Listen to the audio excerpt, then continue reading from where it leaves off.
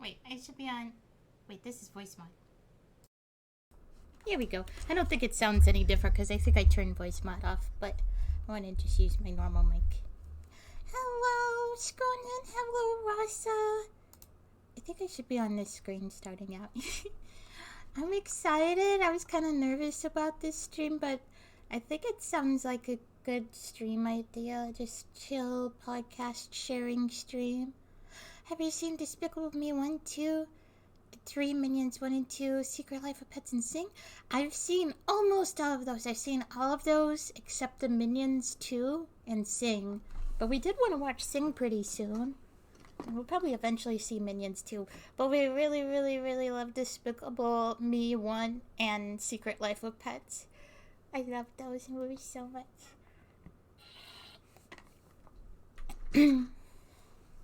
I hope everyone's doing good. So yeah, I thought, we were listening to the podcast while just grinding Stumble Guys. Our therapist recommended podcast System Speak, and I thought it might be a good thing to show on stream.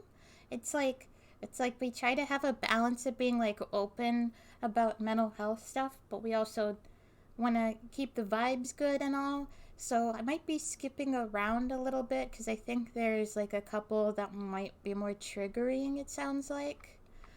So yeah, I think each podcast episode has a description.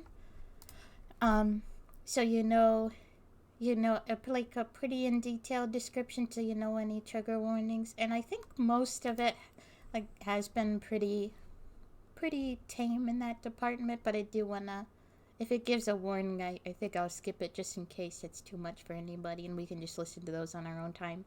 So yeah, I kind of wish these were time-stamped though, because I think these are pretty old, and I'm like curious how it like documents the system in the podcast, how it documents like their growth and everything. I'm just curious like when each episode is made, but I don't think it tells you, and I kind of wish it did. But yeah, this is like if you go to the System Speak website, the one we're gonna listen to is like from if you go to the very beginning of it, it's like I don't know how many we're in. Like, our therapist never said, like, you must listen to every episode. But we just ended up liking it a lot and wanting to listen to every episode. But this is on the first page. We're on... I scrolled backwards because I wanted to see how many we listened to. I think we might have listened to, like, 30 of them at this point. We're on Age and Development in DID. And the description is... A listener wrote in asking about ages of alters and developmental stages theories. Dr. E responds by explaining a few of the many reasons some alters may remain younger or stop at different ages. Oh, I'm curious about that. She then discusses Erikson's psychosocial stages of development and how this is impacted by both trauma and recovery. Functional plurality is also explored. While examples of trauma impact are given, no abuse details are given in this episode. And then also I just remembered that I need to mute Stumble Guys. Like, we have it so that the music is muted, but I need to mute the sound effects too, because I want to just listen to... let's see...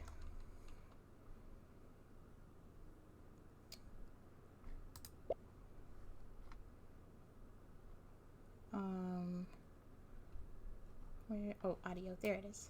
No audio. And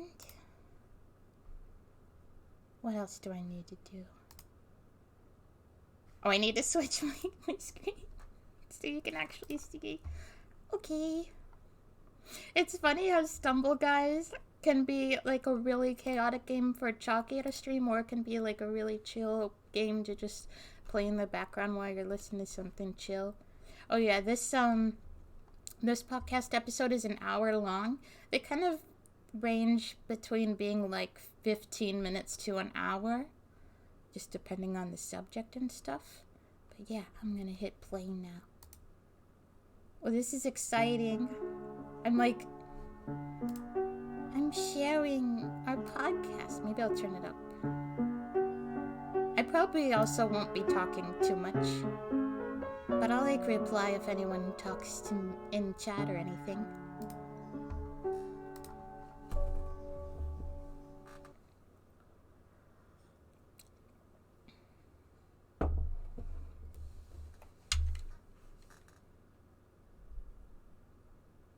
Hello? Is it gonna play? Oh, Hello, it's going. this is Dr. E.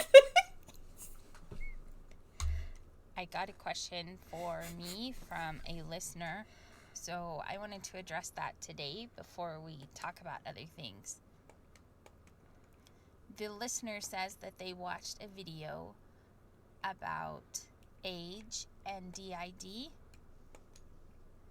and that it was a good video, which is great. I don't know which video I was not given the link for the video, so I can't reference who did it, and if we can find that out, we can add the link on the blog. But this listener says that age with alters in a system was explained as a time capsule of when the event that brought them happened. So I didn't see the video, so I'm not sure what they're talking about or how to clarify that or explain it. But what I would assume that system was doing was trying to explain how they understand that different alters inside can have different ages. And so it sounds like for them a visual or symbol or metaphor of the time capsule is what works for them. So that's great. That is an excellent explanation. What I could add to that is just simply that everyone inside does have different ages. We are, some of us older and some of us younger, and different ages scattered in between there. I don't know if it's the same as what this other system was explaining, but as far as us and our system, I can only speak for us. What we understand is that some of them are sort of stuck in time, and so the ones who are younger, it's because something significant happened at that time. So either there was some trauma or incident or relational issue where that alter no longer could progress or was not needed to function in the same role, and so someone else took over that job, or there was further splitting internally due to an issue. And I want to be careful with that word because I know some people are pretty sensitive to it, because terms like split personality are not appropriate, and especially if we're talking about a structural dissociation kind of perspective where it's about development. These different states have not joined together through normal development because it was disrupted, because that process was interrupted by trauma. But at the same time, there can also be a sense of splitting as far as like a little s, as far as different roles being shared amongst other people that now feel like new alters. So for example, if we had one alter that specifically only dealt with the parents, and then for us in our system, when some specific things happened, then that job, for lack of a better phrase, that job got split, lower s, meaning our survival depended on having to take care of those issues or take care of ourselves by sharing that job. And so it became where the one who was only dealing with the parents was then two who dealt with the parents, one for the mother and one for the father. That's just an example from our system, and it was due to some specific issues, and if in the context of that story it would make sense, in the context of the greater narrative it would make sense. But I think rather than arguing about theories on points of this, I think it's more about part of it is specific to each system and unique to them. Part of it is specific to the trauma itself, the type of trauma, who the abusers were, where the trauma was coming from, and how the survivor really needed to, what they needed to do to be able to get through those moments and deal with that, what was going on. So in this case, when I use the phrase splitting, I am not necessarily talking about the personality splitting, although in some language that's how the phrase is used, but I think that's more about the limits of language rather than what's actually happening.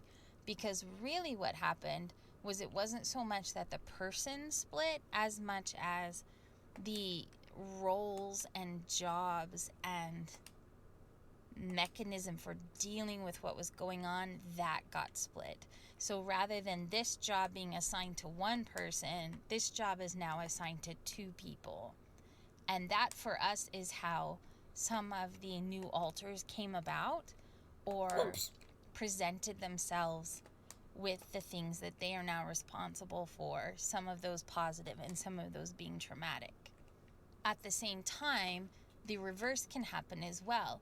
So, for example, a few weeks ago, Emma Z and Emma T and Emma S shared a little bit about becoming more co-conscious. And part of that is possible because of the cooperation and communication. And part of that is possible because those roles have shifted. And so it's not that they've gone away or come together or somehow turned from ingredients into a brownie mix, which someone told us once. Yummy! It's not so much that as that the job itself has changed and the requirements for doing that job have changed. And so they can share those responsibilities, and the need for the wall between them is not so great or so desperate, so to speak. And so it's more about that wall coming down through cooperation and communication and compassion for each other, but then also the responsibility being shared. So they are still all three present, but they are not as distinct as they once were, but not yet entirely together either. So I don't know if that's too off track, but part of it depends on what theory of dissociation you subscribe to or how you understand dissociation. So whatever video this listener saw, I'm sure that that system was presenting as best that they knew how, what fits for their system and how their system understands that process. The other piece is that developmentally, these needs change over time. So a 7-year-old being abused has different needs than a 3-year-old being abused, who has different needs than a 14-year-old being abused. I don't mean that any of those are okay with being abused or should be abused. I just mean the needs in dealing with it, the kind of help they need in healing, the kind of care that they need to feel responded to and rescued and made safe and helped and comforted will look different based on those ages, as well as other factors like their personality or other triggers they have or who they are as a person, as a unique individual within the system. So when we're talking about littles or young alters, this is part of that same thing, where there may be an infant inside because such and such happened to that infant specifically. And so they stayed an infant because that happened. Or it could be because this was going on as an infant and then that stopped happening as an infant and now something else is happening instead. So that's another part inside that's dealing with what's happening now. Maybe it's a good thing. Maybe that infant was rescued, and so now there's someone else who's dealing with foster care, for example, while the infant is still back, it's stuck in time dealing with what happened to them in the first place.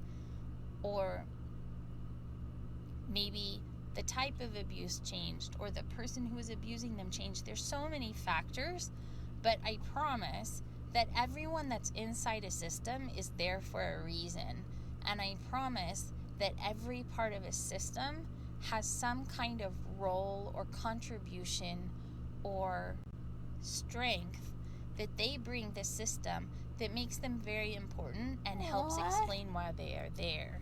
So even someone like Sasha, who on her podcast talks about being silly or being this or being that and blowing off like she does not have an important role or a job, Sasha that's reminds part me of of her Q. job. I, for example, am not going to just hang out with the husband or play with the children or go make snacks when some people want something to eat. That's just not my personality. It's not what I need, but it is a need in our family externally, and it is a need for us as a system as a whole.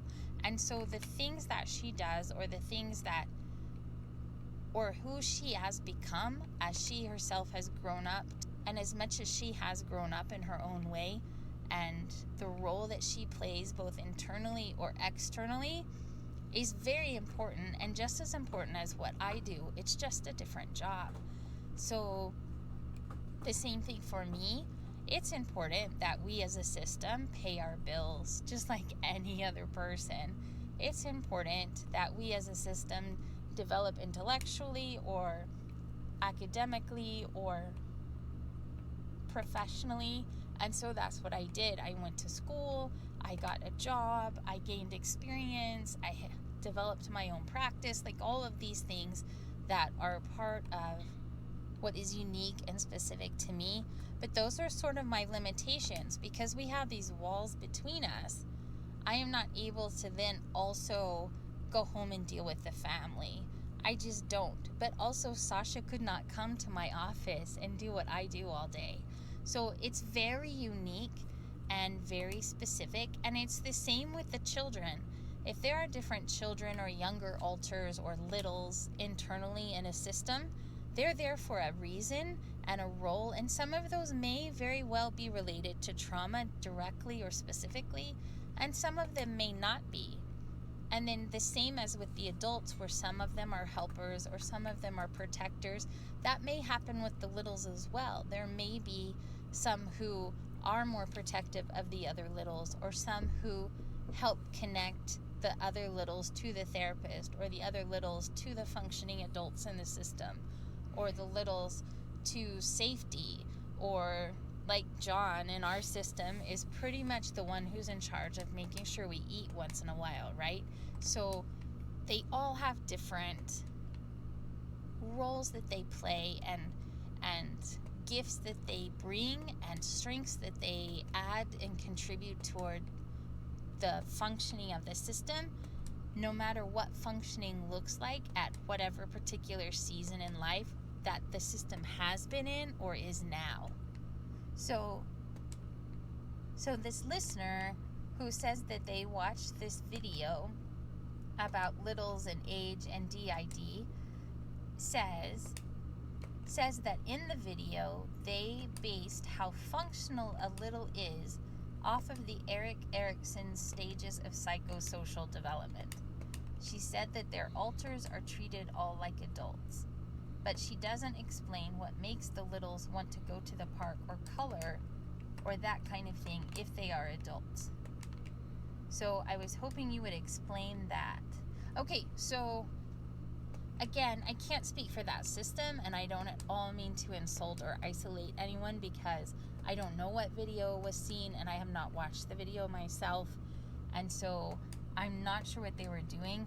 I don't understand this perspective at all. In fact, I would probably say I disagree with it, but also I have not seen it, so I can't actually disagree with it. But treating all of their alters like adults is something I don't understand, because unless all of them are adults. Because if they're little or stuck in a time loop, then they are not going to be present or functioning in an adult way. So I'm not sure what that part is about why you would treat littles like adults, other than we as a system as a whole are responsible for the system as a whole. And so there's that, but I'm not sure why you would treat littles like adults or what that is referring to or meaning. So I'll have to follow up on that and ask about it. But the other piece about littles wanting to go to the park or color or those kinds of things are exactly that, because they are age-appropriate activities for those alters at that ages. And so when the system was at that age, if they had this particular interest or that particular interest, or maybe have gained a new hobby or interest as the system has grown, or maybe during the season of healing and therapy, they may have new safe items of comfort or activities that they enjoy, but that are still age appropriate for that alter, whatever their age is, whether that is Sasha going out to the movies with the husband or whether that's John going to the park. Those are age appropriate activities. So that's why the littles would want to do those things, because they enjoy those things, because it's age appropriate for where they are in development. Does that make sense? So I'm not sure what was said in the video, and I apologize for responding to a video I've not actually seen, but I wanted to answer the listeners' questions. As far as Erik Erikson's stages of psychosocial development, I can definitely talk about that, but I don't know how you would measure how functional a little is from that, because trauma disrupts all of that. So it's not going to be an accurate measure if someone is using that to assess littles internally. Using Erik Erikson's stages of psychosocial development is not going to be an accurate assessment necessarily of littles inside a system that has been traumatized, or is plural from trauma, because trauma disrupts all of that. So either I'm not understanding what the video was about, which is very likely since I've not seen it, or this is a system that has made a lot of progress through therapy and is definitely not at the beginning stages, because otherwise that's not consistent at all. So when we talk about Erik Erikson's psychosocial stages of development, we are talking about how he laid out development for all people. Well, I mean, he was really studying white people in the 1960s, but that is assumed to be applicable to all people. But he laid out development through the lifespan and talked about at each stage of development what the crisis was of that period of development. So, for example, from infant to 18 months, about that time is trust versus mistrust. 18 months to 3 years is autonomy versus shame and doubt. 3 to 5 years is initiative versus guilt. 5 to 13 years is industry versus inferiority. 13 to 21 years is identity versus role confusion. 21 to 39 years is intimacy versus isolation. 40 to 65 years is generosity versus stagnation. And 65 and older is ego integrity versus despair. But when we talk about these stages in the context of development, it has a very different picture. So for trust versus mistrust, for example, when we're an infant, the infant is learning about whether the world is reliable or not. And it's the time of object relations development. So is my mother still there even when I can't see her? Is she going to meet my needs or not? Will I get food when I'm hungry? Will my diaper be changed when I'm dirty? All of these needs that teach the child whether the world is safe or not. So it's not just about if the child knows the world is safe, then they're in a different stage of development. Or if the child thinks the world If the child thinks the world is not safe, then it means they're still at this stage. That's not what it means at all. What it means is that if at this age they determine that trust wins out over mistrust, then they also develop traits like hope, for example.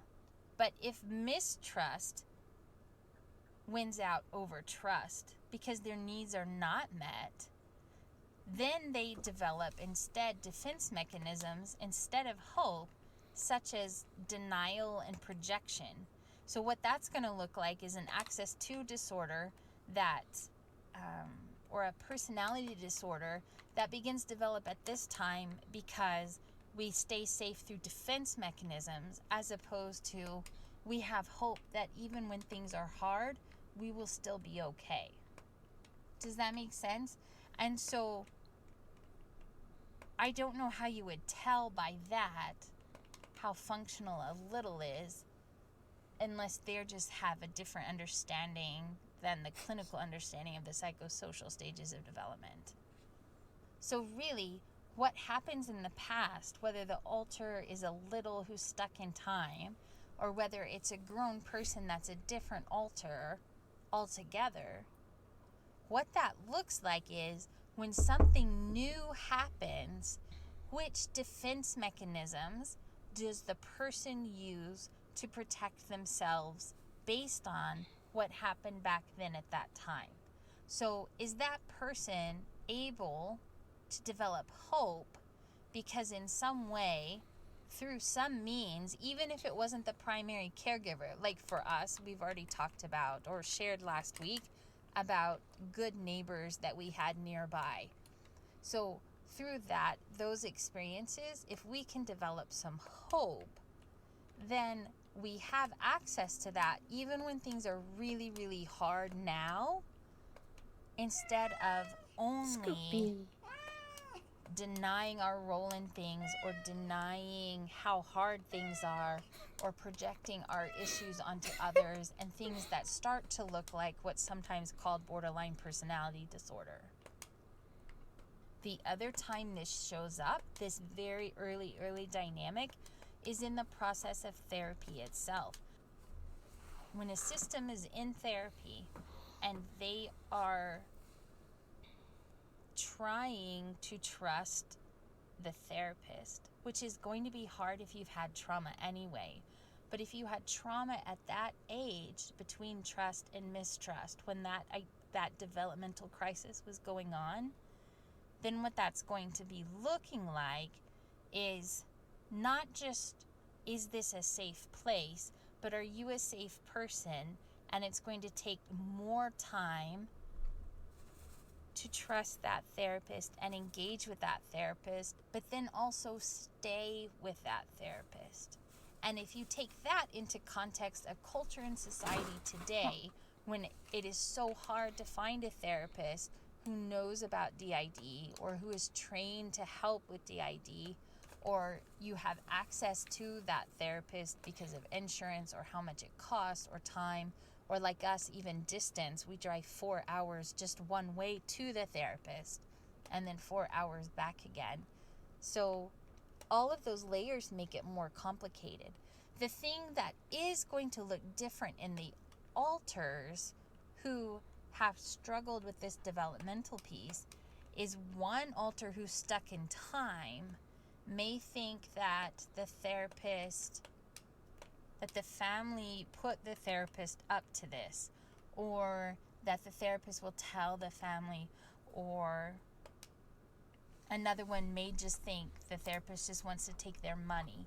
Things like that. So it's going to present differently based on the uniqueness of each alter. But that development affects all of the alters as a system because it's a system experience at that age. The unique perceptions of each alter will present the questions or the crisis differently than each other and uniquely to themselves. Does that make sense? So maybe that's what the video is talking about, that they can tell by how the present crisis presents to each alter, what that means to different ones. maybe that's what they mean about being able to assess. But just based on the stages alone, that's not a thing. I don't understand what that was talking about. So, for example, we just had the difficult weekend of the anniversary of the mother being killed by the drunk driver, right? And so we all have, as a system, some sort of response to that based on how we as a system developed through each of these stages of Erickson's psychosocial development. But uniquely as alters, that's going to present differently to us. So it's M who's in crisis because she should have been driving that day, so it's her fault the mother died, which is not at all true, but she's the one who's going to present that and feel that and express that because that's her unique perspective internally. Whereas Sasha, in a completely different perspective, based on her experiences through those same developmental periods, is going to be like, no, it's good that she's gone and we're okay with that, so get over yourself, which I believe was a direct quote and not necessarily appropriate at the time or helpful. This is also same reason that boundaries with therapists are really important and connection with therapists are really important. Again, if you read some works by Patricia DeYoung, for example, about shame-based therapy and dealing with shame in therapy, you can't heal those attachment pieces without authentic, vulnerable connection. And you need that with a therapist if there's going to be actual healing because of these very developmental stages that we're talking about today. That said, you also need good boundaries, not just for your safety or the safety of the therapist or so that everyone's healthy. All of that is true, but part of it is if the therapist is doing too much work or too intrusive into the system without letting the system solve things on their own internally, still being responsive, still connecting, still being authentic, even being vulnerable when it's appropriate, but letting the system solve the problems internally, that's the only way that they're going to be able to adopt a hopeful recovery because they're meeting that trust versus mistrust need. That is what is going to be a strength-based, individualized, unique, client-driven recovery plan.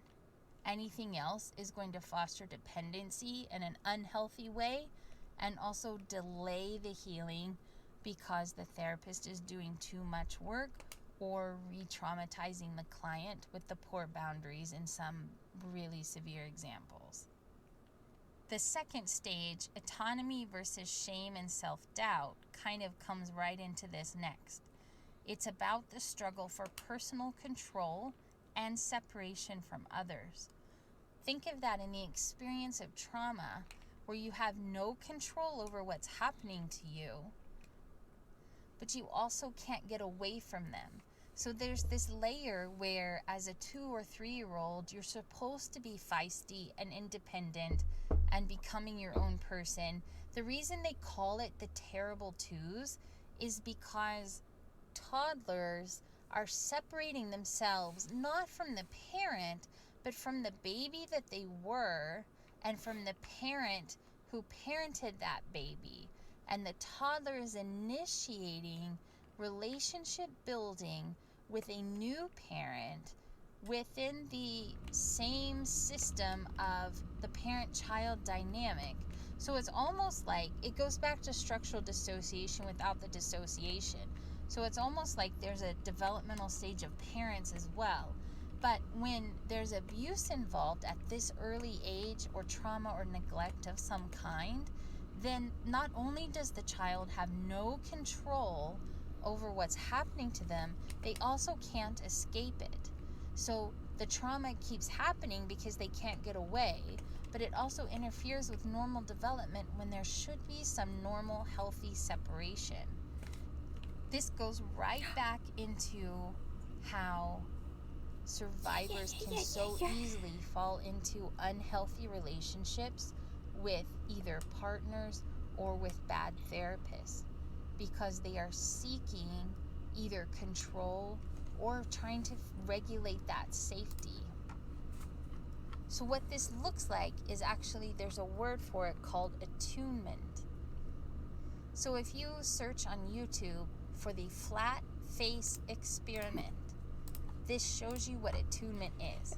It has a mother with a child in a high chair, and it shows their normal interactions, how they copy each other and mimic each other, and they're so in tune, and it's very tender and sweet.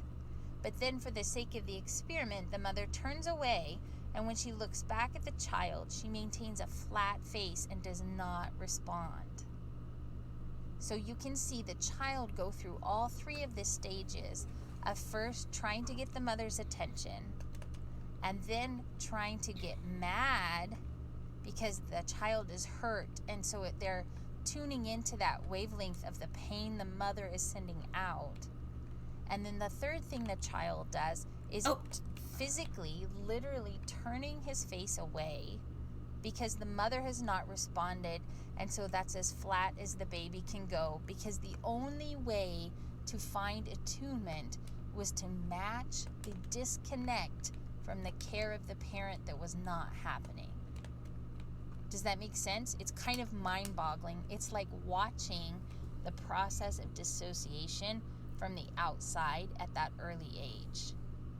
And then, of course, because it's an experiment, and so they want to repair that misattunement and bring it back to attunement, then they show the mother repair that and recover and get the baby's attention and comfort and console him, and everything's okay.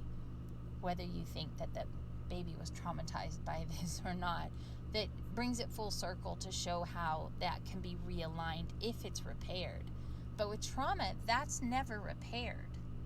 So what's supposed to happen at this stage of development is the crisis is supposed to resolve with the cognitive understanding that healing is not returning to the ideals of the past, but moving forward with your life as it is now.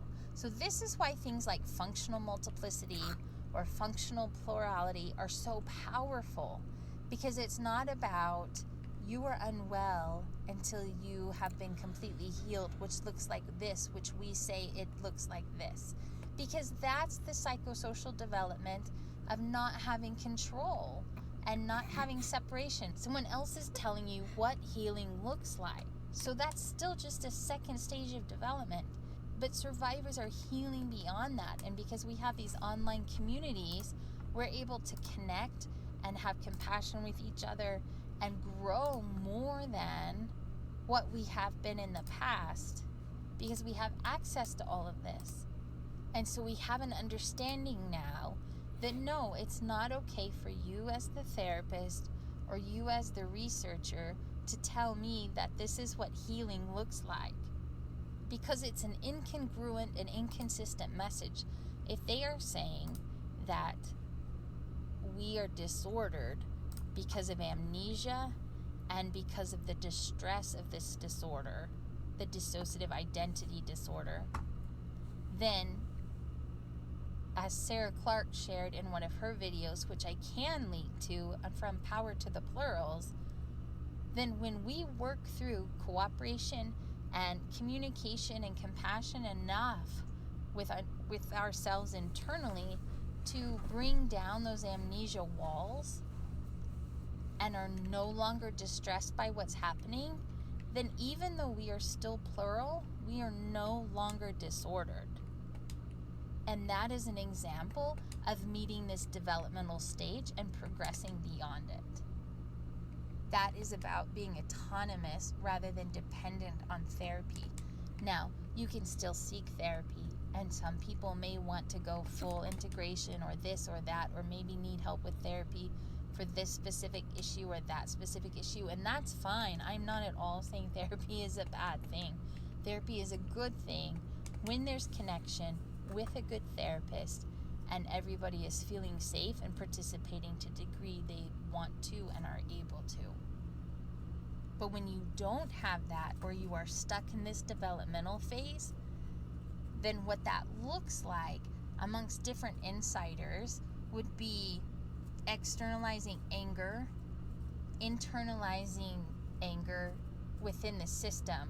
So persecutors, or what are those who get labeled as persecutors, quote unquote persecutors, these are stuck at this stage just trying to protect the system, just trying to have some control over what's happening for the good of the system, and trying to escape what is not good of the system, like what is not good for the system. Like, it's really that simple. It may also look like conflict with others, or engaging in self-harm or other self-damaging behaviors. It may be intense emotions. It may include losses or changes in functioning. And these can be misdiagnosed as things like mood disorders. So again, just like struggles at the first developmental stage is going to be misdiagnosed as a personality disorder, struggles at this stage is going to be misdiagnosed as a mood disorder. So does it make sense? It's not really about littles or what age they are, or meeting this stage and being that age. It's more about how the system as a whole presents and what that presentation looks like under that umbrella distinctly amongst the different alters in ways that are unique to each of them.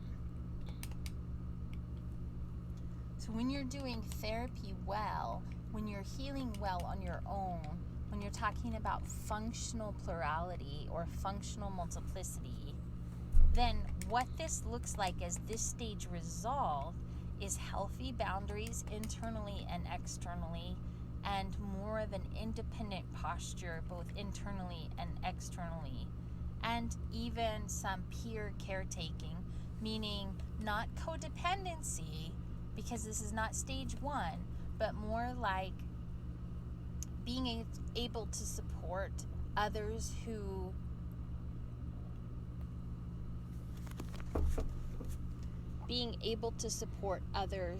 have gone through similar things, or issues you can see more clearly because they are not yours, or just being present with others without being overwhelmed by it or invaded by it. Does that make sense? The next stage is initiative versus guilt, or really in modern day language, what he's talking about isn't initiative like, oh, I'm willing to try this, or oh, I'll start this before someone else starts. It's not about that. Taking initiative in this context, if we translated from how the word was used in the 60s to how we use it today, it would be more of a concept of empowerment, of empowering your own self and minimizing what is not functioning and focusing on what it is functioning. So what that means is more about, instead of focusing on all the things that are wrong and all the things you can't do well and all the challenges that you have as a system, it's about focusing on what you are doing well, how you are caring for yourself, and the strengths and positives in the way that that gets applied internally as well. So again, using the example of persecutors, instead of being afraid of them, instead of trying to keep them locked up, instead of punishing them or being just generally disliking them or blaming them or labeling them, instead identifying with what strengths they give the system and how they help the system, and using that for good and helping them fulfill their potential, rather than also being held back because they are the only ones with not a safe place, which holds ultimately the system back as well. So the empowerment phase would be about building new skills, being able to do new things that you couldn't before, new coping skills. That said, the guilt stage isn't so much guilt as self-blame.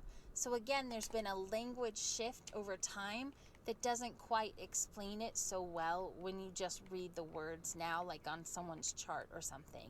When he's talking about the guilt stage, he's talking about being mean to yourself about what's not good.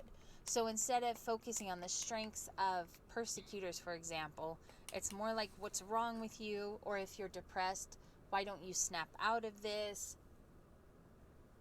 Or If you're not functioning as well externally because you're doing so much internally, then being hard on yourself, why don't you work? Why don't you get out more? Why don't you do this? All of that, which really are terrible questions, because the answer to that is because I'm doing so much inside. There's so much happening inside. That's really where I'm using all of my energy, or all of my spoons, or all of my functioning. I can be very high functioning internally, even if I'm not high functioning externally. So I get to define for myself what high functioning means and looks like. When people get stuck in this developmental phase, in this struggle, how that presents externally is about the strong emotions with the need to repair it right now. I need to feel better right now, like immediate gratification. But doing that work is so difficult and takes so much time. This is where people fall apart. So what that often looks like is sex addiction, drug addiction, alcoholism, suicidal behaviors, self-harm behaviors. All of this is about feeling I am not empowered, and it's too much to handle, and I can't make it better. It's never going to get it better. All of these sorts of thoughts, which are misdirected because of not having the help or support to understand the struggle is for empowerment. So yes, we can't solve it all now, but how can you empower yourself for this or this or this, or whatever that looks like for you? That's how that can be resolved. And it resolves by using what you've learned from the previous stages of development. So for example, you hold on to hope. You hold on to hope when hope is all you have. And you hold on to your own autonomy. Relevant. I have the power to help myself. So no, I can't control what other people do. And no, I can't always change my circumstances. But I always, always have the right and the power and the capacity to choose how I respond to those things. So you take the hope you learned from the stage 1 development and the empowerment you learn from the stage 2 development, and that's how you're able to get through the struggle of stage 3. And when you don't, what that looks like are the fugue states of running away, or the suicidal ideation, or changing jobs, or changing where you live, or changing where in the world you live. These kinds of things to physically escape is what that looks like. And this is when the comorbid personality disorder gets misdiagnosed. So that means there's a personality disorder like borderline, for example, and then also some alcohol or drug use. This is the stage where it's very important to remember things like spoons. When you're in this developmental phase, you have to focus on reasonable goals that build your self-esteem and help you remember your self-worth, connect you to external networks for support, and also in some way find ways to serve other people, because of the way that empowers you and gives you opportunity to be outside your own headspace and helping others who need it. That brings you to the next stage, which is stage 4 of recovery, action versus inaction, which would be the modern way to talk about Erikson's 4th developmental stage of industry versus inferiority. So the struggle at this stage asks questions like, do you just want to stay sick, which is different than working on healing? And you get to define healing. So I'm not saying that DID is being sick, or that being plural is being sick. I mean being sick as in unwell because trauma has done this to me and I'm going to stay in this state instead of doing something about it. Or the energy stage of activity versus isolation. Am I going to let them win is the question of this stage. Am I going to let that abuse win? Am I going to just drown in this, or am I going to use that hope and that empowerment and that capacity to respond to what I've been through, to find out who I am and be myself and do something to connect with others who also need to know those lessons. At this stage of development, there is an ability to seek out greater levels of purposeful work and more meaningful activities or hobbies, and as well, while also struggling with the question about how to continue therapy or improving yourself or your own healing, but without jeopardizing how far you've come already, just because it's hard work to keep going. It's a time when people often quit therapy right when they need it most, because they become distracted by being able to function in all the ways they couldn't function for some time, and forget that the therapy is foundational and such a critical part of their own healing journey. Okay. Clinically, this is called distraction non-adherence, and means like people missing their appointments or disengaging from the therapist in other ways, only talking about superficial things instead of the work that you're there to do. Or if you have, maybe you're committed to treatment, but you have a therapist who doesn't understand this developmental struggle that's happening as it's been impacted by trauma.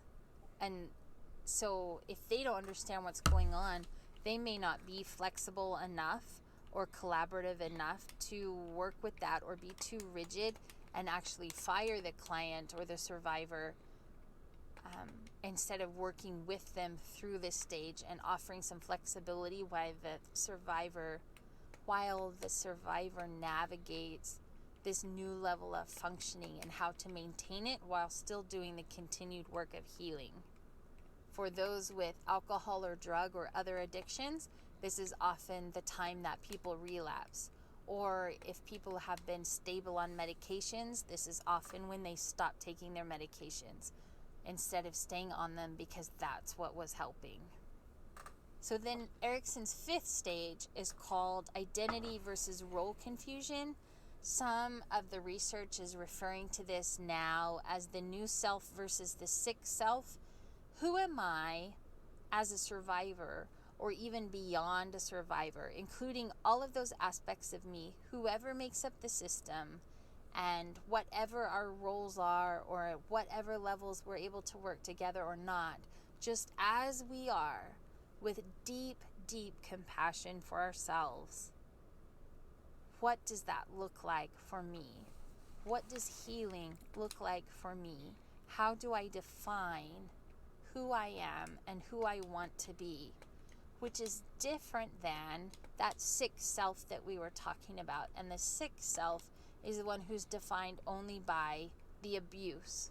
So, for example, when we hear those who have been in recovery longer talking about functional multiplicity or functional plurality, that is a new self perspective, as opposed to a sick self perspective that is, I was abused, I'm not functioning, my world is falling apart, I can't do this, it's too hard, da da da. So the new self is focusing on who I am besides and beyond what happened to me. Does that make the difference?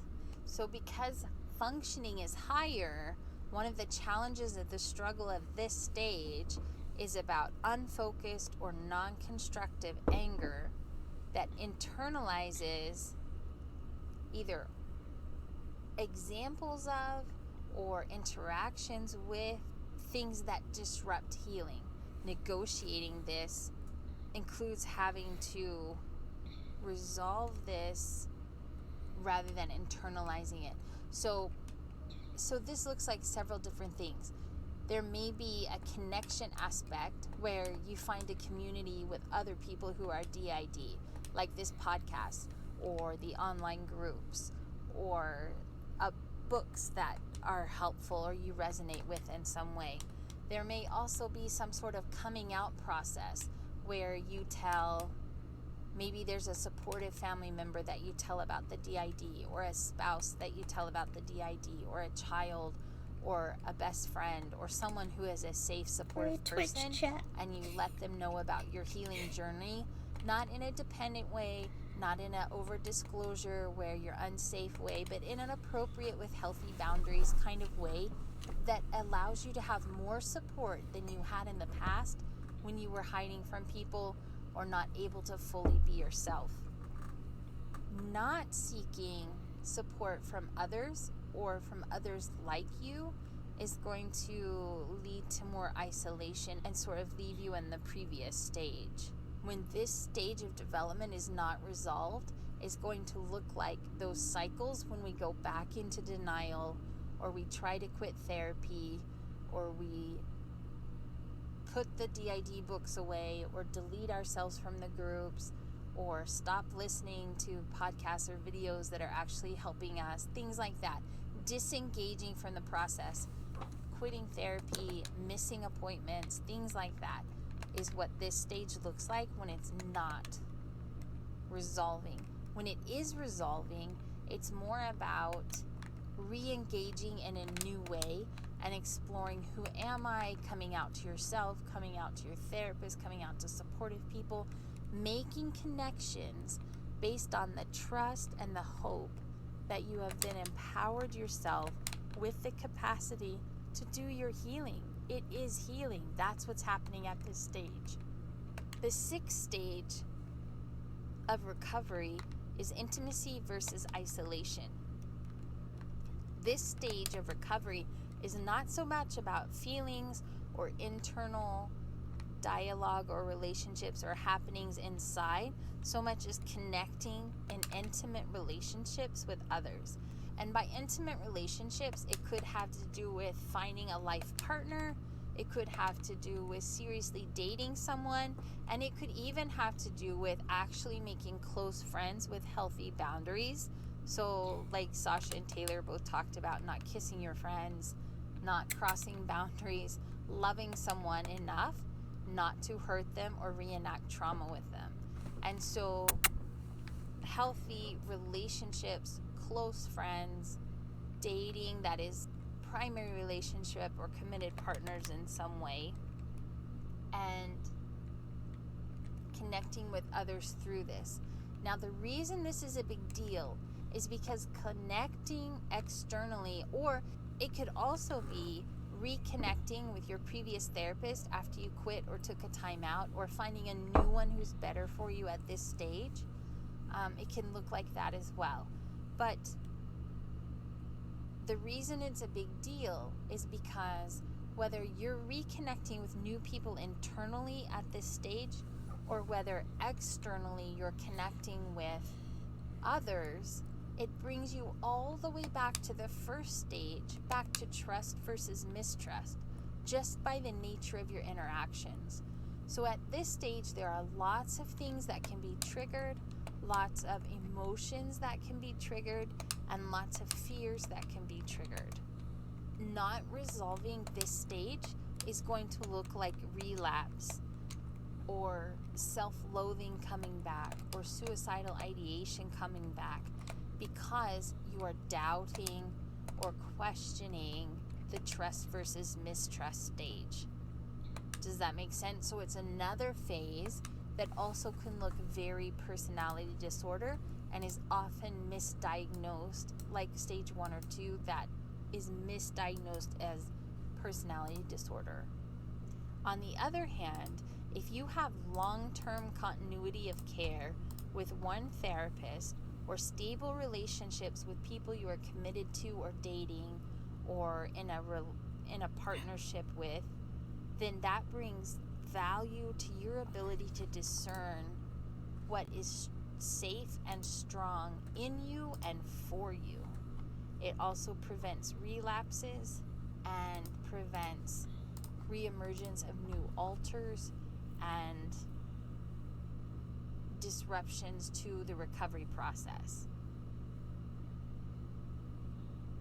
As you resolve this phase successfully, it will also include layers of mastering some of that internal anger or need for justice, and bring healing even to the layer of so-called persecutors or protectors, and maybe even some peace for the first time because of the stability and level of safety, as well as the quality connections that you have through intimacy. Stage 7 in recovery takes Erickson's generativity versus stagnation and finds a life strategy for living well despite what you have been through. So rather than your life being focused on what is wrong and what has happened to you and what has not gone well, it focuses on, this is my context, this is my circumstances, and now I know who I am. And so this is what I want my life to look like. And this is how I can function well within that context. And that's using your agency and that same empowerment to say, I am autonomous and I am on my own and I am able to function in these ways, redefining what your life should look like for you, because it's your life. It's the stage where you find purpose and also may for the first time be able to navigate conflicts without damaging yourself or others in the process. The last stage of recovery, integrity versus despair, has to do with taking this new life that you've now defined for yourself and focusing on what changes you have made despite what you've been through, and then looking honestly at what that is. And that may include mourning the loss of some things you had but had to let go of, like unhealthy relationships. It may include mourning the loss of what you didn't have, like maybe you never had nurturing parents, or maybe because of what you've been through you weren't able to have children, or to have children the way you thought you would, or maybe you have another layer of shame from some of those stages that had some relapses while you continued recovery. This phase is about reviewing your life, the context of what you've been through, and having compassion for yourself to process those feelings, bring closure for grief, and reaffirm your new life as you have sort of risen from the ashes. So maybe that was more information than you wanted to know, but that's how trauma impacts Erik Erikson's psychosocial stages of development. And so it's more about how each of those phases impacts the alters inside, and how each of the alters have their own presentation of those different stages and what that looks like for a system as a whole, wherever they are in the process of healing. This is your very resilience, the ability to overcome symptoms or setbacks or challenges or circumstances that are due to what you've already been through, but empowering yourself to live beyond just surviving those things into creating your own life now, using positivity, adaptation skills, learning, coping skills, relaxation techniques, and all the aspects of healing that you get through good therapy and good support and even hope, all of which you have every right to, regardless of what you have endured in the past. I hope that helps some and answers the listeners' questions. Feel free to contact us anytime on systemspeak.org to ask any other questions you have for the podcast or for me specifically. I'm glad to help. Thanks. Thank you for joining us with System Speak, a podcast about dissociative identity disorder. You can listen to the podcast on Spotify, Google Play, and iTunes, or follow along on our website, www.systemspeak.org. Thanks for listening. Did you guys hear Gravy a minute ago? He was on my lap and he's on the desk nudging the computer. I think I have to wait until this round is over to be able to start the next one, because how I want to read the description. I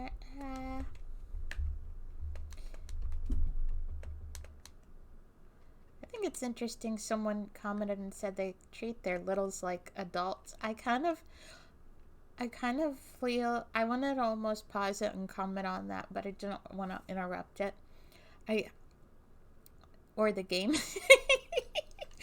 But I can comment on that now that I might somewhat understand what they mean, even though it kind of doesn't make sense. Because I feel like to us, we kind of almost treat our littles as like being both children and adults, because they're children, but they're like they share a brain with an adult. So like their personality, they are a child, but there's some things that maybe aren't okay for a child that would be okay for a little, like interacting with adults. Or I mean, not that it's always not okay for children to interact with adults. Children and adults can have good relationships, but in general, you're gonna have to be more like picky about what kind of adults the little is around, but or the child is around. But with little, it's like their body is an adult, so it's kind of different than like an actual child. So I don't know if that's what the listener was getting at, or I almost feel like the listener might have thought that their littles were littles, but they were actually like age aggressors who are adults, but like kind of almost taking the role of a child. I feel like there's something else I wanted to comment on, but I don't know. Oh, just the way the splitting happens with littles. I feel like that isn't always the case. Like, I think for me it was. I mean, I'm not really a little. I'm like a little to middle slider. But I think for me it's the case, but maybe not for Chalky, because I don't think Chalky was around for us as a kid. I don't think we had that much energy as a kid. But I feel like also for us, I think it might be a little different because of autism. I think a big part of autism is feeling like a kid even if you're an adult. So I think Chalky almost might for us represent like the urge to want to be silly and have fun in life, and you can't because life can be boring. I mean, you can, but you feel like restricted, if that makes sense. So she's like the part of the brain that's like indulging in being as silly as possible. Oh, the next one is all about littles. For us, Jade formed because we had some trauma memories resurfacing from around the age he was. Aww. That's kind of how Hollow and Ghost are, I think, for us. Next episode is more about littles, and it's from Sasha. I love Sasha. Is it weird to like... I feel like I'm playing favorites if I like someone's headmate more than another. I don't know if it's that I like them as a person as it is like just I like Sasha's podcast the most. The description says, Sasha follows Dr. E's last episode by explaining her perspective of littles and age and DID.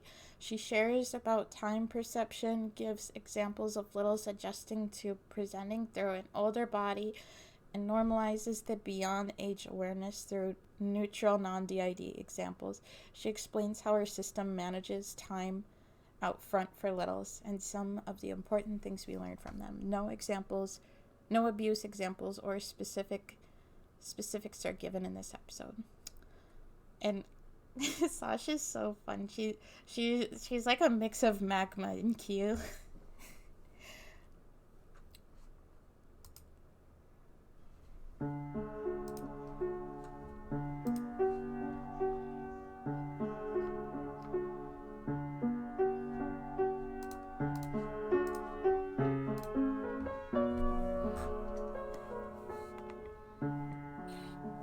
I think this one's half an hour.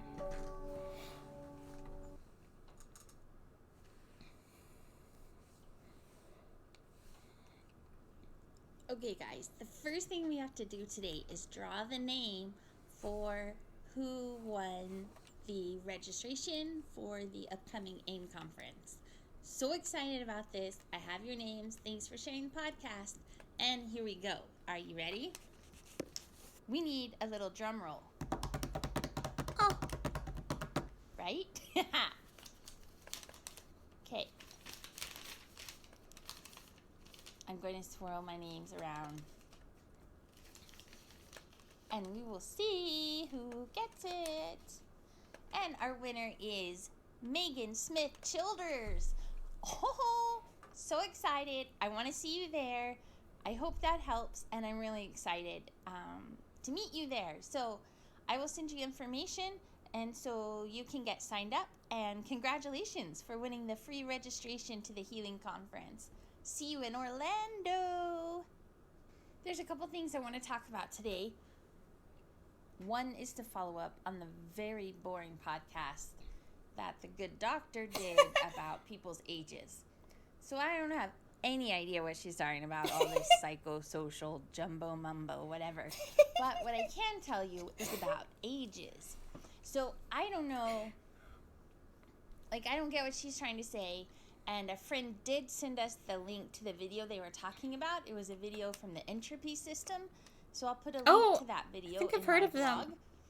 And maybe what they were just talking about is how everyone's different ages. They might have guessed it on this podcast. How for them, they can use those stages to see where that person is at or something like that. Oops. But also that it's really important that the individual experience of each alter is totally respected from their own perspective, and that those are decisions they get to make, just like their name or anything else that for some reason is important to them.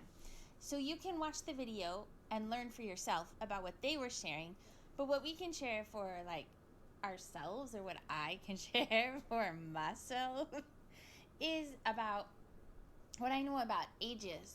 So at least in our system, people are the age that they are inside, which is a variety of ages. I know we have a baby, we have a toddler, we have a 3-year-old. A baby. We have a 4-year-old, there's a 6-year-old, a 10-year-old, a 12-year-old, an 8-year-old, a 7-year-old who's sometimes 12. I don't know how that works. I can understand. Let's see, what else? Like me and the other grown-ups, right? So, there's lots of different ages, and the only thing I know about it is that, I just know, because they know. I know how old I am. Don't you know how old you are? So no. At some level, it's just kind of that simple. You just know because it's you. So how old are you anyway? That's a rude question, you guys. No, I'm just kidding. So part of it is just you just know your age because that's your age. You, just like anybody else in the outside world, it's the same thing.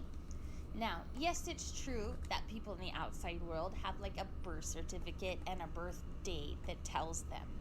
Okay, so some people, and again, I'm only talking about our system. I cannot make decisions for other systems or speak for other systems. Make decision for me, Sasha. System, the age just is what should I have for a story snack? Almost. So yes, like she said, there are some others inside who have stopped at a certain age because something happened. Okay, and so they're stuck in that. I've heard it called a time loop by the system called the Chris's. They refer to it as a time loop when you're stuck in something that's in the past, a specific memory or a time period or something. So some of them are the age that they were when that happened because they're still there. So they have not grown up with everybody else. Other people are really specific to a specific incident, and so maybe don't interact with the outside world as much, so time has not passed. So it's yes, on the outside world, the body continues to age, unfortunately. Do you know, we are getting gray hairs, you guys. The body, there are gray hairs up there. It is shocking and horrifying. Like the good doctor is like, no, this is great because we've finally grown into ourselves. And now, da da da da. Well, you know what? I haven't grown into myself, okay? Because I haven't grown into this body. That's part of the problem and part of why we're talking about ages. So yes, it's a problem, and yes, it's confusing. But if you are not on the outside all the time, then time is not passing on the outside the same as time passes on the inside, or actually doesn't pass on the inside. On the inside, it's kind of timeless, like without time, as far as our system goes. So yes, what she said is true, is that sometimes people inside stop aging because that something happened, or because something didn't happen, or because that one was not needed on the outside the same way anymore as they used to be on the outside anymore. So for example, if I really want to trip you guys out, what I can tell you is that I started like when the body was 13. That's when I came because something happened, and I remember what it was because I was there. That's like the first thing I remember, right? So I was 13. Well, I was getting ready to turn 13. So I remember turning 13 because I was there. But do you know who used to deal with stuff like what I dealt with? John. John was the one who did that. But he did not have to deal with it because I had to take it over. So John is still 12 and never turned 13 because that was my job now. And so he wasn't there when it happened. So of course, people are different ages. If they're not on the outside when it doesn't happen, they never experienced it. That's like saying, why haven't you ever had cheese in France? Well, if you weren't in France, you can't eat cheese there. I'm not saying that that's all French people do. I'm just saying it's what I enjoyed when we lived in France, okay? They have really good cheese. Stop! Shockey's gonna come out. I'm just saying I could live on bread and fruit and cheese in France. That was pretty nice. All the people listening in France, I love you. I miss you. I wish we still lived there. Also, we lived a lot of other places too. But I'm getting off topic. So the point is, like if you're not there on the outside in the body to experience it, then it doesn't happen. Like to you, because it happened to someone else. So of course people are different ages. So my homegirl Julie, who's a listener to the podcast, but also my friend, she had the follow-up question about how do we manage time with the littles? So like the kids inside, how do we deal with time with them? So there's two pieces to this. One is, how do they get time outside? And two, how do they understand time? So kind of going backwards there, they understand time just like any other kid does. They don't. They don't get it. Time passes outside of their understanding. Some of them can tell time. I think John can tell time. But time is slippery for all of us, not just the littles. It's not just about them and time being hard to manage. Time is hard for all of us. When you are not out front on a consistent, linear time experience, then time really doesn't make sense the same way it does for other people anyway. That's not any different than the littles. But also, any child, even like someone who's on the outside, younger children don't have the same sense of time anyway, because it's more like this is what's happening right now and I'm in this experience right now, right? So that causes two problems. One, some of them are stuck in the time loop where they think like our parents are still going to find them or get them or something. They're not. They're dead, but they can't remember that yet, even when the therapist tells us like 1,000 times. I don't know when, at what point, or how, or whatever, that starts to click, but it hasn't yet. Okay, so this time loop is one thing. The other thing is, I totally forgot. I can't think this hard, you guys. Okay, so another piece is that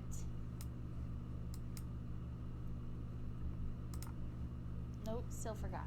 Oh, you can do it, Sasha. So the other piece is that the littles know that they are not the rest of us. Like they're aware of DID in their own way, they get that it's a separate thing from themselves, and they can talk about it different ways. Maybe John can talk to you about the body or what that's like to be younger in an older body, or a boy in a girl body, or however those things work. But they have some understanding, maybe not the language or the lingo or all the professional words or anything about psychosocial something.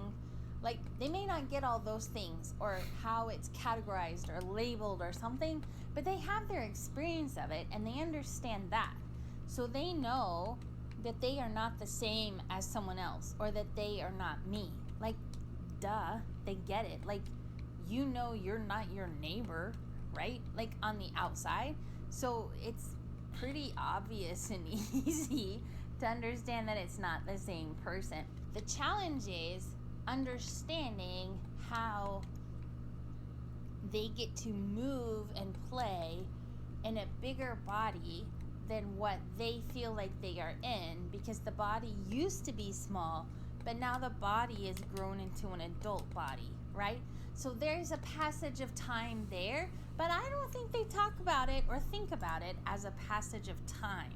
I think it's more like this slow awareness, because it's been happening over time, that the body has continued to grow and they haven't. But children just understand that kind of thing. We have a son on the outside who has cerebral palsy. And so, like, one of his hands does not grow the way the other hand does.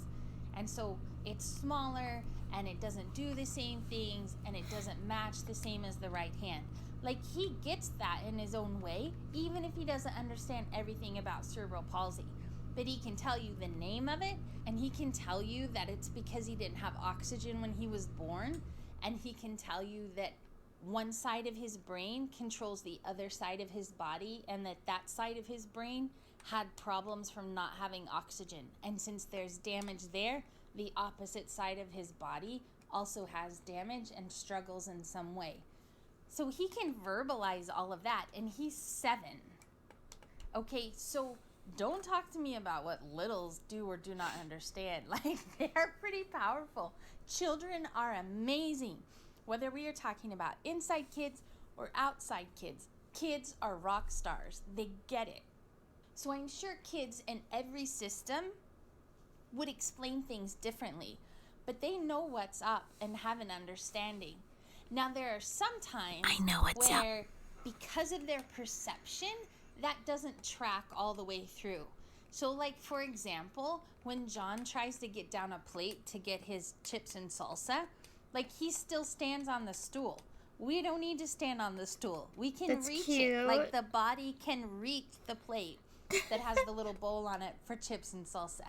We don't need to stand on a stool to get it, okay? So, but that's a perception thing. That's not a body thing. Or in the same way, there's other things that our body is too big for that we can't do the same as we did before. But they learn that and adjust to that. So they know that they can play on our bike that fits the body. And they don't have to use the bike that belongs to our outside daughter who's 3. So, like, there's lots of different layers. Part of it is just how old they are. And like what the video was talking about, their developmental stages or whatever. Like, the video talks about it. You can watch the video. And the good doctor talked about it in the last podcast. You can listen to that. But part of it's just developmental phase, like where they're at and what they're learning. Another part of it is the experience on the timeline itself in the outside world. If they're not outside all the time, they're not going to progress the same way. And then 3, part of it is like perception and just what it's like to interact in the world. But as far as preferences and what they like to do, that's totally just kid stuff. So we walk to the park every day, which is good for the body, but also fun for the littles. But at the same time, we don't send the 4-year-old Alter out the front door to walk to the park. If she wants to go to the park, then we have to have an appropriate time, like not when we're doing something else that's really important, like watching our outside kids, or when the good doctor's doing her nerdy, boring job that takes forever, but I'm okay with, because that way I get to sleep in even though she's working. So deal, sold.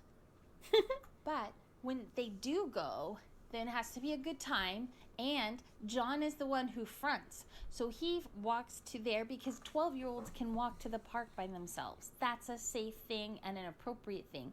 But once he's there, he doesn't have to stay out front.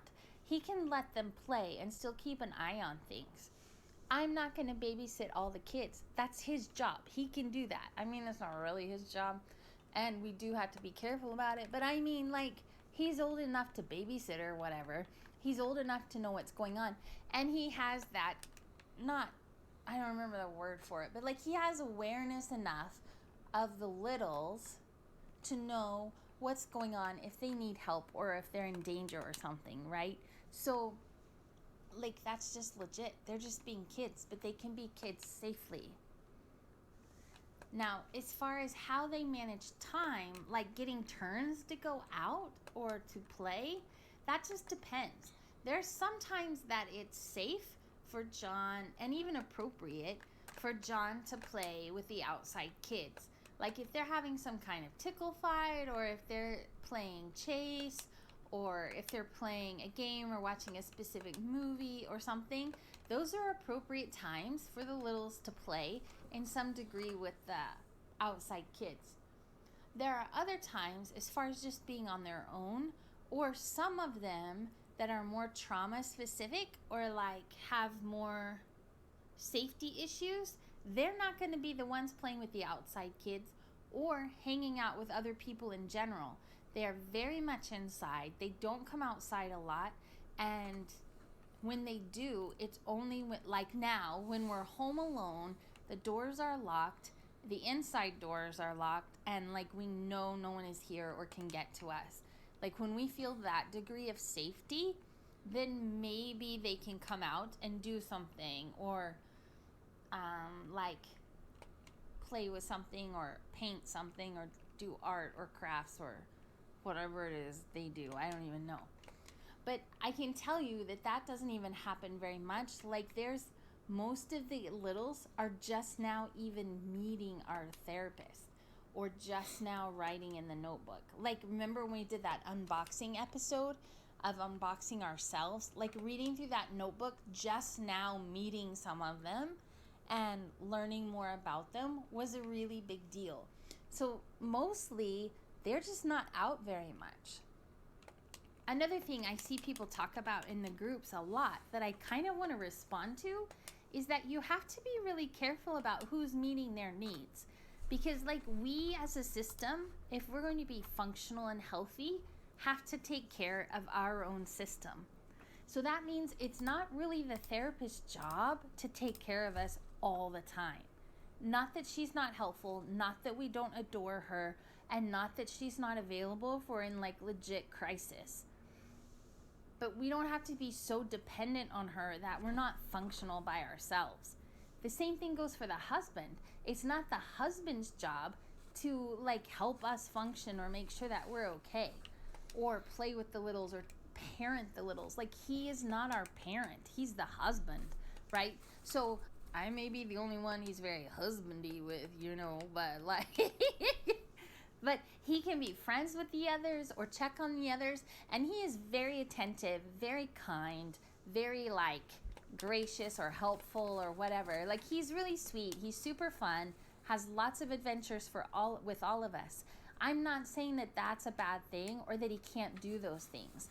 I'm saying that as far as who's responsible for meeting their needs and making sure that we as a system are safe and have what we need, that's on us. That's not his job, because he's not the parent, and that's not fair to put all of that on him.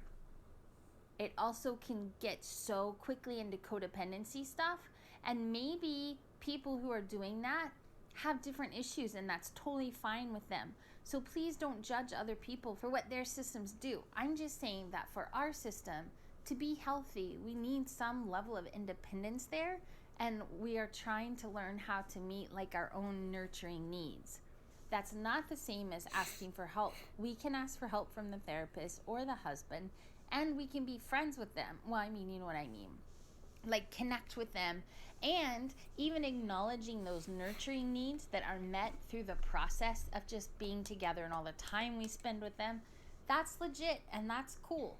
But we can't like be so dependent on them that like when he's gone, like this week he has a production, and so he writes musicals or whatever, so he's got this big thing this week and he's very, very absent. That doesn't mean we get to stop functioning. It doesn't mean we fall apart because he's not here to take care of us. We're okay. We miss him. We miss the adventures. We miss the playtime. It'll be a great reunion. All of that's great and all of that's good. But we are not in crisis because he's gone. We are not falling apart because he's gone. That's just kind of an important piece.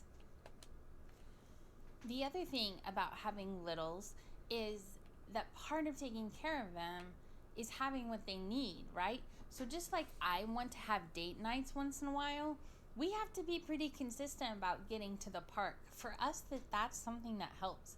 Other systems will have different needs. The other thing that helps us is, you know how we write in all these notebooks for therapy, right?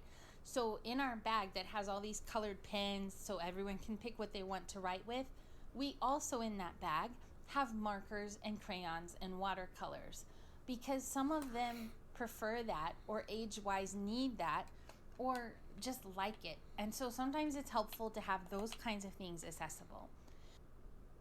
Oh, one thing I didn't know until we did this whole communication introduction bullet journaling thing separate from our notebooks for therapy. One thing I learned in the unboxing episode, one thing I learned from that is that one of the littles that has pretty important role, I mean they all have important roles, but that I'm learning about already and needing to pay attention to right now, she really likes stickers. I had no idea. That makes sense as a kid she would like stickers, but I never thought about it. So we need to get the girl some stickers, right? So that kind of makes sense. Get the girl some stickers. Another example is that John kind of has this role of not exactly protecting or helping, like I don't know the right words for it, but he checks on everybody. He likes the logistics of things. And when someone does something that's good, that is in the right direction towards healing or sort of consistent with what the therapist told us to do, he likes to give us a badge. Okay, he got the badges from the therapist and they're stickers and they're awesome and hilarious. Even the husband has gotten badges and bless his heart, he's worn them like all day. It's so funny when it happens. But like, for example, I was not doing my dishes, right? And then she called me out on it, the therapist and the alter who cleans it up, the mother, wife, whatever. Why does she not talk on the podcast? I don't even know. She needs to just... Okay, I'm not supposed to talk like that, so I'm going to stop. But anyway, so I got called out for the whole dishes thing, for leaving my snack dishes around and for not cleaning up after myself. If, like, for example, I had, I don't know, a marshmallow fight with the outside kids, or if we did something, like I wasn't cleaning up after myself because it wasn't my job and I don't want to, and why should I? But anyway, I got called out for it. So now, every time I do my dishes, he puts this badge sticker in the notebook for me, and it's hilarious.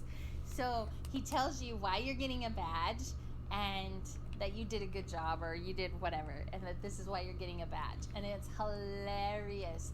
But it works for him, and it's actually been really helpful because there are things I've learned through that are important or useful or helpful to us as a system that I never would have guessed even mattered.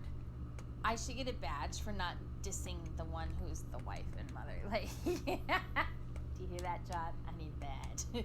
So I'll try to find one of the badges and take a picture of it and put it on the blog so that you can see it if you want to. But that's what we're talking about with the badges. So there's lots of ways that littles can be helpful or teach you a lot about the system as a whole. And especially like for me, I feel like maybe even more so for Emma, but there's a huge disconnect between like where we are now and everything that happened when we were little. Like, there's so much distance and so much, like, disconnect or not knowing or whatever the word is of having no clue, that paying attention to the littles actually teaches you a lot. Sometimes it's super annoying because they can be so like they're children, right? So between outside kids and inside kids, it gets pretty chaotic and overwhelming and loud, and I hate it sometimes. But I've learned if you pay attention to them and learn from them and listen to them, you actually know a lot about what's going on. And one thing we're starting to learn, like not enough I can even talk about it, but I'm getting glimpses of that's coming that we're learning, is from the journaling with the therapist. One thing that we're figuring out is that things that bother us or our triggers or problems that we didn't even realize connected to anything, the littles have the answers about why it does matter. So they're actually super important, and their age kind of doesn't matter because whatever they know about, they know a lot. And one thing that the video from the Entropy System talked about is how they have more experience than just their age. And that's kind of true of anything. So if you take any kid, even an outside kid or child, the good doctor says I'm not supposed to call them kids, I'm supposed to call them children, because they're not goats, I guess. Whatever. Anyway, if you take one of the outside kids, if you look at what they've been through, they know more about that because they've endured that. So like our daughter who's on oxygen and has a G-tube, she could almost do her G-tube by herself. She has just now learned how to put her oxygen cannula on by herself. And she's 3. So oh my gosh. She knows way more than most other 3-year-olds about that one piece, but it doesn't mean she's not 3 or that something's wrong with her, other than she's been through this experience. So does it mean she can be responsible for the whole thing or actually understand everything in depth? No. She doesn't know how to do the settings on the oxygen, or why sometimes we have it at this high or this low, or when to take it off or when to put it on even. She just knows that when it's time to put it on, she is able to do that by herself and slide the thing up to adjust so it's comfortable for her. And to us, that's really important. Like, it's palliative care, right? And quality of life and all these things about how to make her comfortable. And that's one thing in a world where she has no choice about anything, and where there's so much like medical trauma we can't stop from happening to her because that's her experience that she's already in and has already endured, which is awful. But what we can do are give her choices. Do you want your blood pressure on this arm or that arm? Do you want us to put on your oxygen, or do you want to put on your oxygen? Do you want, and then like even her G-tube, she has to have the G-tube. But when we do her feedings, what we can do is, do you want this little G-tube pad or do you want this little G-tube pad? And like give her decorated ones so that she has some say and some expression and some way to just be herself. So that part, while I don't understand what the Entropy System was saying about treating your littles like adults, I think I just didn't understand what she was talking about. But the part about them being more aware or experienced about adult things in some ways, even though their age is younger, that part I do understand. And with my daughter and her medical trauma, like that's a neutral example of it. But the same thing is true of like people kids, like outside kids who have been through sexual abuse or physical abuse or have been through foster care or like whatever, our experiences similar to what some of us have been through, right? Like when you go through something specific, you know more about it. What I'm learning about right now is snow. I didn't know anything about snow. Never in my life have I had to deal with snow. And now it won't stop snowing. We moved here this summer, and now it snows and snows and snows. We got 11 inches of snow last week, and now it's starting to snow again and supposed to storm again. And like the snow does not go away, and it's cold and wet. Kind of beautiful, except then your tree falls down. Like, I am learning more because I'm going through this experience. We even had to replace our furnace. Like, let's talk about the layers of triggering there when we were cold and all of this going on. I'm just using these neutral outside examples to explain how someone who's very little could have some awareness of things that are older than them, even though they're young. That said, their preferences and their things that they enjoy doing or things that make them feel safe, those things are going to be like what the good doctor said, age appropriate or whatever. So that's all I have to say about littles, but I hope that helps some. And if you have more questions, you can contact us through our website. Thanks for listening. You're welcome. Man, second time it ends right when I start up another round. Thank you for joining us with System Speak, a podcast about dissociative identity disorder.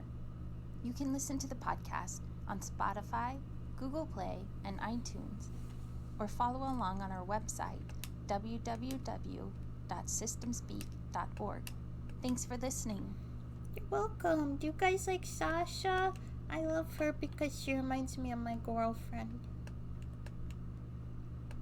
I actually forget that Sasha's an adult alter because of how much she reminds me of my girlfriend. I think she's like a teenager.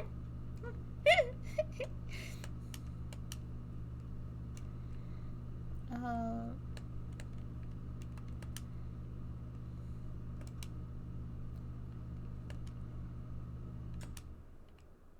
might try to read the description for the next one really quick after this, like, first. Do you call this a round? Or a... don't laugh at me. Also, I'm thinking I might go till like 4 a.m. because I really want to get leveled up because there's only like 4 days left of this season pack, and you have to get it like pretty much almost all filled to get the ghost. Oh, well, or I could just do that, and then I won't have to worry about being time pressured. Also, I have 30 gems, so I could skip ahead, and then I got more gems. Oh, I think I might do that. It's usually I'd use the gems for spins, but like at this point, they mainly give me duplicates anyway. Oh, I got Burger King. I know it says Emperor, but that's Burger King to me. Yeah, I think I'm just gonna advance and then advance again.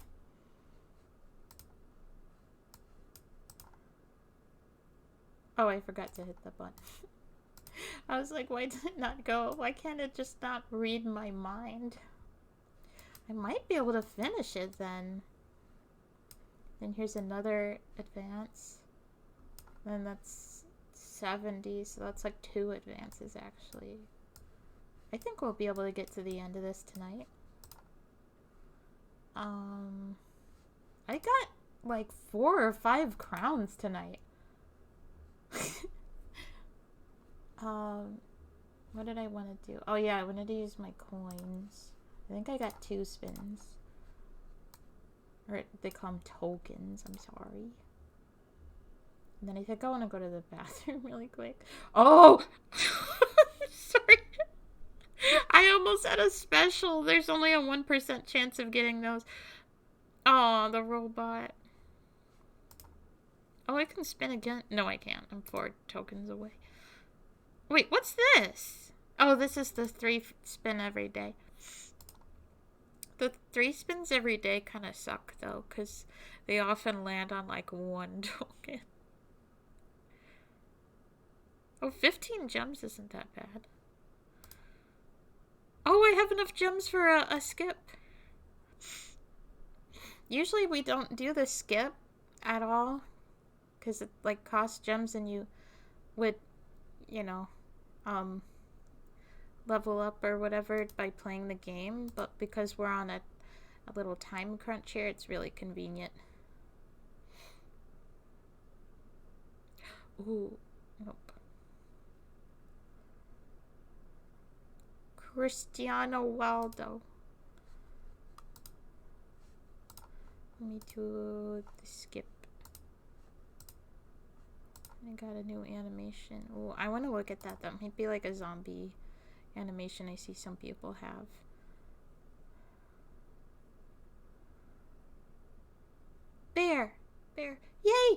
Wait. Yay! I couldn't remember if we have this bear or not. I think we have all the bears now. Because I think there's 3 bears. I think we have all of the bears.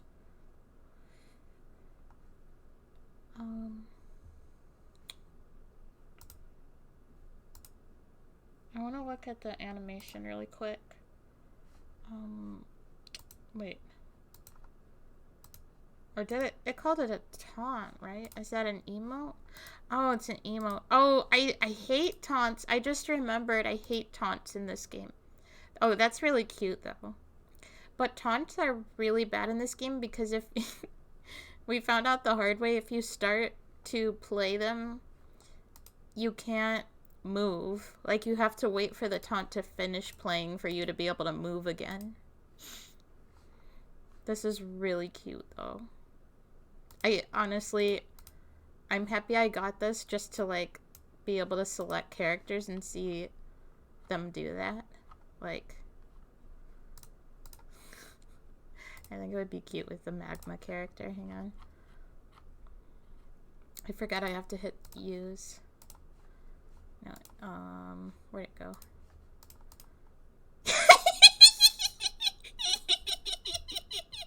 trying to look so scary, but his stubby little hands.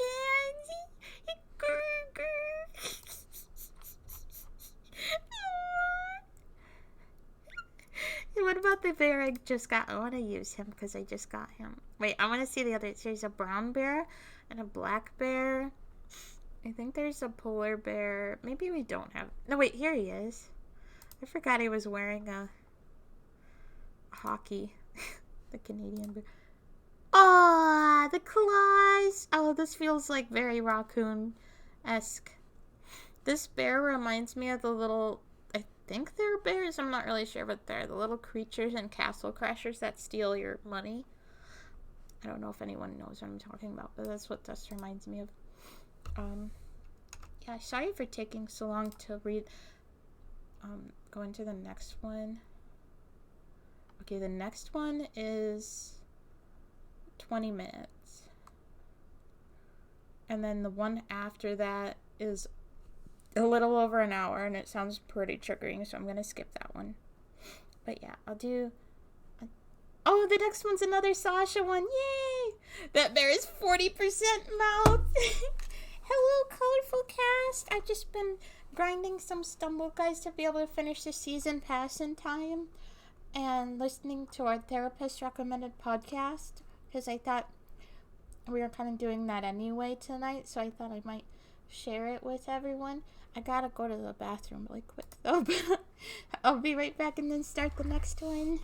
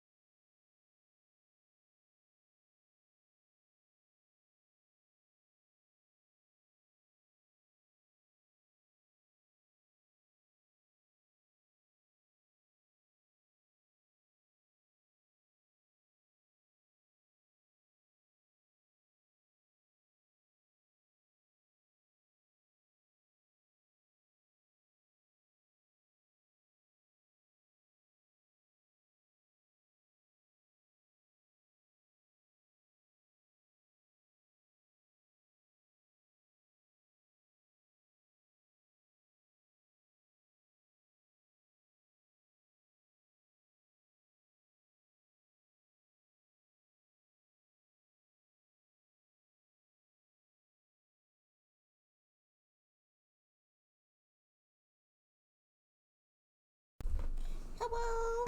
Okay, I'm gonna read the description for the next episode. It's called Group Lessons. It says, controller. Sasha shares some of what she learned in 4 sessions of group with the Crisis system coach. It's spelled CRISSES. Lessons include landscaping. Unless that's spelled wrong and it's supposed to be crisis, but it's probably crisis. Lessons in. Oh, Ye the Kill, thank you for the follow. Hi. Lessons include landscaping the internal world for safe places and increased communication, understanding ANPs and EPs, the importance of communicating with each other, respectful trauma responses in the brain, and triggers from memory, time, and now time. No abuse memories are shared in this episode. And it's like a 22-minute one.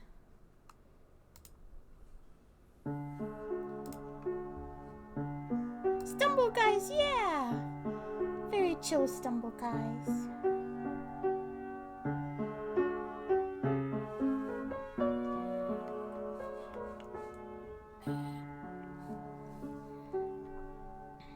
I'm not sure what server.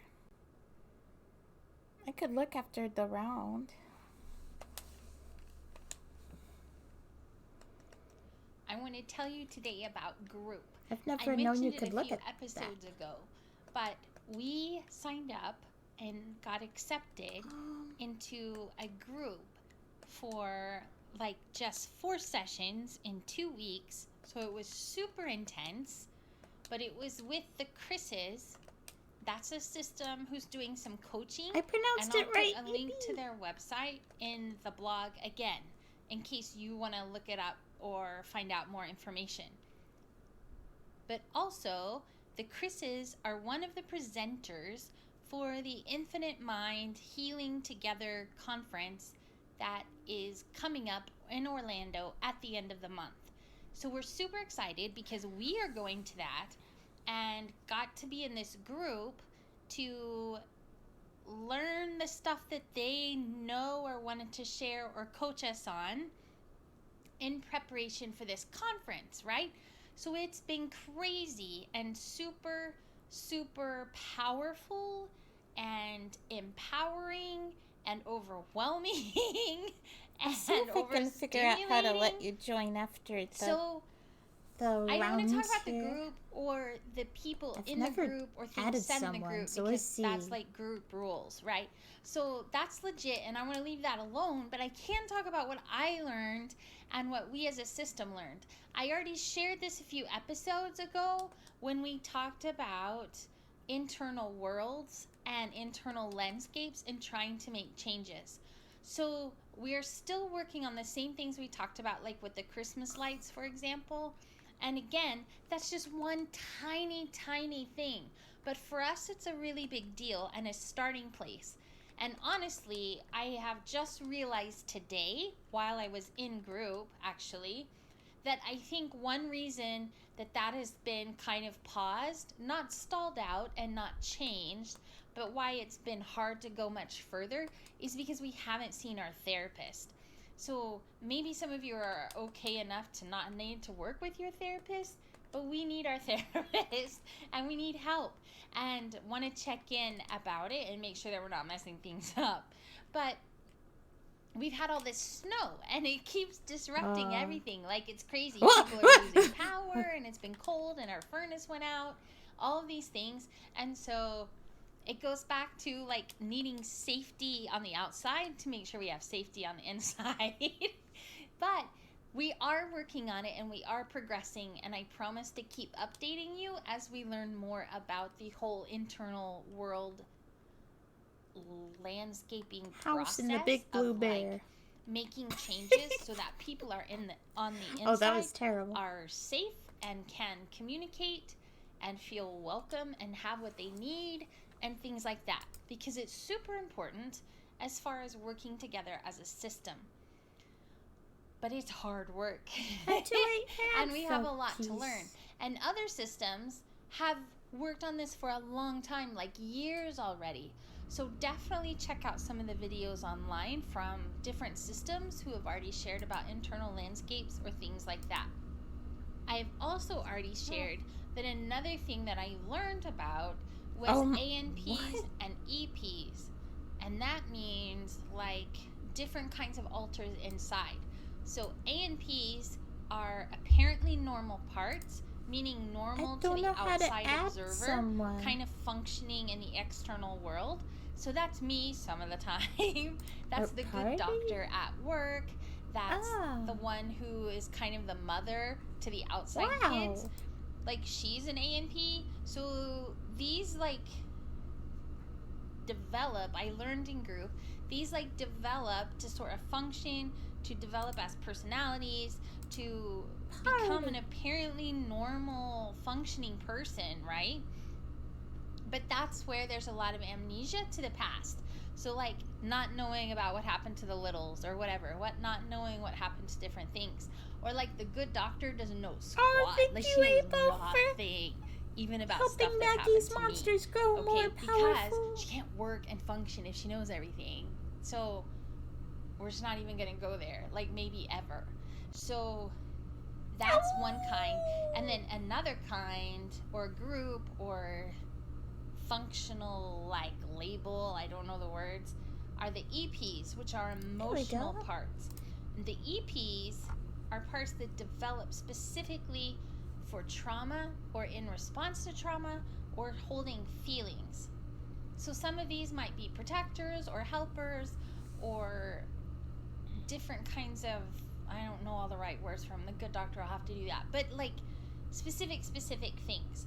And some of these are the ones stuck in time loops, which is a phrase I also learned from the Chris's in group about like specific memories or time periods that were difficult or things like that, right? So one thing I learned though that is new for me, and I'm trying really hard, but it is hard for me, is about how these parts or people or insiders or others, I don't like parts at all, we never say parts, but it's called EP, emotional parts. So like then the language gets in you, but it's gross and I don't want that in me. So I'm gonna call them something else, like EOs, emotional others, or something. I don't know. Yay, emotional alter. That's what EA Sports stands people for.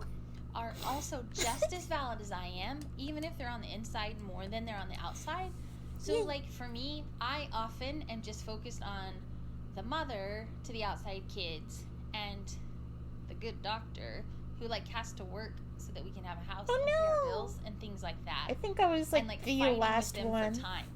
So like that's where my focus is that I want everybody just to stop working. We don't need to clean the house. We don't need to be on the computer. I just want to watch a movie with a husband, or maybe go out to eat, or do something fun. I'm listening to a podcast called System Speak. Like that's all I really care about.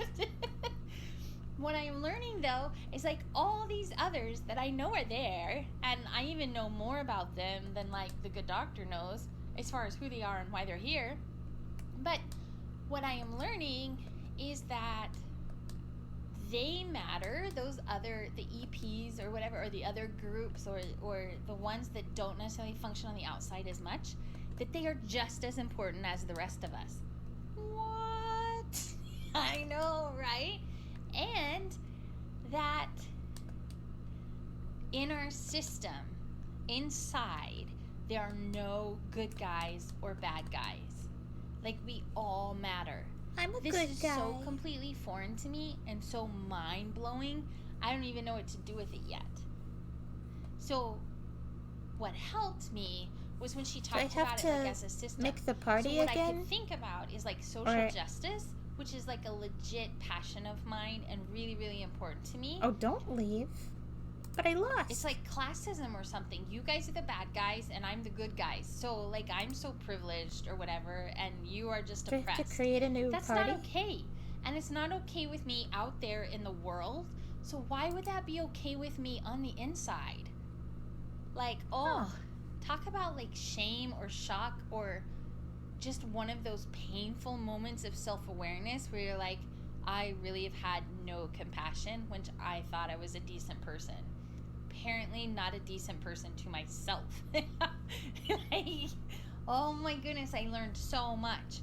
So we can't divide up into who is good and who is bad because it causes imbalance, It like reinforces trauma messages. It isolates us further. It can be re-traumatizing them. It excludes them from help.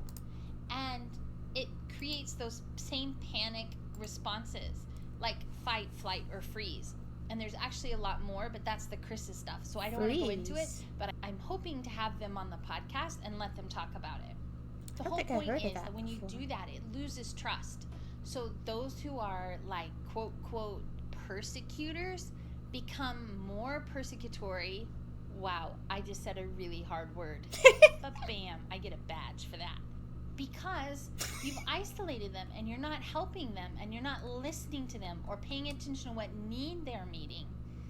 And instead, it's more important, the same as like the therapist would say or the good doctor would say, of like, I need to focus on myself and my own behavior and my own interactions instead of worrying about everybody else and what they're doing wrong.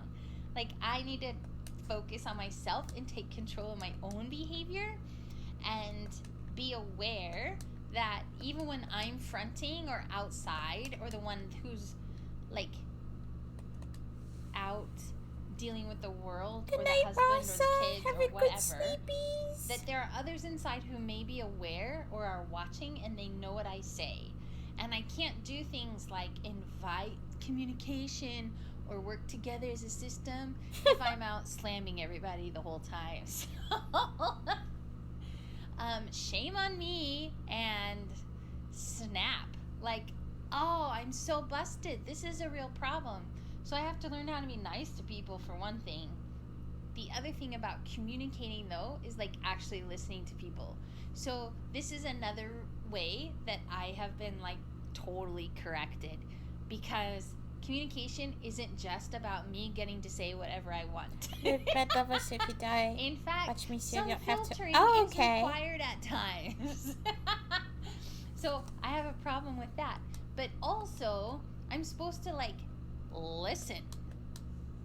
Yeah, that's not happening.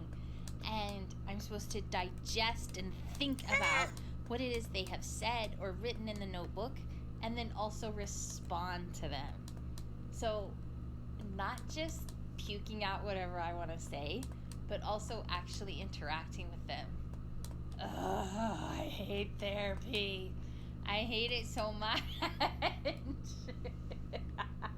It ruins everything.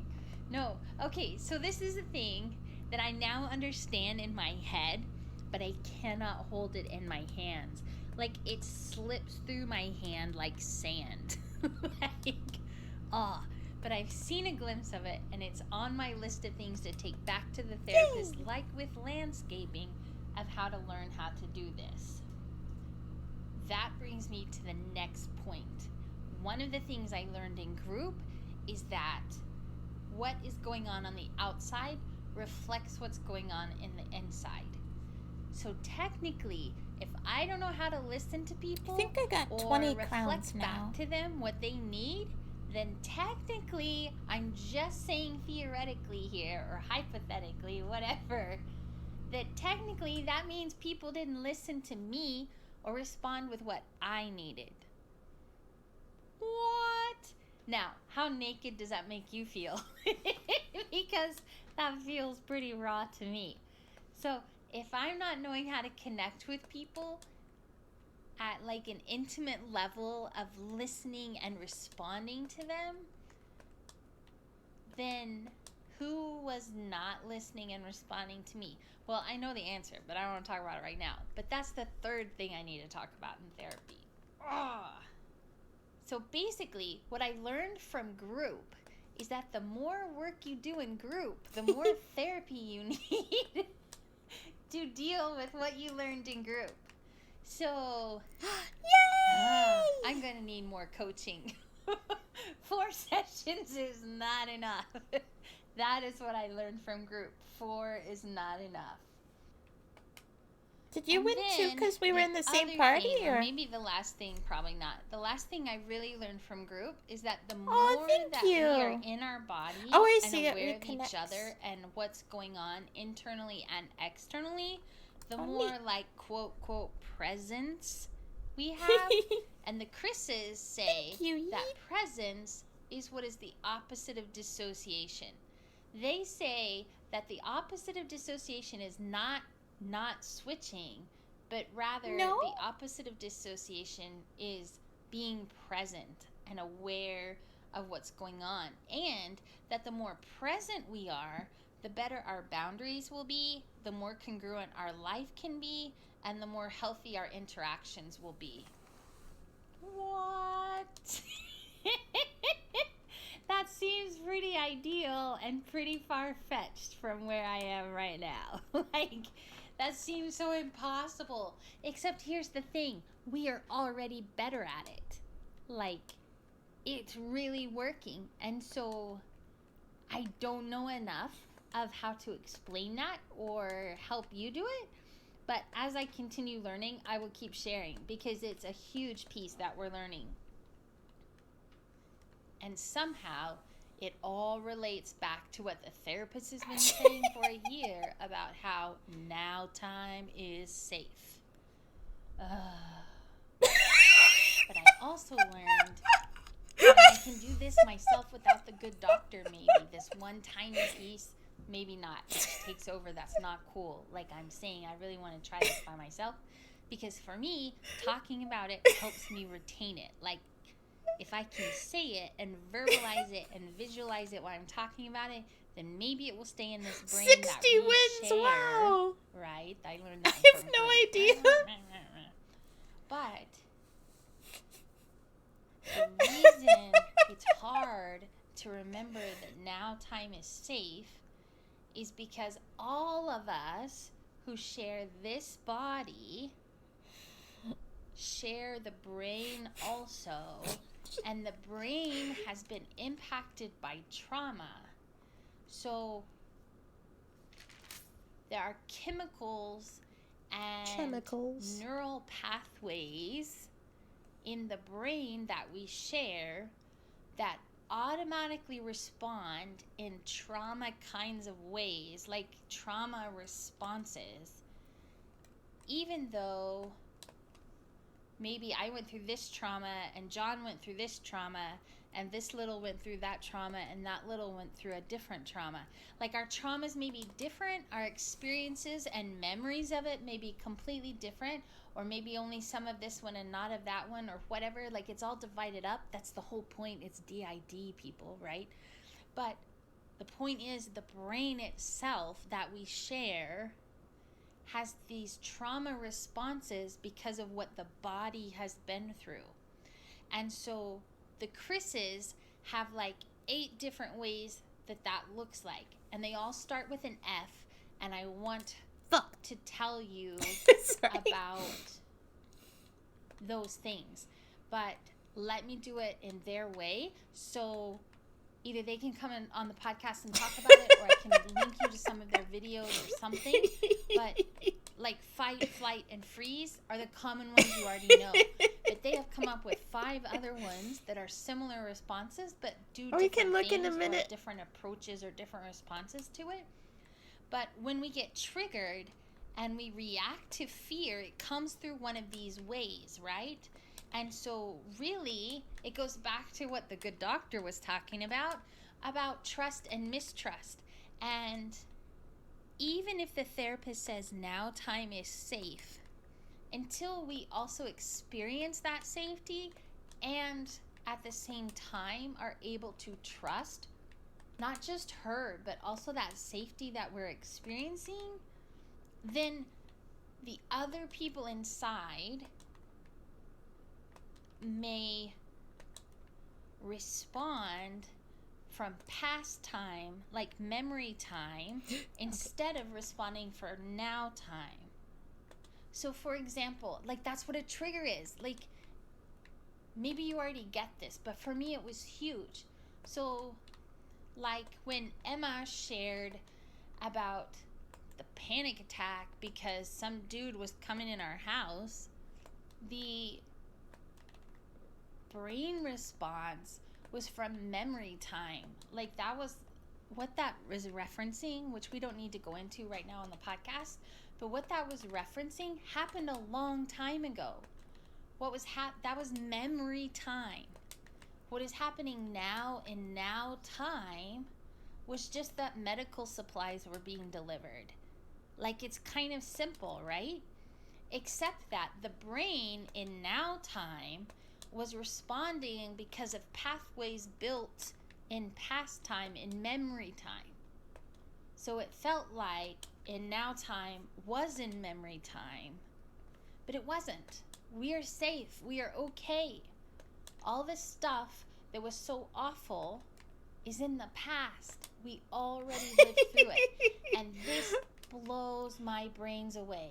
Wait, that's wrong in English. Oh, Looking John and just seeing like a tiny bit of a demon is really funny. Whatever it is, you know what I mean? Like, what? Like, it's so big. This isn't even like I can't hold on to it because it's slipping through my fingers like sand. This is like, it's so big it does not fit inside my skull. And that's why we still need therapy, because I can't hold on to it by myself. That's exactly why we need therapy. I need help holding on to that. Are you sure? It's so big, but it makes sense. Let me pause it and for it was seconds like, to catch up. For a split second, I understood it. I just want to say, listening to Sim Speak podcast has been on our to-do list for literally 5 months. This person is telling a bunch of things we figured out in the last 5 months. Maybe we should have listened to it earlier. It's really good. I forgot if I said when you were here that it was recommended to us by our therapist, and it's really good listening to it because we're in a kind of point where we can't really afford therapy right now because we're like waiting to get another job, and we're also waiting to see if insurance might cover therapy and stuff. So listening to stuff that the therapist is like already going over with us and stuff it feels like almost like free therapy. It's really good. And this episode is called Group Listens. I got to it by like we actually like went and like if you go to the podcast, it like has the most recent one first. So we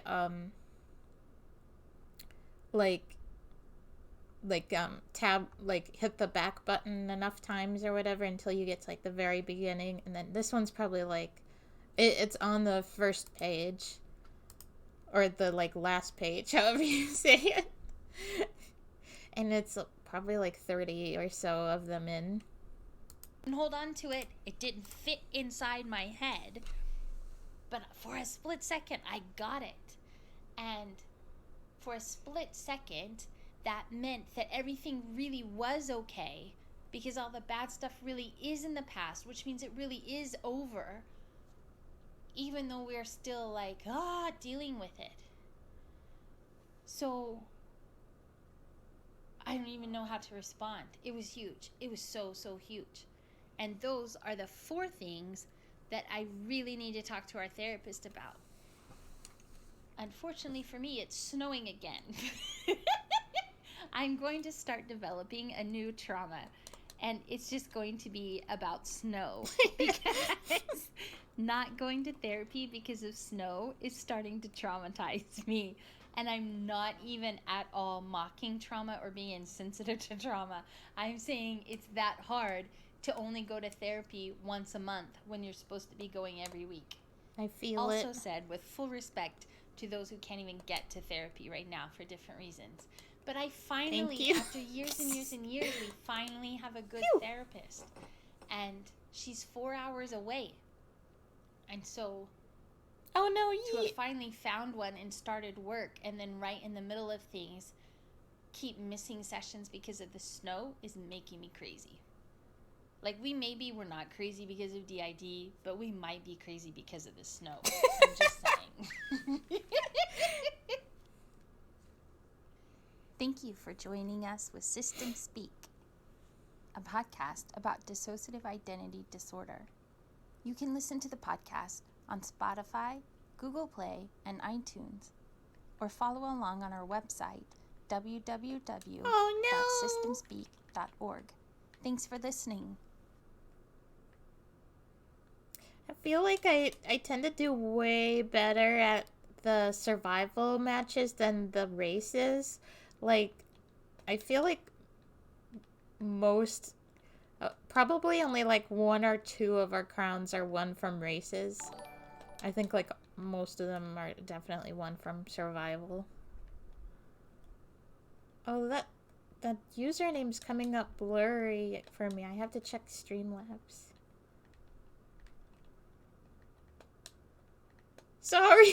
Thank you for the follow. I think you found it Group Lessons episode 21 or something. Yeah, I really wish they were time-stamped. So do I... Oh, there you are. They just hate Anthony. Hello, thank you for the follow. Do I have to, like, keep spectating for the party to not disband? Oh, also, while it's going, I can look at the next one. Oh, yeah, so the one after that sounds pretty triggering, so I'm gonna... Maybe I'll just read the description for it, but I won't play it. You can just call me Anthony. Okay. Hello. Dr. E interviews Warwick Middleton, past president of ISSTD, and published research on trauma, dissociation, ritual abuse, and abuse ongoing into adulthood. He shares how he got into the field of studying trauma and dissociation, including his research into documenting verified cases of extreme and ongoing abuse.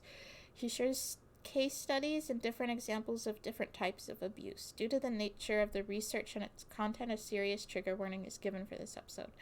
Different types of abuse are described, as are different types of confinement. Different weapons are mentioned. Examples of ritual abuse are given, including abuse in church settings, satanic ritual abuse, and other types of abuse in organized settings. The Me Too movement is referenced in response to the false memory syndrome backlash of the 90s, as well as discussing other types of cover-ups in efforts to silence victims. In closing, Professor Middleton shares a poem song he wrote about the loss of innocence, which is very moving but also highly triggering. Please care well for your system while listening and after listening to this episode. So yeah, I'm not going to listen to that one tonight, but it sounds like a good one to listen to on your own time, but I don't want to, like, assume that everyone is mentally prepared for that. So, yeah. The next one is, in this episode, John and John Mark. Who's John Mark? Talk a bit about therapy today. Specifically, they share about watching Taylor talk to the therapist for the first time, and then John Mark switching out to take his turn. Oh, that's funny. They're both authors. They almost have the same name. John shares some specifics about applying what we learned in group the last 2 weeks. There are some abuse references in this episode, such as reference to being locked in a room and a reference to a photography studio, but no specific details are given. The context is an effort to reach 2 insiders who maybe could be moved to safer places in the internal world as part of a rescue mission. Do that one? Wait. Do you know Baby Yoda _TV? I do not. I should have a wait. I guess we don't have a Discord command. We have a Twitter and Tumblr command, though. We should program the Discord in. But yeah, I'll get this next one playing. It's 25 minutes long. And John, I know John is an author who's 12. And he did like a couple that I've heard before. But I haven't heard of John Mark. Oh, sorry, I have to hit claim and then... Oh, did Anthony want to join?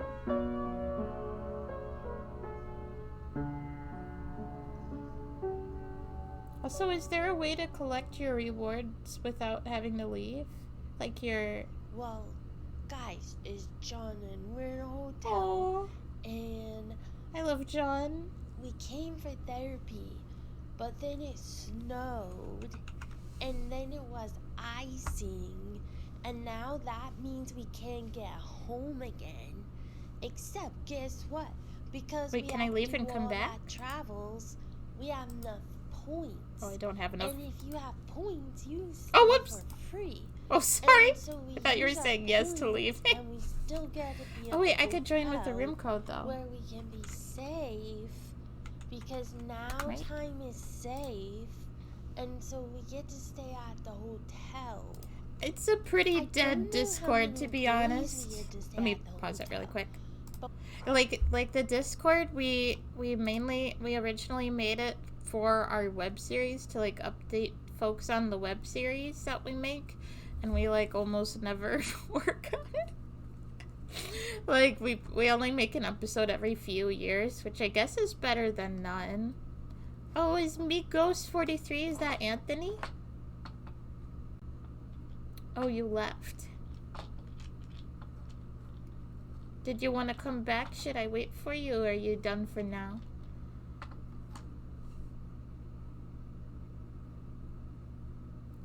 Migos.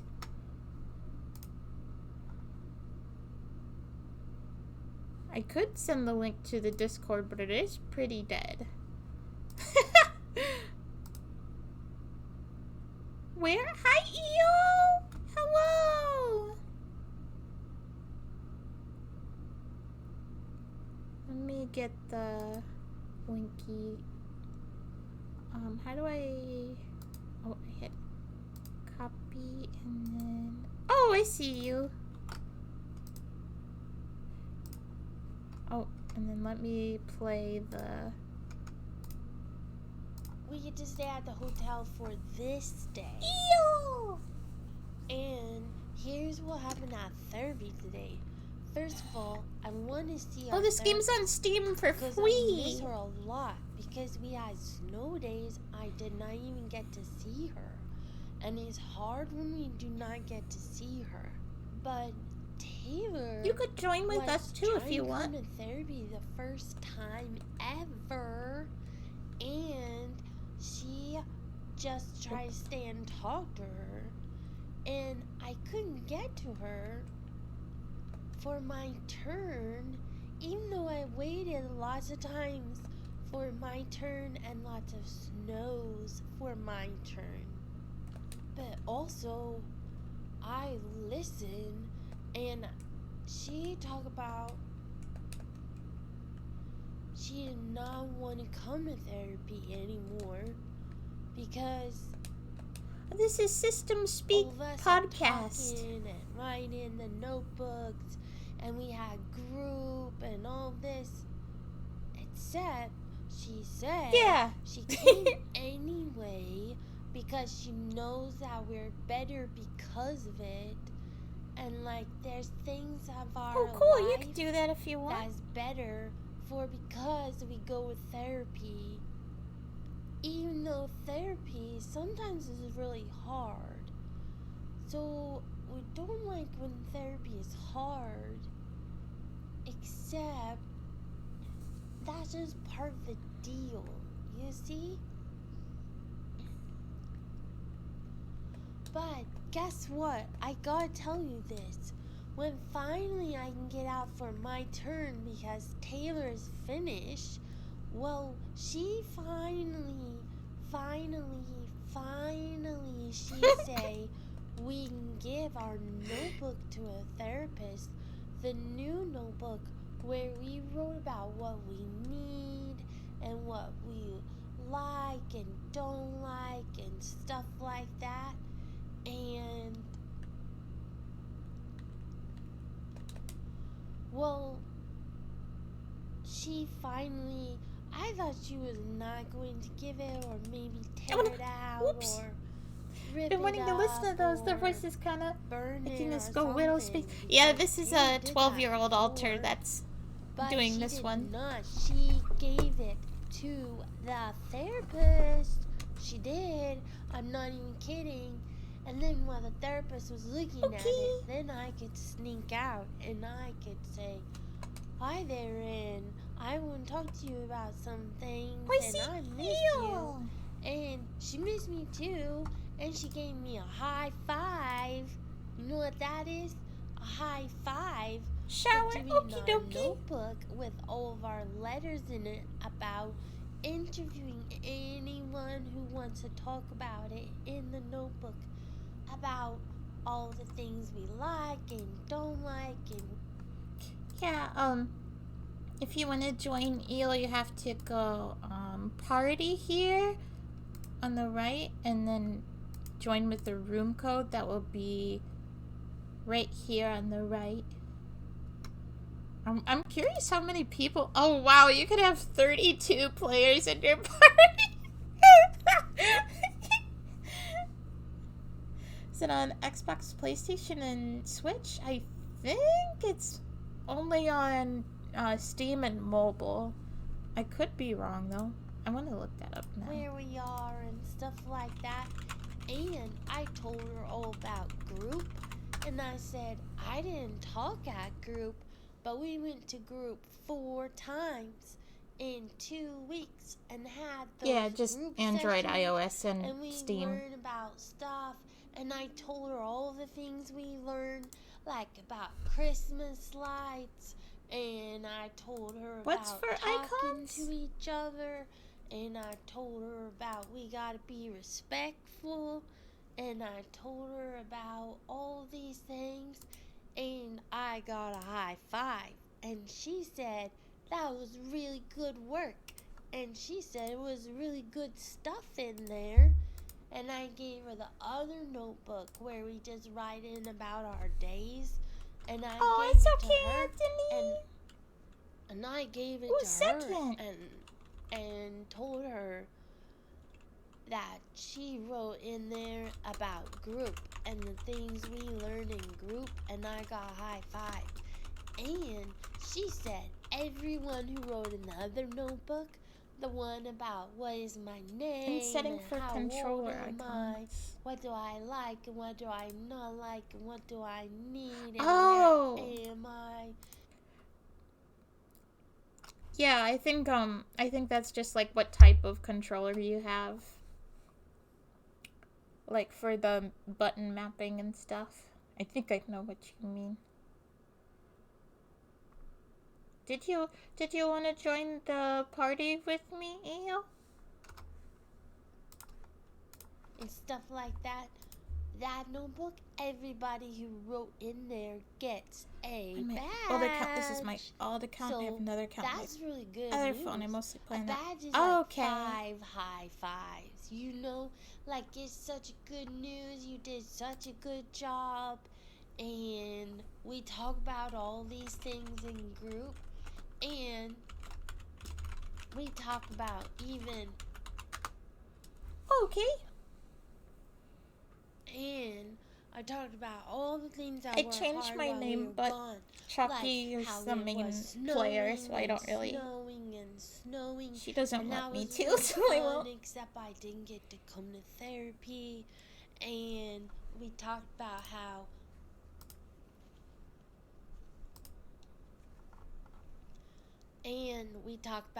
the furnace went out, so our house was so cold, and he came to fix it, but it was so cold until it was fixed. And we got a brand new furnace. Now I know how to fix a furnace. And we talked about group and all the things we learn in group. And we talked about salsa a little bit because I said if I were having a group, I would have salsa there. And Salsa sounds good right now. Just was thinking about salsa because our appointment was for 2 hours. So at the end of my appointment, I was thinking a little bit about lunch and what will I get for lunch. And I got some sandwich, and on my sandwich I got lettuce, and I got spinach, and I got tomatoes, and I got cucumbers, and I got green peppers and banana peppers, and I got a big sandwich of some vegetables, and I ate it at the hotel. But while I was at therapy, I was just thinking about my sandwich. I didn't have my sandwich yet. My sandwich was like future time. But in therapy, it was now whoops. time. But I was thinking about future time of my sandwich. But I did not really I have love salsa littles. because I'm not at home. And my salsa is at home. Not Can't play anymore because not the old at- phone man is not really at the broken. Our head hotel. plan. That's okay. when I'm Oh, visiting 79 wins. therapy, Wow. we talk about that a little bit, and now time is safe. And so one thing we keep forgetting that I gotta remember is that now time is safe. And you know what she told me?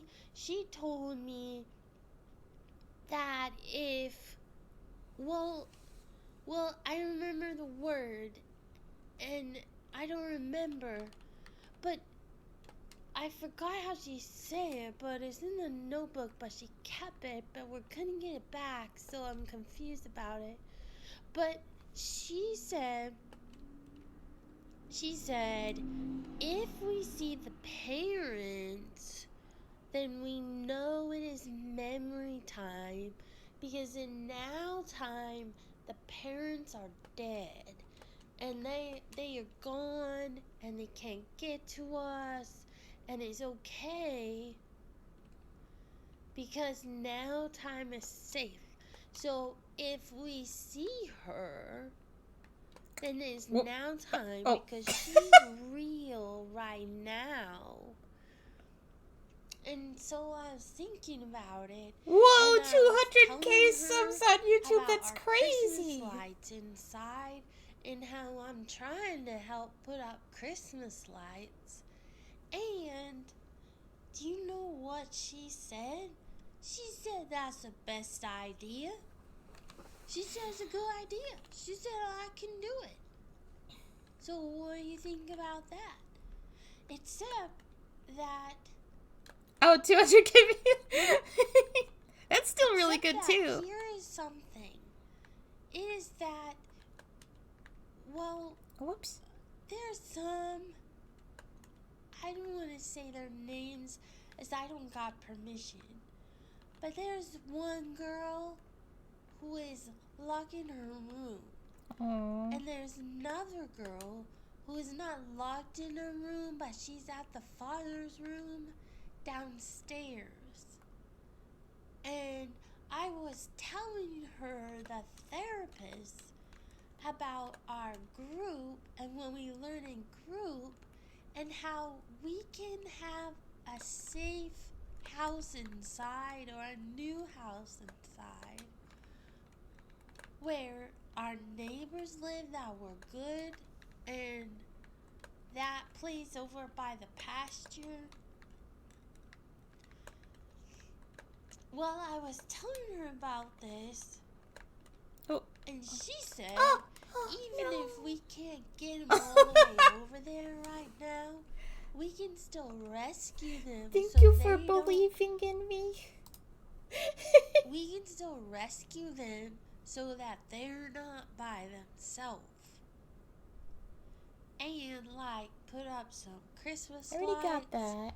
Or, I think. Oh, I don't. Or she said we could even thought I get them had that all the one. way up to the attic. I had a where my different room penguin, is, but I thought I had that one have too. them up there just so that they're not alone. She said we can get them up there to the attic where I live, even if What's a mod giveaway? we can't get them Oh, all like- the way over to No, the other sorry. house right now. We Welcome can get them out back. of their rooms so that they know they're not alone, because they don't know the parents are dead. Sometimes I forget, but I do know, and the therapist does keep I telling love this me. penguin. Purple. So I'm trying to remember, but she said we could tell those two girls, and we can go get them and bring them up with me, and then put Christmas lights up in the attic so it's not dark for them or me. And it's just an idea, until we know how to get out of the house. Oh, One sorry, step at a Eel, I time," forgot. she said. Sorry. But I said, I'm a little nervous about it because I don't really want to go down there to Okie get them. dokie. Because it's scary down there. I'll But make a she new said room after The this. parents are dead. And I said, well, I can be sneaky and I can get down there maybe. And she said, we don't even have to be sneaky. We can even be loud because they're dead. And I said, oh yeah, I keep forgetting. So I'm thinking about it, but I'm not sure because that's pretty scary. And also, what if I don't know how? And I know that the one girl who was locked in her room, the lock is not on that thing. What is it called? I keep forgetting the word. A door? Doorknob. It's not on the doorknob. It's at the top of the door. And, well, you know what the therapist said? She said we can get a ladder. And I can use a hammer or a screwdriver or anything I want. I can have it inside and get that lock off. And I'm pretty strong and I'm pretty good with the tools. So I'm thinking that's maybe a good idea if I can know how to do it. So I gotta talk to her. And I gotta think about how we can do it and see who wants to help me. Oh, But colorful then guess cast! what? Yay! She said in that notebook about all of us and what we like and what we don't like and what we need, where everybody got interviewed and we fill it out on paper. Well, that took a long time to do, but now we got a whole lot of people filling it out. And she said on one of those, That's one so of the crazy. girls I like that's this one a lot important more than She soccer. said she would go with me because she's not afraid of nothing. So I said, well, I'm not afraid, except kind of I am. But I don't want to think about being afraid, as I'm not a scary cat, but I'm a little worried about it. But she said that she will go with me. So if we work together and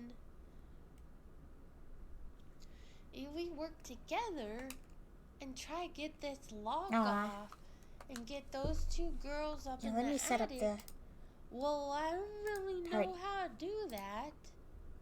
But she said we just can if we want to. And she said we won't get caught and nobody's going to tell on us because they're dead. You have cute video that I get a win. It was close. I won, but 1 inch is very scary at the time. Oof. I don't really do Stumble Guys videos. We just play it sometimes. We don't really make too many videos. We mainly just stream for like a video content. And so I gotta remember they're dead. And if they get scared or I get Are you scared, joining right now, just cast? say they can't find us because they're dead. Colorful but cast. I know wanna get in he trouble is. with Taylor. But Taylor's the one who gave the therapist a notebook. So maybe it doesn't matter. Except then later, the therapist was asking me some more questions about them girls. And I want to talk about it. And I know some of the things. And the other things Keep I watching. know Too who tired. knows. Okay, good And night, I could tell her Anthony. that. But Taylor was watching me. And I was scared. Except I'm not a scary cat. But I don't know how you tell your therapist something. Even if you're really good buddies. If they're just watching you.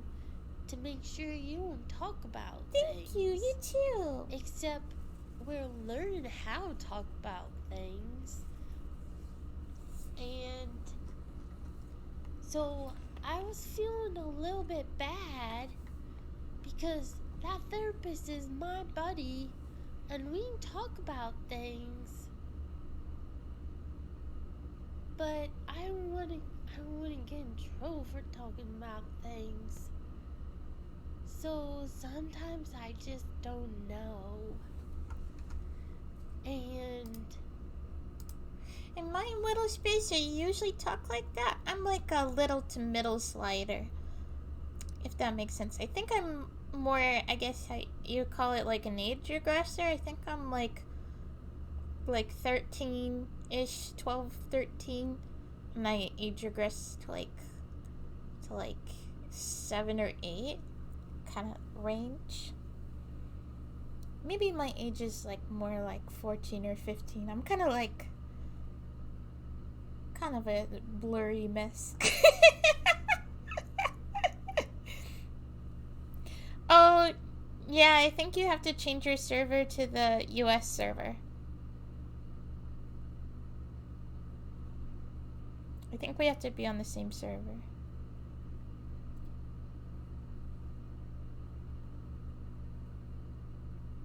Good night, Anthony.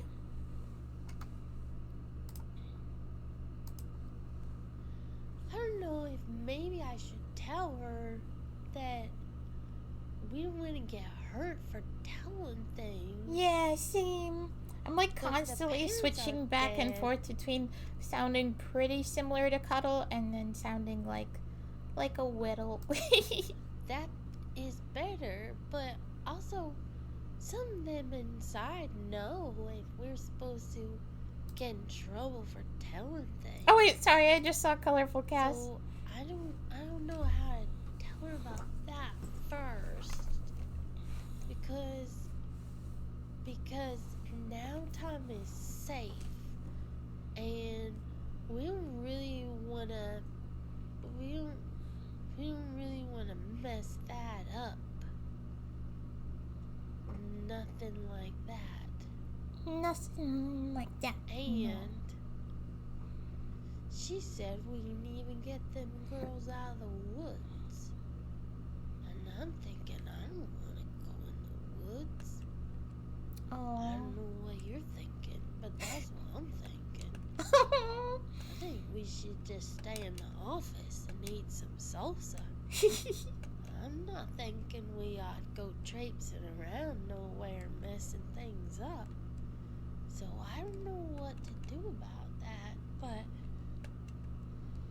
at the same time, I know that if now time is safe and that therapist, she's gonna help me, and I think she can keep us safe, maybe, that we gotta get them out of there, because Yeah, it does feel like Roblox version of Fall Guys. back there, but I feel like the biggest reason we like it is for the characters. well, it's just unpleasant. Like, I love all the That's what creatures that is. and animals. It's just unpleasant.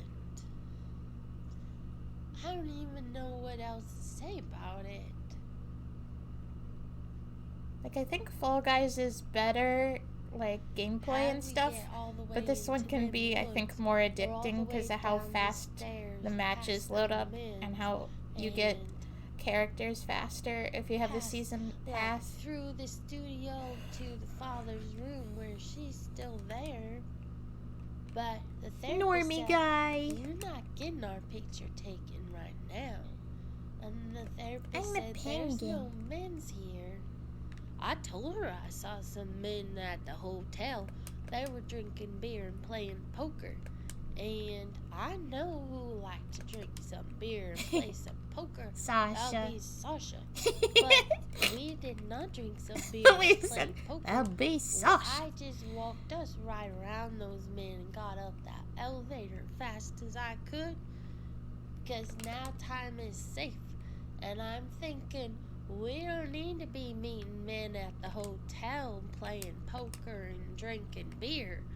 So I just got us upstairs and I can do it because I can handle that big bag. And I got our bag unpacked and I laid everything out or put it in a drawer so everybody can find their things. And our backpack, it looks like a backpack, but it's a Oh, cool. diaper New bag. person to I join. mean, we don't have no diapers, but it's got the teddy bear and some paints and some collars and some stuffies Collars. and some little Stuffies! toys and my cars and some different things in there. So The way this I tried to soccer is going, it's gonna go and into I tried overtime. to talk about therapy, but mostly I was excited to see her because we feel better when we Yay! get to see her, and we do not feel so good This is when 32 we do people. not. Fall Guys is 99? And Is that true? That it was we're like 60 tryna- or something like trying that. to hold it together, but there's some hard things, and sometimes we got to use up all of our time just trying to say out loud what we came to tell the therapist, and then therapy is already over because we spent our whole time thinking about it instead of saying it out loud. And Dr. E said, you need to say it out loud. She doesn't live in here. And I laugh because I could see the therapist's office in my head, like in my imagination, but she's not really there. So I can't talk to her when she's not there. Curse you, Because Damien. she's on the outside. She's not on the inside. But sometimes it's confusing. So today, Taylor was gonna go, and first thing she was gonna tell her was today is not a day to The touch person want us, to join right now? or like a hug or something. Okay. She don't hug everybody, but I like a hug all right. And sure enough, I saw her and I wanted my hug. And so right before Taylor can even tell her not to, I got it, but I wasn't stealing it. I just mean because I miss her a lot. And it's been really hard. So when you have a friend and it's been really hard and you wait a long time to see them, when you finally see them, you're pretty excited about it, you know? And so I really was excited and I want to see her, but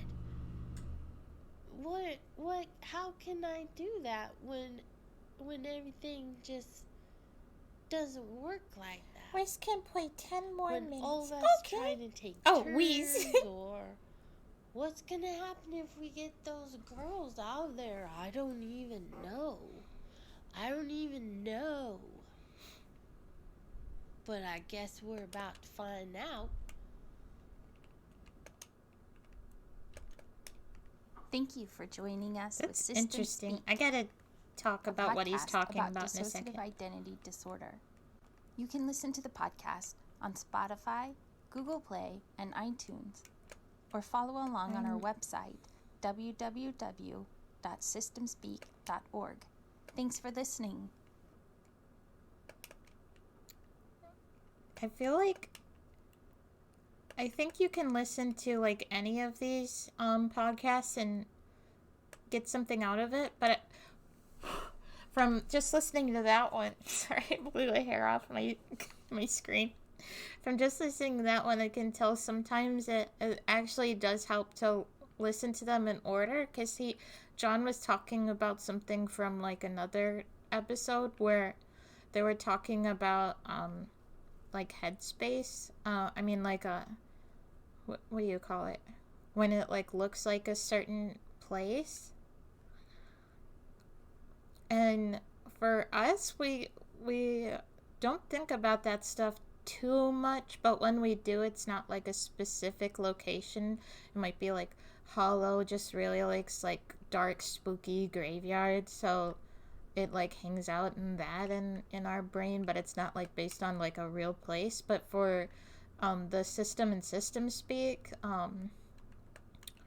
they were saying how they can see like the farm they grew up in, and how there were some headmates that they like can't interact with yet that were like stuck there, and the therapist is saying they need to get them out of there because it like means that they're like stuck in like the past, if that makes sense. And then the way they had episodes like saying how the littles, like, they're just kids, but they a lot of times littles are littles because they like remembered stuff that happened to them as when the body was a kid, and then John's kind of like, whoops, that was terrible. John's kind of like the like protector of the littles because he's like the oldest of the littles, if that makes sense, and him being the one to, and sounds like maybe initiate getting certain headmates out of the scary area where they grew up and were like abused by their parents and stuff. I'm like curious to see if like, it sounds like over the course of the podcast you like hear them really have breakthroughs in their trauma and recovery and stuff, and I'm kind of fascinated and excited for them, even though it already happened years ago, I think, because the podcast is like, it's like ended, I think, but there's still so much to catch up on, and it's really funny, like you feel like you're experiencing life with someone, and then you remember that this all happened years ago, so we're a little behind, but also we kind of are experiencing things from secondhand, obviously. But I think I'm gonna win. I think there's only one. Yeah, I think I just won. Yay! Going to play with someone else, but stay in stream. Okie dokies.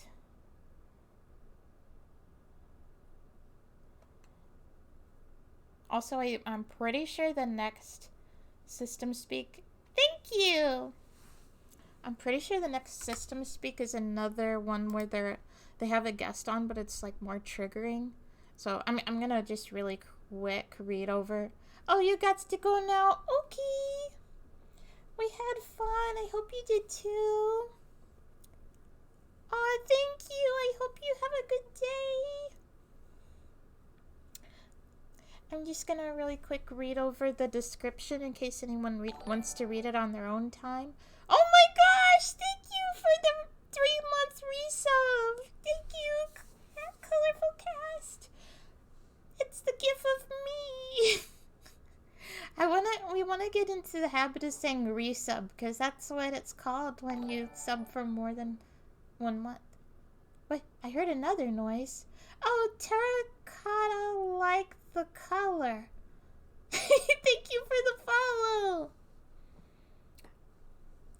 So we're listening to a podcast that our therapist recommended while doing Stumble Guys, like a chill Stumble Guys stream. Oh, thank you, Ash. And so I'm not going to play the next one because I think it's more triggering. Why not play Fall Guys? I love Fall Guys too, but we like Stumble Guys too. We like both of them. But the main reason I'm playing Fall Guys tonight is because we've got a, Hi! We got a season pass thingy, and it like ends in 4 days, and I really want to get to the end of it because you get a ghost at the end. But I'm just gonna read really quick just this description of the next episode that I'm not gonna listen to, but just in case anyone does. It's guest Jeff Clark and the Patchwork Quilt. In this episode, what Dr. E expected to be a delightful book review becomes a charming love story of a survivor and her husband and their journey discovering DID. With her consent, he tells the story of growing up with her in high school and witnessing some of her family dynamics, disclosures, and medical-related struggles due to abuse. He shares their story of going to college together and her ever-growing memory gaps with sudden headaches. He tells the story of her breakthrough that ultimately led to an accurate diagnosis and proper treatment for DID. Then married with 3 children, the couple wanted a way to talk about DID with their outside children. That's how the Patchwork Quilt was born. This episode contains the above-mentioned triggers, including references to child abuse, sexual abuse, and re-traumatizing in hospital situations. No graphic or detailed descriptions or disclosures are shared. Okay, so doesn't sound as triggering as the other one that I skipped, but I think I'll not play that one. And then I think this next one is 45 minutes. I think I'll just like keep streaming for this one and then wrap up the stream after this one. Okay, the title is Emma and Sasha Take the AIM Survey. Preparing for an Infinite Mind Healing Together conference, Emma receives a link to a research survey. When it gets too hard, Sasha helps her finish it up. The survey contains... Oh wait, maybe I shouldn't read this one either. The survey contains flashing images of faces and questions about abuse history and dissociative experiences. They also ask about diagnosis and treatment history. This episode is a more analytical overview of what DID looks and feels like. Maybe... No, actually, I think this one's fine. I think it's just... The survey is... Yeah. And Emma's like, I think, the host of the system. And when the I'll just say really quick, when the podcast, maybe I'll pause it. When the podcast like started, she was like unable to speak with her headmates, and so like they were completely disconnected to the point where like her headmates would record episodes and she wouldn't know it, and she would like have to listen to the podcast later on to like know what they said in the podcast. And she was like kind of scared about it, I think, in the beginning, and like scared of her brain and everything because of like not knowing what's going on and everything. It was like kind of really sad, but like it's also really happy to see how they're all talking after starting the podcast. So yeah, okay, I just had to go over the background really quick.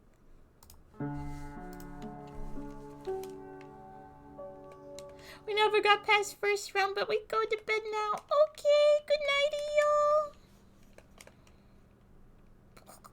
I went flying. This is Emma. Hi. And I'm pretending like she's live on stream. there's an email about the conference that's coming up, the Healing Together conference. We leave on Friday. It's in Orlando. But online they posted a link that they're doing a study, and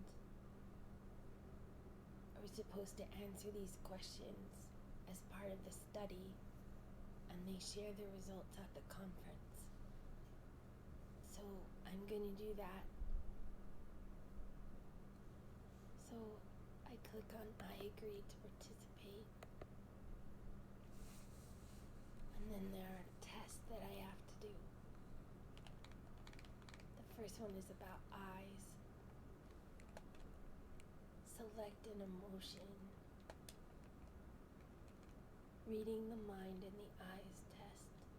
Select the emotion expressed in the eyes. This is... He looks scared to me. Scared is not an option, so I'm picking panicked. Okay, I got that right.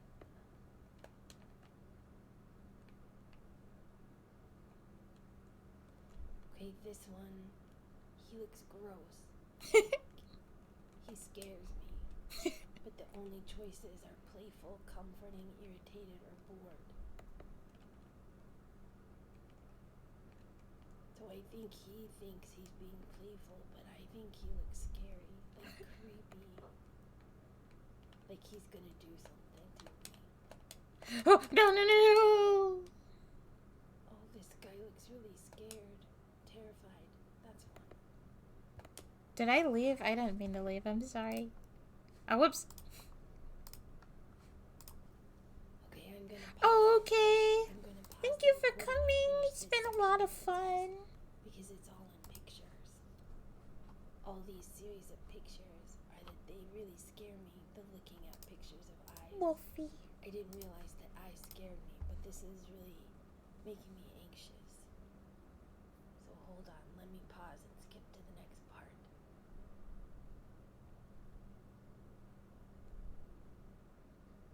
Okay, wait, here's an example. Here's one, I'm still on the eyes, but here's one that to me looks like Oh, I love you scared too, and Elo. cautious and like wary. Wow. But the choices are interested, joking, affectionate, or contented. Oops. Which to me it doesn't look like any of those. So interested is as close as I can get because you have to pay attention to what makes you feel cautious and wary, right?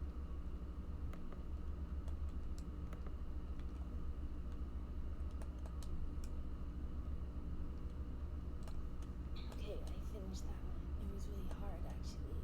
I didn't like the word choices there were. None of them matched what I thought they I want the Yeti. I have the swamp troll, which is like the Yeti in different colors. But it doesn't look like a Yeti because it's green. Like it feels like a trigger. But I don't know why that matters. But it was really disturbing. Okay, the next one is about happiness.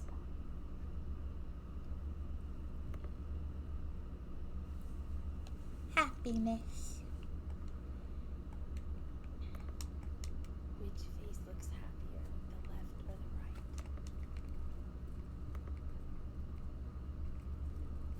Oh, that really flashed fast. That was hard to see, it went so fast.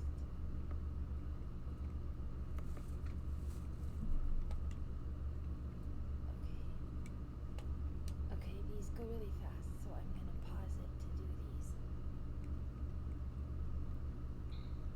Okay, so that was also really hard because some of them were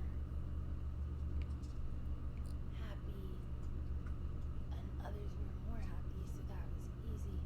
But others weren't really happy, like they were surprised or nervous. Which one is the more happy out of surprised or nervous? Like it might not be a good surprise. Or two of them look scared and neither of those are happy. So it's really confusing, really hard. Okay, the next one is vocabulary, so I have to see if I'm smart enough to do this, I guess.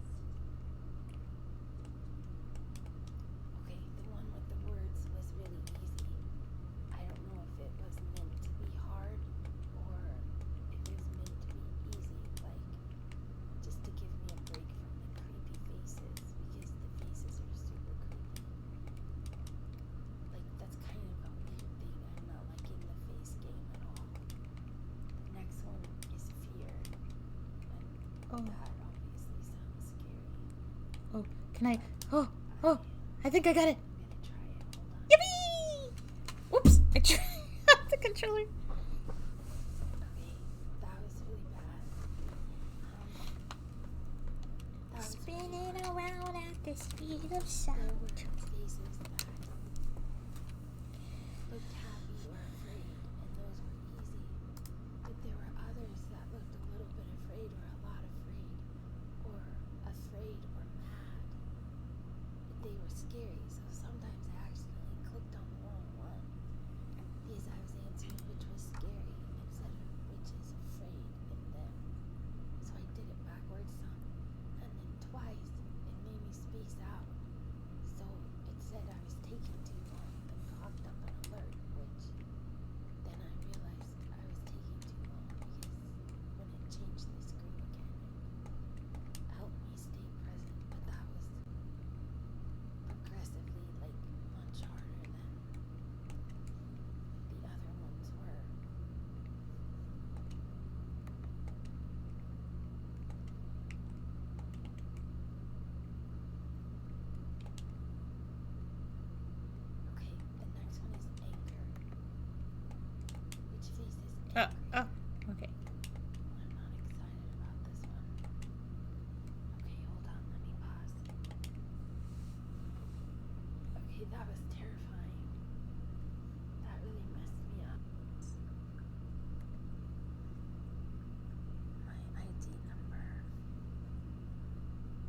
English your first native language.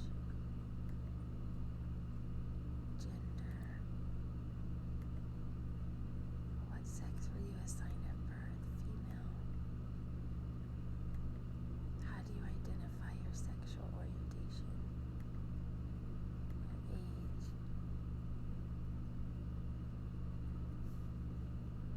How do you identify your race? Ethnicity. How far did you get in school?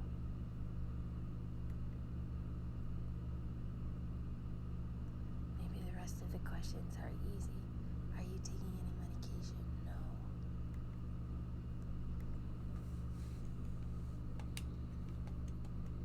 Take vitamins. Oh, a survey. Survey 2 of 8. I think these are easier than the faces. That testing was hard. Okay, indicate how often each of the following things have happened in the last month. Absent-mindedness or forgetfulness. Well, that's all the time, right? Very often. Your body Oh, whoops. feeling like it was someone else's. Sometimes. Things around you suddenly seeming not quite right, a little bit off. Often. Whoa! Huh? Okay. Oh. Knowing you must be upset but not being able to feel it. I don't really get upset very often, I don't think, unless it's a panic attack. Once or twice. So I have People Willie. telling you that you said or Wheezy. did Did I have a something you blue don't one? remember saying or doing. Oh, very Yeah. Chili. feeling like there was more than one person There's 3 inside of penguins. you. Very often. Not paying attention because you're in your own world. Often. Your hands or feet not feeling connected to the rest of your body. Often. Sometimes. Sometimes. Feeling like you were in a dream. Oh, very often.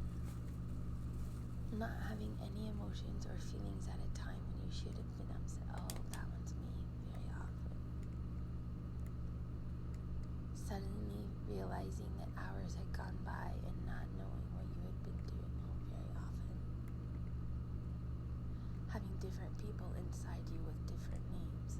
Ugh, very often. Spacing out. Oh, very often. I just talked about that. Feeling mechanical, like a robot. Once or twice, I guess. Things, I don't know that I feel like a robot, but sometimes, like every once in a while, it feels like I'm watching what's happening rather than really being in control of it. So if you mean like a robot, like someone else has the remote control, maybe that's it. Things around you suddenly seeming strange, often. Not being able to feel emotions. Oh, that one's the one I was looking for. Very often. I don't really feel anything, I don't think. Suddenly finding yourself somewhere and not knowing how you got there. Oh, very often. Different people taking charge inside your mind. Very often. Driving or walking without noticing where you were going. Oh, very often. Feeling outside yourself. Very often. Suddenly things around you not feeling real or familiar. Very often. Feeling frozen inside without feelings. Oh. Oh. I hadn't thought about it like that, but that's exactly right. Like, I don't think I have feelings. Having blink spells. Ugh. Very often. Switching back and forth between different personalities. Yikes. Staring into space without thinking. Oh, very often. Feeling like you didn't belong in your body. Sometimes. We're advancing fast Your now. home or work suddenly seeming unfamiliar to you. Often. Sometimes.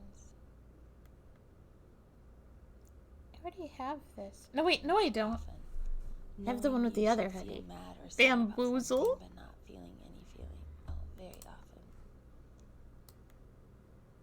Oh, we're so close Realizing that now. you must have done something you don't remember doing. Very often. Feeling like two or more people were fighting or arguing inside your head. Yes. Very often. Submit. Ray, are you aware of there being any other parts or identities? Yeti, within yeti, yeti. yourself? Oh, there's 2 nights in a row. Oh, Okay. I mean, that's what they say. yeah. I guess when I think about remembering Timothy and Amity, I mean, I know the others because of the notebook, right? I guess I sometimes believe that there are other parts.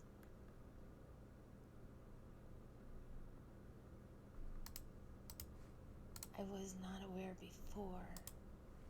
270 though. And then That's the a lot. therapist helped me understand, so maybe sometimes. But I guess if I think about Emma Z and Emma T, and even the podcast, which is kind of embarrassing, I think. I often, okay, I'm going to move that to I often, but not Mark, I know. And definitely not I always know. Do you think there might be any parts that you don't know about? Oh, yeah. I think so, but I'm not sure. There might be, but I don't like to think about. Oh, that one. Okay. Do the other parts or identities communicate with you? No, they don't. They occasionally do. They sometimes do. They often occasionally. How do you feel about other parts or identities communicating with you? I don't want to know about them. I usually don't want communication. I sometimes feel I might. I often am open to, I'm comfortable with.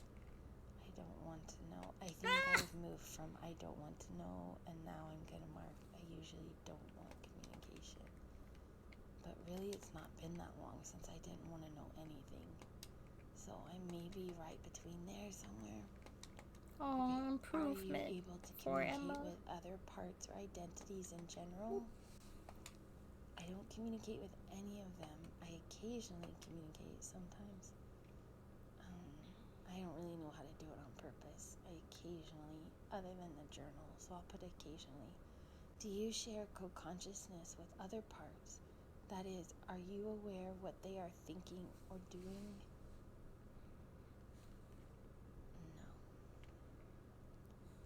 I'm going to put rarely, only because of Emma Z and Emma T. When other parts are out in the body, are you aware of what happens? No.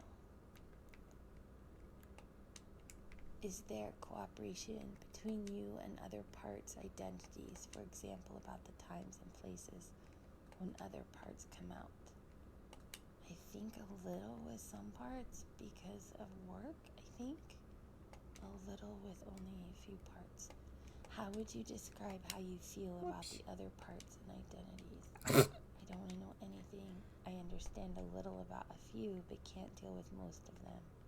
I understand some, but have a hard time with others. I understand many and trying. I understand I understand a little about a few of them, but can't deal with most of them. Okay.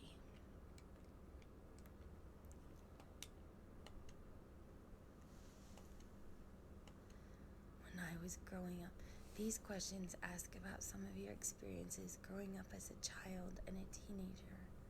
Although these questions are of a personal nature, try to be honest. When I was growing up, this makes my head hurt. I didn't have enough to eat. Often true. I knew that there was someone to take care of me and protect me. Rarely true. People in my family called me things like stupid, lazy, or ugly. Very often true. Oh no. My parents were too drunk or high to take care of the family. Well, our family had a lot of problems, but alcohol wasn't actually one of them, as it turns out. I don't think. I'm gonna put never true.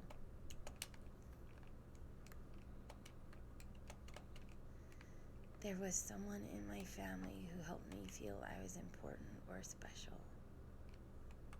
Really true. There was a grandmother. I had to wear dirty clothes. This Whoops. really is making me spacey and make my head hurt.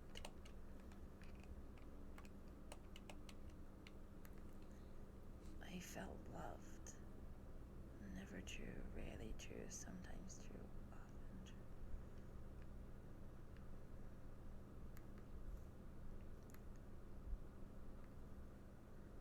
I thought my parents wished I had never been born. Oh, these. Oh.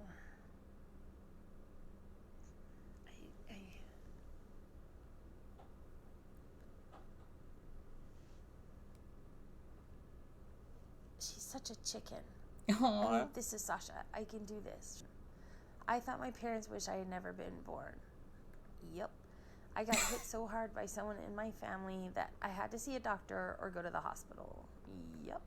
Sasha. I love Sasha. There was nothing I wanted to change about my family. People in my family hit me so hard that it left me with bruises or marks. Yep. I was punished with a belt, a board, a cord, or some other hard object. Yep. People in my family looked out for each other. Nope. People in my family said hurtful or insulting things to me. Yep. I believe I was physically abused. Yep. I had the perfect childhood. Nope. I got hit or beaten so badly that it was noticed by someone like a teacher, neighbor, or doctor. Yep. Man, this I quiz felt sounds that like it someone should in be my family illegal. hated me. Yep. People in my family felt close to each other. Nope. Someone tried to touch me in a sexual way or tried to make me touch them. Yep. Someone threatened to hurt me or tell lies about me unless I did something sexual with them. Yep. I had the best family in the world. Someone tried to make me do sexual things or watch sexual things. Yep. Someone molested me. Yep. I believe that I was emotionally abused. Yep. There was someone to take care of me, take me to the doctor if I needed it. The grandmother, but then she died. I believe that I was sexually abused. My family was a source of strength and support. Ugh. Well, no wonder she didn't want to do that. She didn't know anything. In the past, were you bothered by repeated disturbing and unwanted memories of the stressful experience? Yeah, she's always bothered by it, obviously. Repeated disturbing dreams. Yeah, she has nightmares every night. Suddenly Oh my feeling or gosh. acting as if the stressful experience. Oh, Sorry. now time is safe, you guys. Feeling very upset when something reminded you of the stressful experience. Yeah. Having strong physical reactions. Yep. Avoiding memories that, yes, she can't even answer the questions. We'll put extremely on that one. Avoiding external reminders. Yeah. Can we say locked in our house and not moving, sometimes in the closet? Trouble remembering important parts of the stressful experience. Yep. Have strong negative beliefs about yourself, other people, or the world.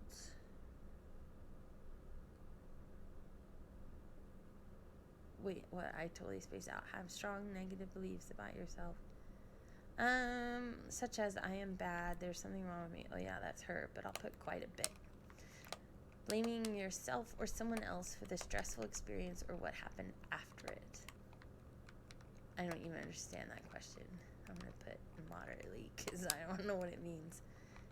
How much were you bothered by having strong negative feelings such as fear, horror, anger, guilt, or shame? Yes, that's her right there. Worst of that is the mother one. Oh, she's like the shame ball. The ball of shame. Loss of interest in activities that you used to enjoy. Nah. Maybe the mother one, but I think I'm supposed to answer for Emma, and she's cool because she don't know nothing. Feeling distant or cut off from other people. Social anxiety and agoraphobia count. Trouble experiencing positive feelings. Irritable behavior, angry outbursts, or acting aggressively.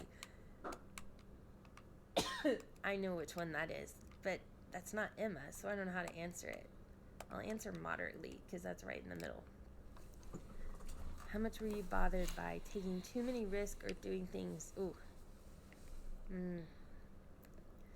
By being super alert or watchful. Feeling jumpy or easily startled. That's her. Difficulty concentrating. That's her. Trouble falling or staying asleep.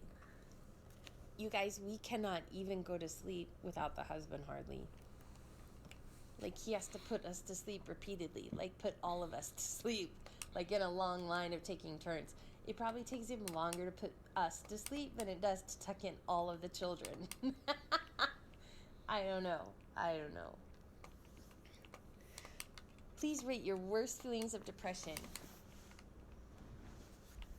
I think the mother one has our depression, and so, like, she's not going to come out now.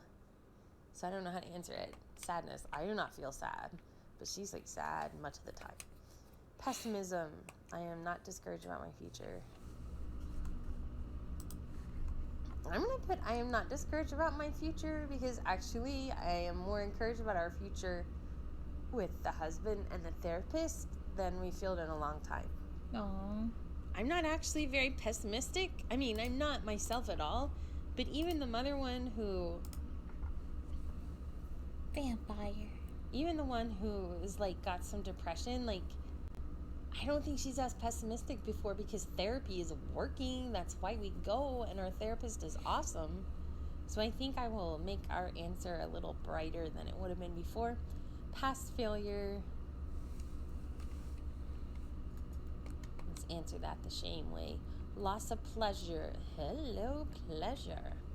I get as much pleasure as I ever did from the things I enjoy. Let's just put that because it's pleasure. Delicious. Guilty feelings. Yeah, she's guilty most of the time. Punishment feelings. Yes, she's feeling punished. Self-dislike. She does not like herself. I'm answering about the mother. These are like mother questions, I can tell. Self-criticalness. I can't even read these big words. Yeah, she criticizes herself about everything. Crying, yeah, okay, here's another one, because like we have a really good therapist now and we're working really hard in therapy, so we actually don't cry as much as we used to. So I don't know how to answer that. That's not a choice, and I feel like crying but can't. That would be the Emma question, so I'm gonna put that one. Agitation. Ooh, that's me. I am restless and wound up. I am restless and wound up. Okay, loss of interest. Yeah, but I think that's something that's improving with therapy. Like, really, I would answer that differently this year. Indecisiveness. Oh, well, clearly we're indecisive. Worthless. I don't feel worthless, but I know that the mother one does because I hear about it all the time. Loss of energy. I have as much energy as ever. That one's me. So for Emma, I don't think she has very much energy. Changes in sleeping pattern. It's just always sucked. I don't know that that's changed. I have not experienced changes. Well, since therapy, when we have therapy, we sleep more. I'm going to click a lot more than usual. Because of therapy, though. I don't know if they know that, but that's why I'm putting it. Irritability. Well, yeah, that's so me. awkward. Oh, I'm just kidding. That's the mother. I think it's going to time out on us. Oh, wait. Here we go. Finally. Changes in appetite. Concentration. It's hard to keep my mind on anything for very long. Let's choose that one. Tiredness or fatigue. More easily than usual since therapy. because, like, we'd sleep if we did not have to drive 4 hours home. I mean, driving 4 hours home, we have to literally stop halfway and take a nap. And then when we get home, we could sleep for like 15 hours. When we're in the hotel and have therapy, we could sleep for a solid 3 days. Like, I'm not even kidding. Therapy is exhausting. Why is that? I want a whole podcast episode just about why you sleep after therapy. So if you know who I can talk to about that, we should totally do that episode. Because I have found out it's not only just us. Like, that's a thing. When you work hard in therapy, I don't know if that's all therapy or just DID, but dude, it makes us sleep. And it's wonderful, not complaining. I'm a fan of sleep. But why is that? What is happening? I want to know. Loss of interest in sex. Ooh, hello. We have moved on from pleasure. I have not noticed any recent changes in my interest in sex. I am less interested in sex. I am much less interested in. I've lost interest in sex completely. I think I would answer this very different than Emma. Okay, we'll answer for her to be nice. Because, you know, we can make an effort at consistency here, people, right? Submit. Ooh, I like how the submit button is after the sex question. Okay, treatment history. Ugh. This particular questionnaire was administered in a paper form at the Healing Together conference 2 years ago. We weren't there, so no, I have never completed this survey before. Have you ever been in or received treatment? Yes. Individual, group, medication. So like 20 years ago, some guy, like he was a doctor and I call him some guy because I don't know his name. But that therapist sent us to the psychiatrist that was like in her office, and he gave us medicine for switching. It was like Ritalin or something. Did you guys know that? Does anyone else have medicine for switching? But that's like To when switch we were in more or school. less? Like we were just 17 or Probably 18. less. That's boring. But yeah, we're not on any meds then. And that, like, I don't think we ever actually even took that. We're like medicine haters, but that's a different story. Partial hospital residential program. Ugh. We did that. Got like safety rules established and never doing that again. That was awful. That was awful. I'm so glad that there are some people who have positive hospital experiences, but ours was terrible. We tried to talk to McLean and interview them and almost had it set up, and then they canceled. And so I don't even know about their special programs. We talked to Dr. Ross about his a little bit on that interview, but I don't know if DID specific places are different, but oh my goodness, we had a terrible hospital experience. But what we did finally get to were like some ground rules and some safety. And then we just didn't do any treatment for 20 years because that was such a traumatizing experience. So, although obviously we do hotel therapy. So if hotel therapy can count as a partial hospitalization where you don't run away and instead tell your therapist and the husband that you're going to a hotel, and then you stay there for a week and like don't leave it but do lots of therapy and journaling and internal meetings and things and calm everything way back down and get grounded and then go play at the park and come back and kind of work your way back out on in time for therapy the next week and then go back home, then we will count that as a partial hospitalization. Okay, on a scale of 1 to 10, how helpful did you feel individual psychotherapy? Okay, that's crazy because I would say 0 before, but now with the therapist we have, I'm going to give her a 10. Very helpful. On a scale of 1 to 10, please rank how you felt group therapy was. Okay, we've been in group therapy twice. One time we were in group therapy back like 20 years ago when we were with that therapist, and it was a DID group, and it was crazy sauce, and everybody was just triggered. We didn't participate well or consistently, and so we dropped out. We were not kicked out, we were just dropped out. So that was not really very helpful, although I guess the point at that time was that there were other people with DID. So that was helpful to know, but also way too much at the time.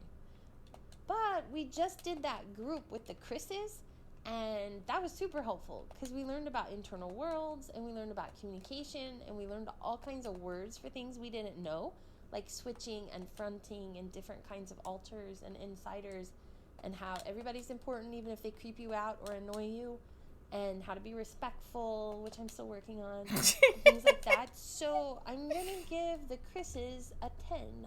Very helpful. On a scale of 1 to 10, please rank how helpful you felt I can't even say that word. Medicine was. I'm going to put 1, less helpful. On a scale of 1 to 10, please rank how helpful you feel partial hospitalization. Ugh, I'm going to put a 5. We didn't die, so that gets it some points, but it was also terrible. Have you shared your dissociative disorder with others? I'm going to put no. If so, whom did you share? Check all that apply. Mental health providers, spouse. Oh, well, I guess we did share. Okay, mental health providers, medical, no. Spouse, yes. Family, no. Children, no. Roommates, not applicable. Close friends, no. Julie, you know I have DID. Okay, now I shared with close friends. Employers, oh no, that's not happening. Work colleagues, no. Online sources, does that count as like groups? I'll click that. Okay, on a scale of 1 to 10, was disclosure to mental health providers? Well, she disclosed it to me. So I'm going to put a 1 on positive. I didn't disclose it to her. She disclosed it to us. Oh, by the way, you have DID. Okay, on a scale of 1 to 10, was the disclosure to your spouse positive or negative experience? Positive. He was a trooper and was like, oh, phew, that makes so much sense, and there's a word for it. Okay, on a scale of 1 to 10, was disclosure to online sources positive or negative? We've had some creepy things happen online, so we're pretty careful with who we talk to and chat with. There is the group of people who are just drama and not trying, although I say that with like complete respect to people who are trying but have hard times. Like, I get that. We're not all chill all the time. But then there's another group who are there like just lurking and trying to date people, which makes it scary to interact with people because you don't want them turning it around and being all weird. Like,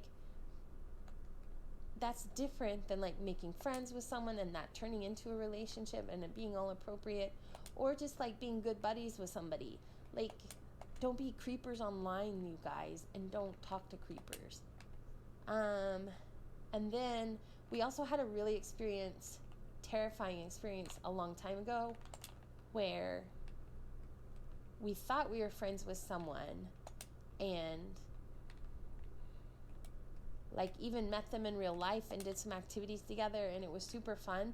But it turned out that they were only pretending to be our friend to like get some, this is gonna sound all crazy, but they were just trying to get some stuff from us. And I don't mean physically, I mean like some information, some activities we were helping sponsor, and like completely stole that away.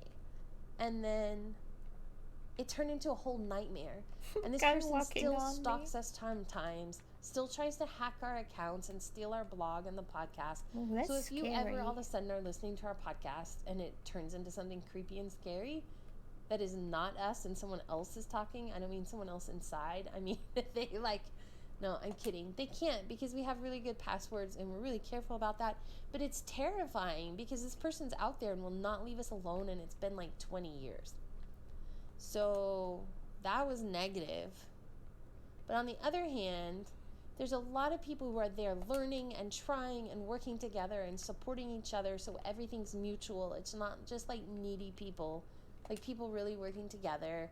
And there are like a group of people who are going to this conference, a group of survivors. We're in a private chat on Instant Messenger, and that's been really helpful because everyone is excited but also nervous, and everyone is scared but also excited, and like processing with them as we get ready to go to conference has been really helpful. And then there's also like friends that we get to meet. Like, I have 2 friends, well, I don't know about the others, but I have 2 friends in particular that I like to talk to sometimes, and I really am grateful for them. I really appreciate chatting with or talking to sometimes, but also that can get really overwhelming. But the good thing about the online resources are being able to come and go. And then besides the groups, there's the YouTube videos, and then our podcast, of course, which is the awesomest. So I'm going to give positive or negative, I'm going to give it a 3 for on the positive end of things, maybe a 2, but it's not going to be perfect because there are creepers out there and even just straight up dangerous people. So you have to be careful. Okay, challenges or barriers. Managing day-to-day life sometimes. Negotiating relationships. Often. I'm terrible friend because it's so scary and because these bad things have happened, right? So it makes hard. Obtaining insurance coverage. We totally do not have any insurance. So listen to this whole battle. I can even tell you because it's so big that I know about it. And this kind of thing is not even my problem, except that it becomes my problem. So right now, because of DID, Dr. E does not have a private practice like in an office, but she does some online consulting. But consulting work is like freelance work, and people can pay you for it or pay her to go places and speak and stuff like that, but no one gives you insurance for that. And so we need to do private insurance. But when we tried to sign up at the Obamacare or Affordable Health Care Act or whatever, when we tried to sign up online for that during open enrollment this year, right before Christmas, it said that because of our family situation, we qualified for a subsidy so we could get insurance and not have to pay too much for it. But when we filled out everything and got submitted to be enrolled in that insurance, then our state does not actually participate in that. And so we found out we didn't actually have a subsidy after all. And to have health insurance, it would be $1,400 a month. So what are we supposed to do about that? So right now we're still illegal, trying to find a way to get insurance. But we can't because we can't pay $1,400 a month, and we can't function because of DID well enough to work all day in an office setting where we could get insurance through a hospital or an agency or a group or wherever she works. So that's not the kind of work we have. And the husband doesn't have it either because he's a writer. So it's the same thing. His work counts as for taxes or for insurance. It counts as contracting or freelancing work. And so insurance isn't part of what you get paid. It's not a benefit you get. So we're stuck, both of us, in this loop of we need insurance, but we can't get it because we don't have enough money to pay for our part, and our state doesn't have a subsidy. So it's a disaster, and I don't know what to do about it. Nobody knows what to do about it. And so yes, obtaining insurance coverage is hard because we also can't function to get an 8-to-5 job that provides insurance. Ugh, so annoying, and I don't know what to do about it. Managing work or employment, but sometimes, because we have creatively solved it, and so we are making enough money to provide for our family, but not insurance. And it's super annoying when it takes too long and we can't do it in the ways we used to do it. So whatever. Finding providers who would treat DID, yes, that is hard. Finding treatment in your area, yes, that is hard. Seeking non-psychiatric medical care, yeah, we're not gonna do that. Can I just put not applicable? Oh, whoops. Oh, no. Talking with medical providers about DID, yeah, that's not gonna happen either. Accessing information about DID and treatment options. Well, there are no options except for our awesome therapist who's 1 billion miles away. Understanding, knowing the language and terms used associate with dissociation and dissociative disorders. Often that has been a challenge, but we are getting better at it because we have discovered there's a whole world of words about this. which is one of the reasons we're doing the podcast and a lot of what we've learned in the last 6 months. What is a positive aspect about having or living with DID? I feel like I would answer this question very differently than Emma would. I'm going to put having having exponential friends. Yay! Meaning not inside, because those people are boring. I mean having other friends who are DID. Aww. That's good too. So what's the worst thing about DID? I put nightmares and memories. Submit.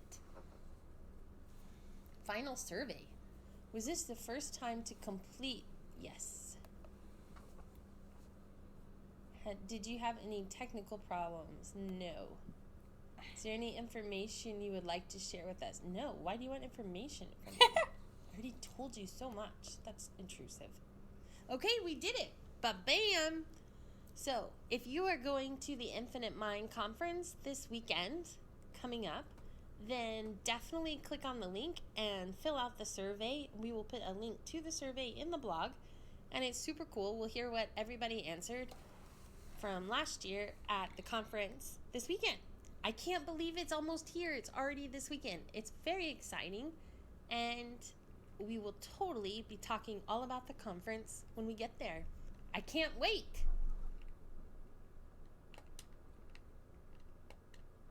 Thank you for joining us with System Speak, a podcast about dissociative identity disorder. You can listen to the podcast on Spotify, Google Play, and iTunes, or follow along on our website, www.systemspeak.org. Thanks for listening. I almost wonder if there's a short one. Oh, yeah. The next two are... Oh. Yeah. Maybe I'll get the Sonic music back for a little bit that I was listening to before. Wait, I gotta hurry. There it is.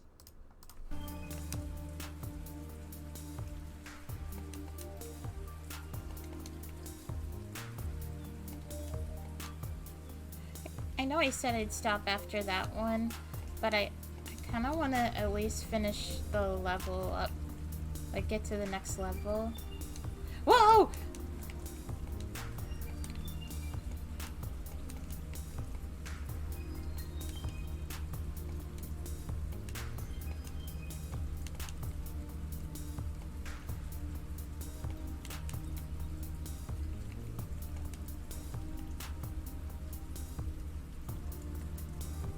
Oh, no, wait, I'm not at the next level yet. Ruben is smart. Hi, I'm doing pretty good. How are you?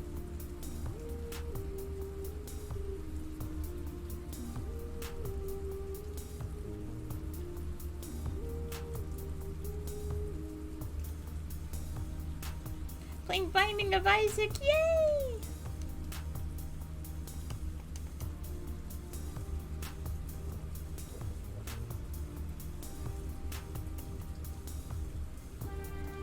Wow, they're carrying me!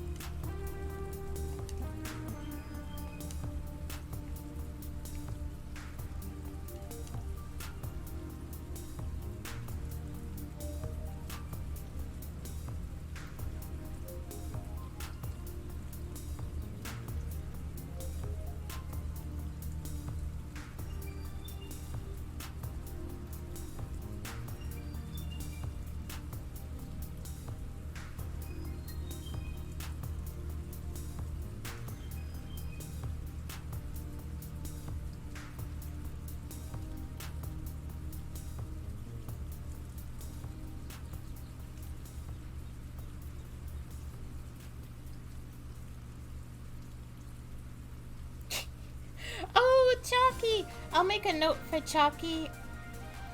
Add that to the counter. I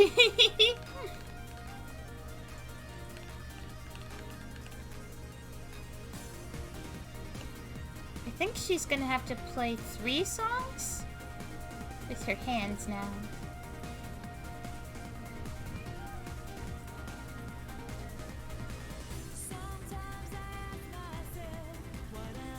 Oh, I love this song.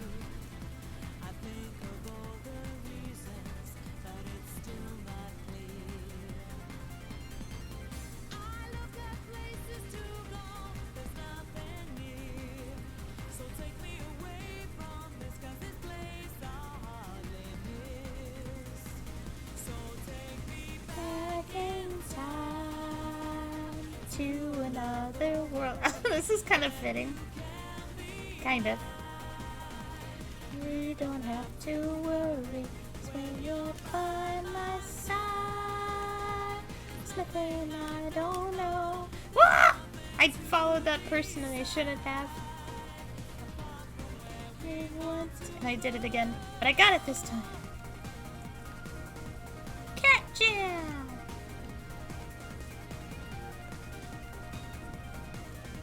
Oh wow. What am I doing now? Coming back for more. Is it me? Have I been here before? I look somewhere we can explore. Take me away from this, 'cause it's where the camera.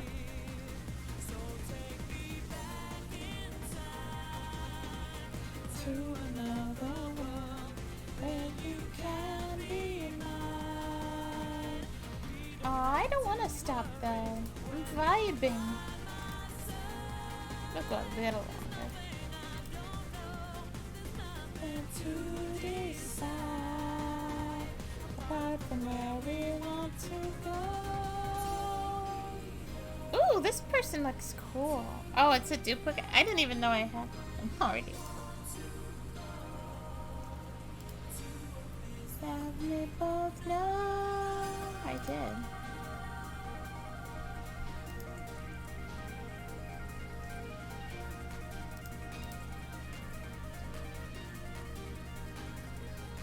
Oh yeah, I didn't play with my new panda. This is Bamboozle and Marshmallow.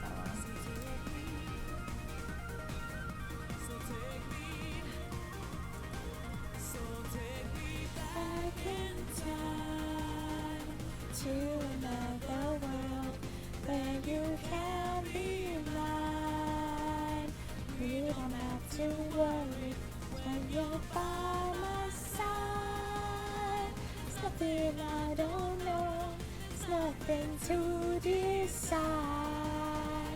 Apart from where we want to go. We love the Sonic ROST, yeah!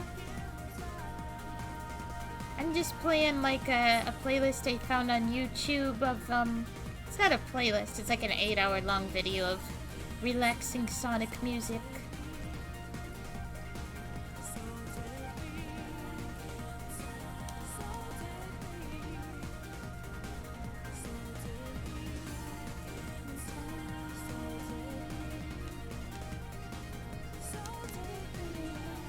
Just installed Sonic Mania. Ooh, Sonic Mania is pretty good. I don't think we ever played it all the way through, but we liked what we played of it.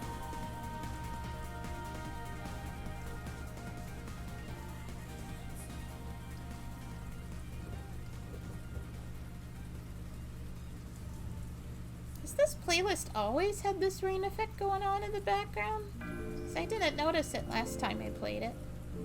You like to listen to one of my songs? Sure! Oh, that's so cool that you make the music. I don't think it's your type of songs you like. It might be.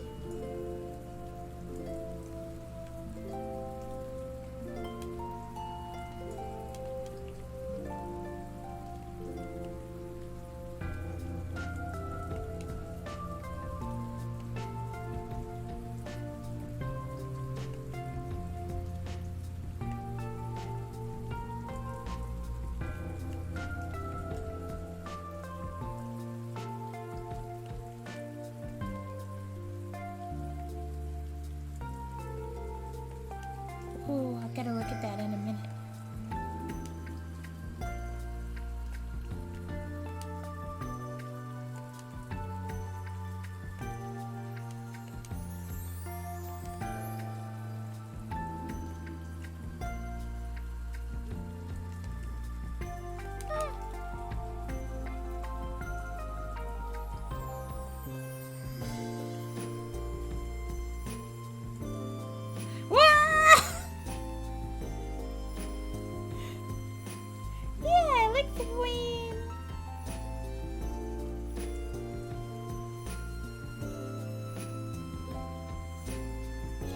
How did that one person have their name in green?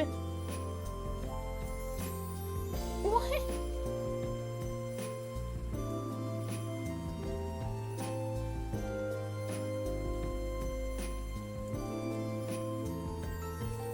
Hacks, huh?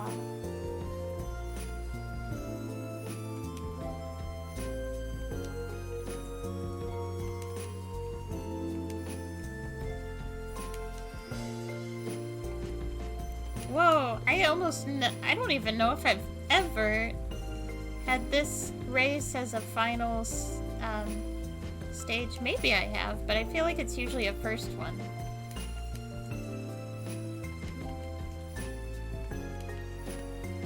Oh no! Ah! Oh. No! Oh!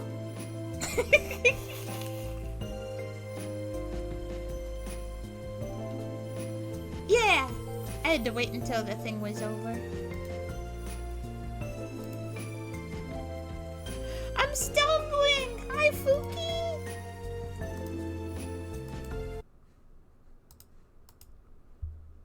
Ooh. Ooh. It sounds really cool.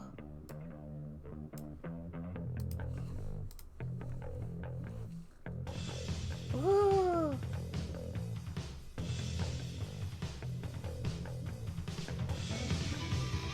Ooh! Kinda sounds like Sonic music.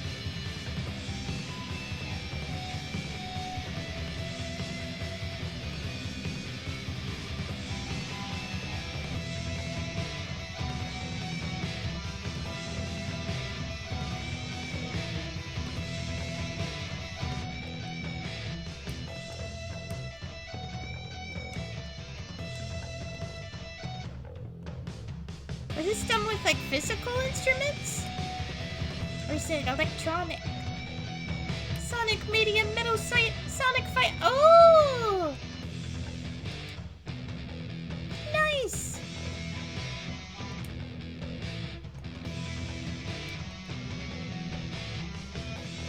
Electronic. Cool.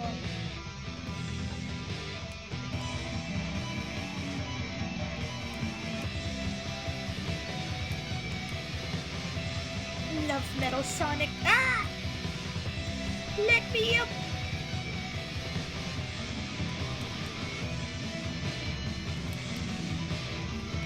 Oh, the guy with the marshmallow character, the other panda. Wait, I gotta take a picture together. We got the Baku Deku hoodies. Ah! The pumpkin punched me! There! I got... Oh, I think I'm too late. Your fall dice broken? Oh no! What happened? How did it break?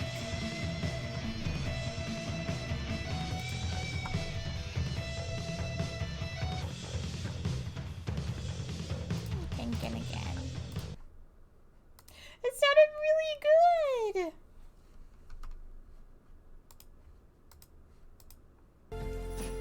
Oh, you got another one? Slay. Ooh, I like this one even more. Oh, cool.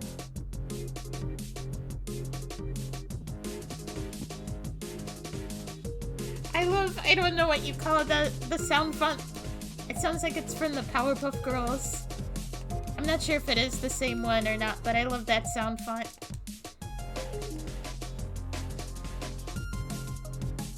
It'd be weird, but maybe okay. Now, how is Snuggle running? Pretty good! I'm like almost to the end of the season pass. I'm really glad because I wasn't sure if I'd be able to get that ghost or not. And I think we might not get it tonight, but I think as long as we play like a little bit each day, we'll get it now.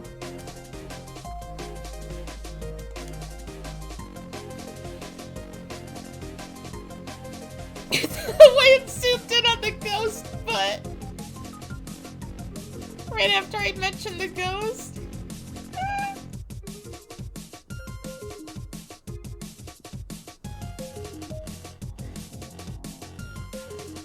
Ghost said, "You want some of this?"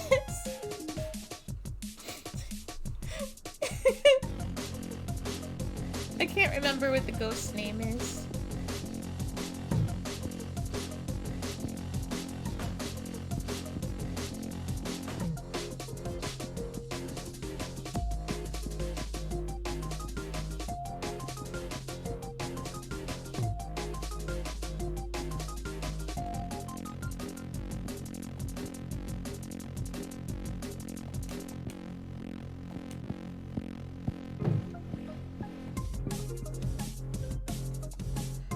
Someone has the laugh for the trail? How did they get that?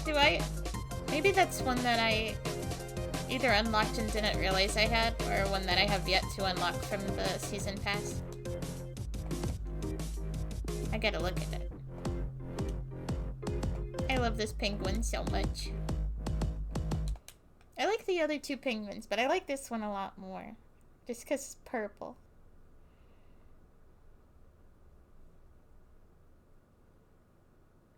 I love your music. It is like the kind of stuff we like. Because we really love music that sounds like video game.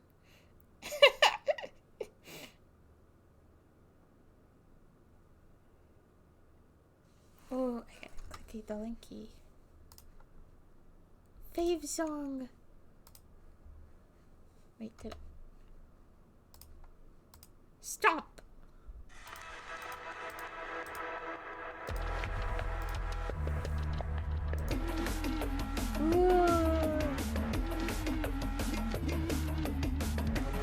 It sounds like someone set off the security alarm and they got a timer just appeared on their screen and they gotta get out before it goes down all the way and the building explodes.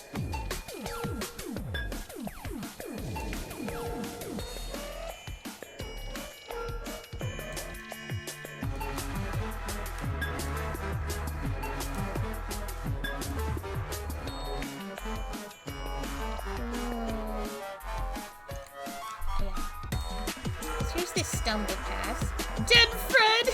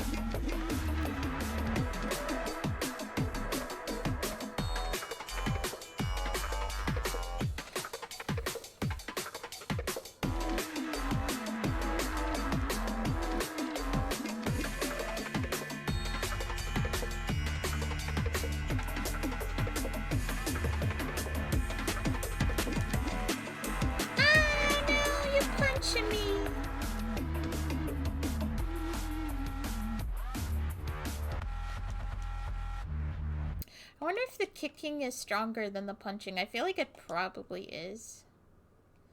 I think that's why it's like asking you for a lot more points or whatever than it did to get to the end of the last season where the punching was at the end. Oh, chicken!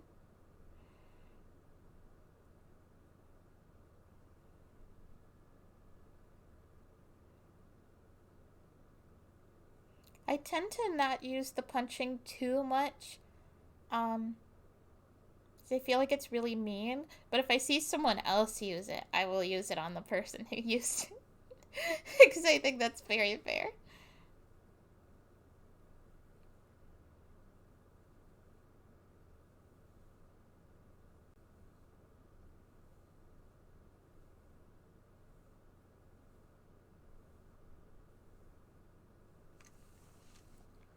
Do you have more songs? We should set up maybe like a media share type thing for when we do Stumble Guys or drawing. It might be good for Fall Guys too, even though Fall Guys' music isn't as annoying and repetitive as Stumble Guys.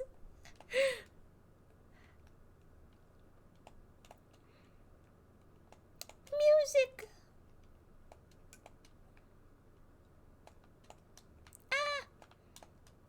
Oh, I made it. Yay! Music is intense for some reason. It's good. I love it.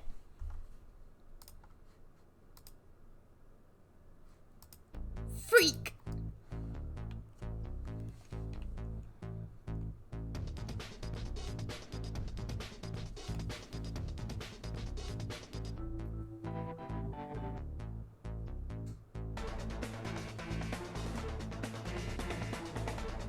Time to get freaky.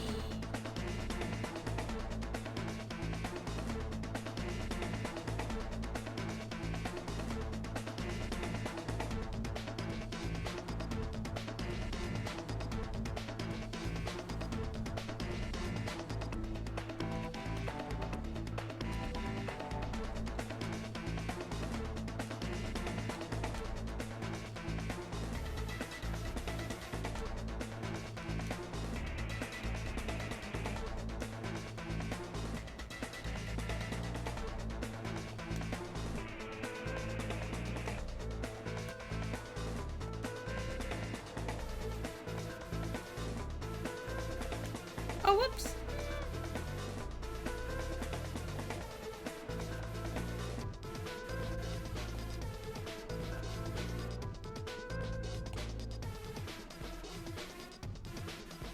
I love your songs.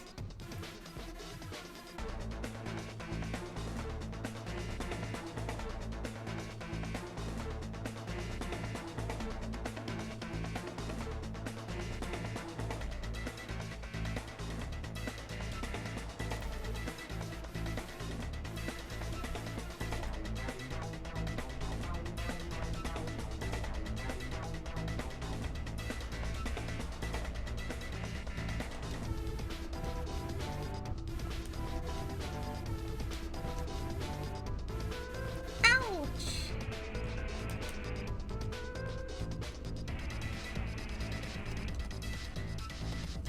Oops. Ah, whoa. Whee!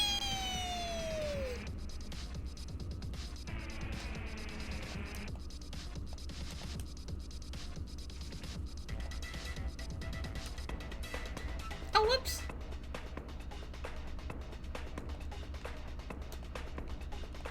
No, no, no, no.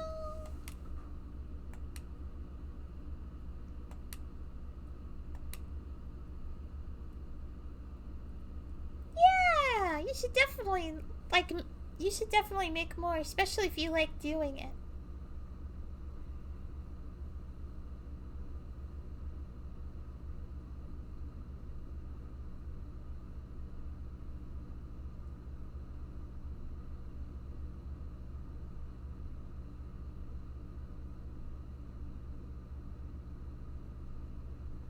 Bouncy. I'm scared some people won't like it. Aww. It's good though.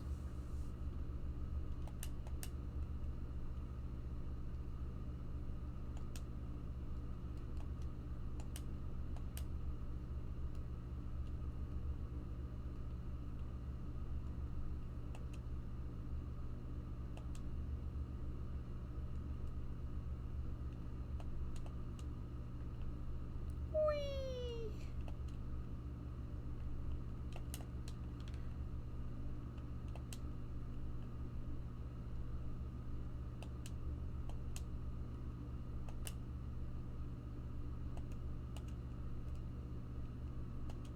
Do you have any more?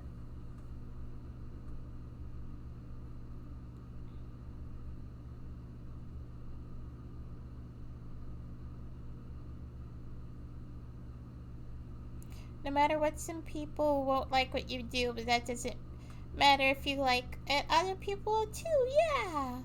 I have more, but they suck. I'm sure they're good, but I understand if you're not comfy sharing the other ones.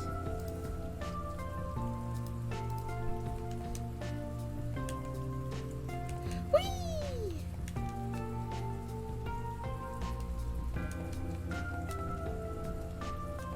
Wow! Okay.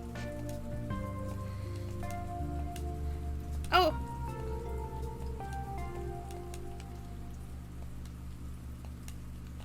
Oh, I wasn't laughing at you. Oh, I see what you linkied.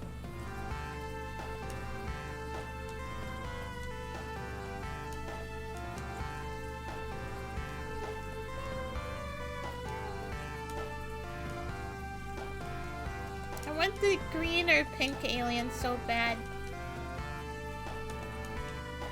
But I'm glad we got the orange alien.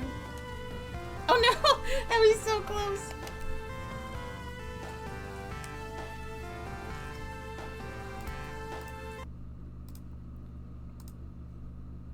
Let's see. Beast!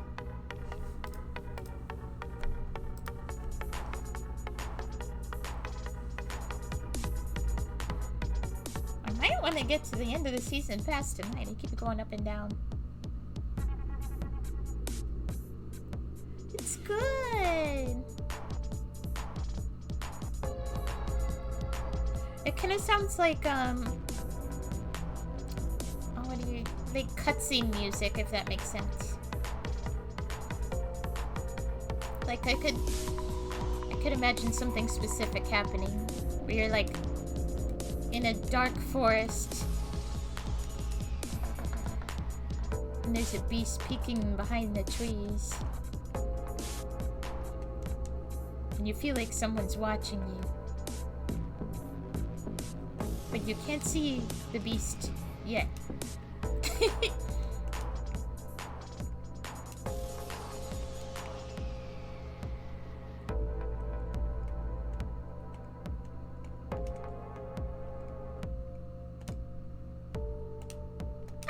No. Splish splash. I'm taking a bath in goop. This is actually a friendly man trying to give you a coffee. Aww! I love monsters.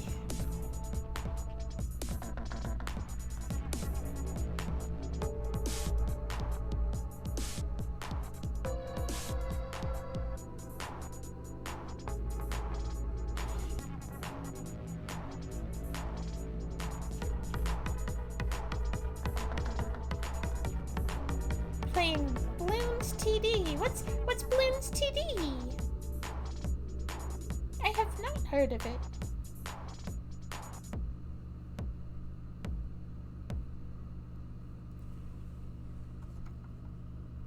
Let me display this Sonic.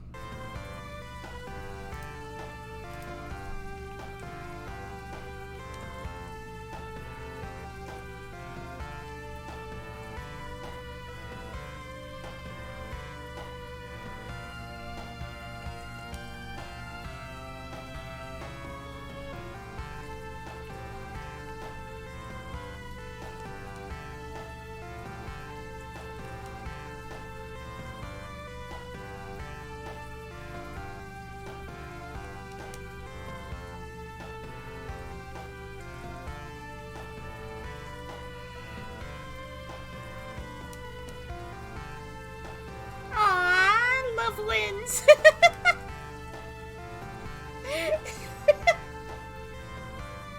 It's a cool monkey game where you put down monkeys and you have to pop all the balloons coming to your lasagna. Aww. You can upgrade the monkeys to look epic. The game is $16. It's on sale for $2.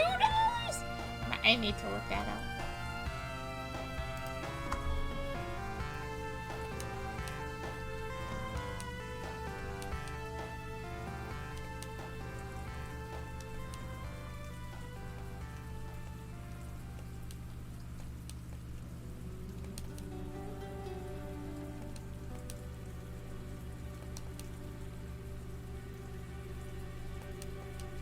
Oh, can I win this one?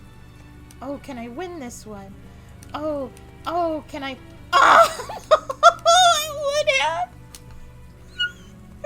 How dare you! Tower defense game. Balloons. TD. 6. Balloons. Oh, the monkeys are so cute.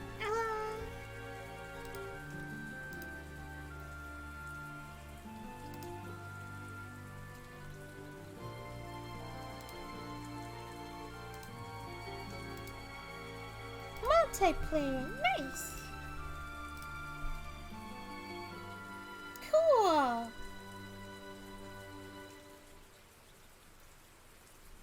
Oh wait, I hit 6. I gotta change the button mapping for the expressions. Ah!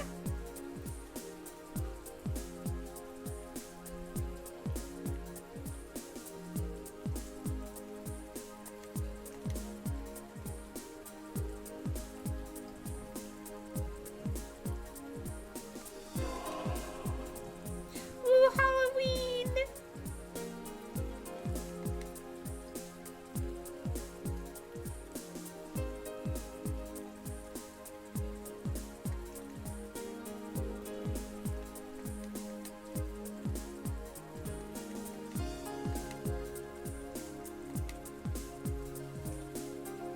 Can get cosmetic that makes the farmer into a kid dressed in a banana suit dancing off.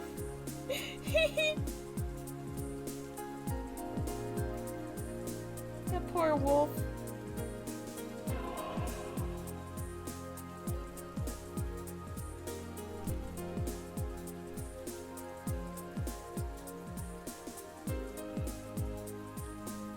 It looks like a game Chalky would like.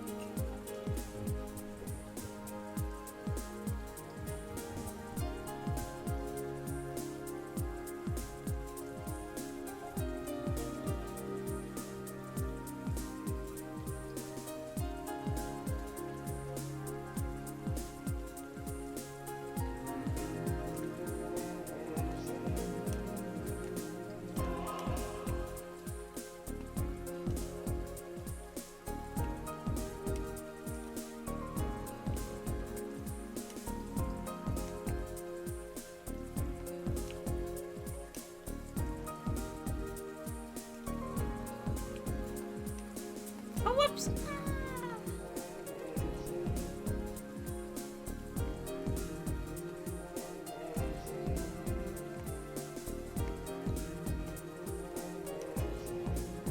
Whoops!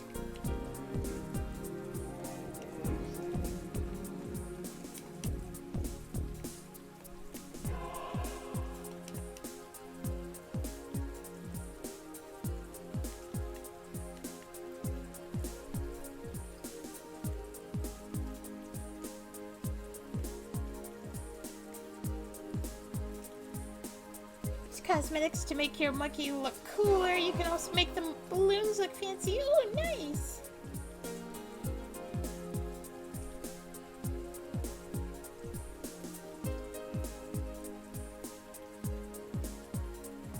Monkey.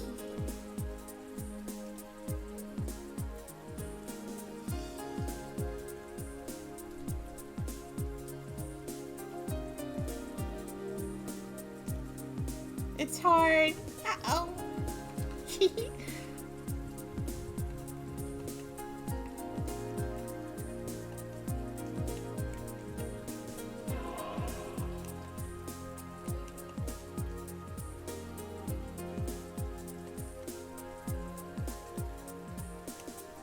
Wow.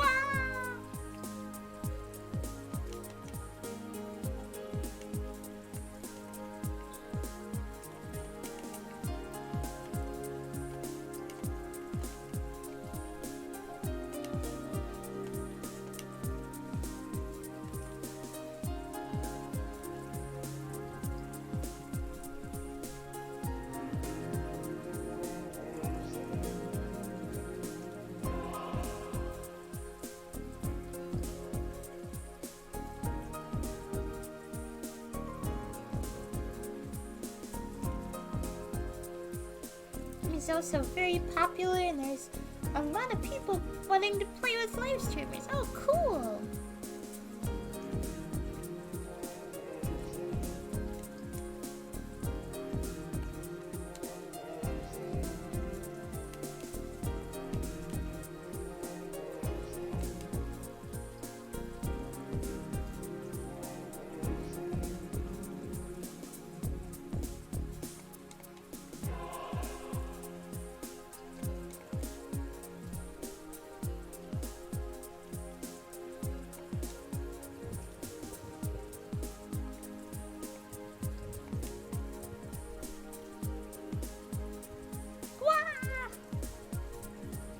The two skeletons together, that was so cute.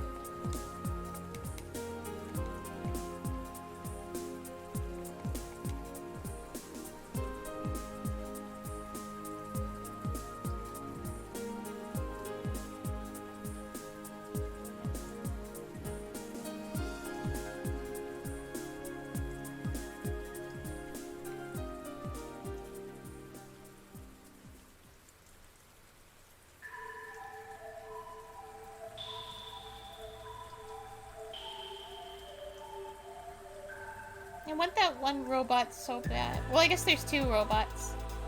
I meant more the one with the blue face, but the other one was cute too.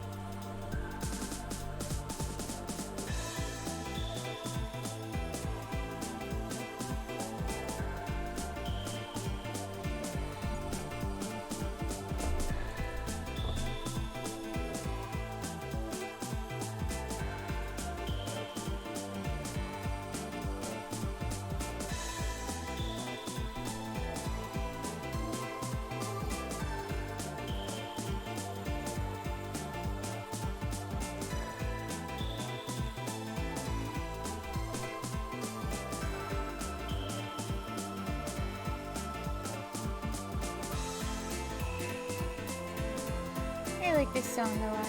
I don't even remember what game it's from, but I love it.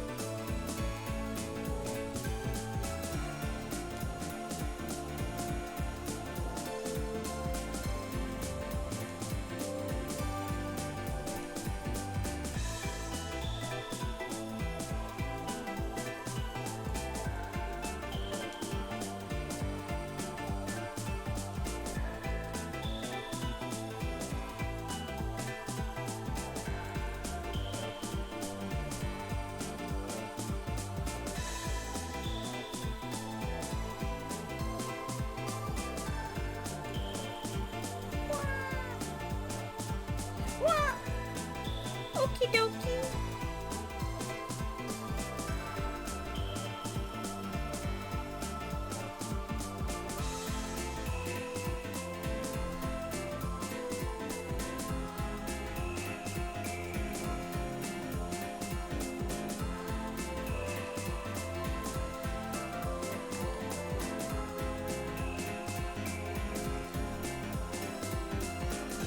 Angel Miguel, thank you for the follow.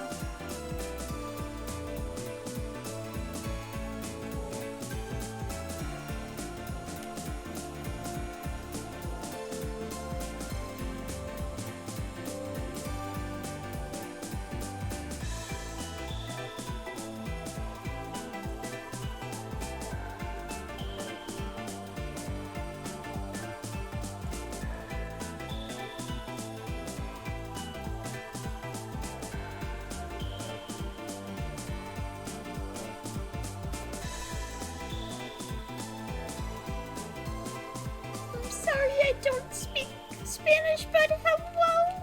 Welcome!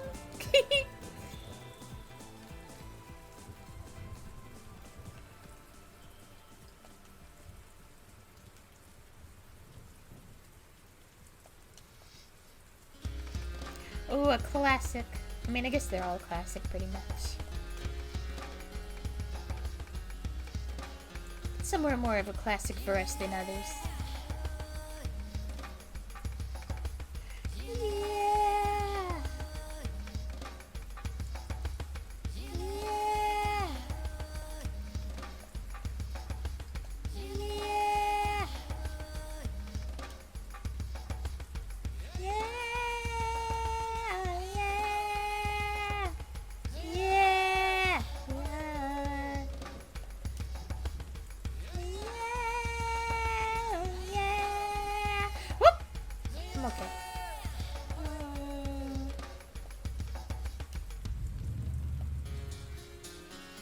Just 2 more.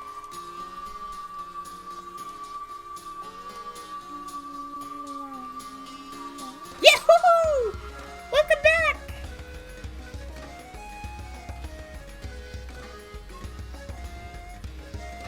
Oh, it feels good to win.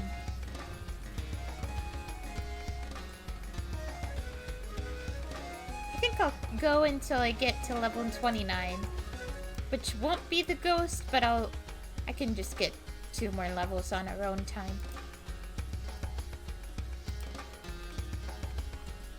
I think this will probably be the last round that I'm gonna be the skeleton.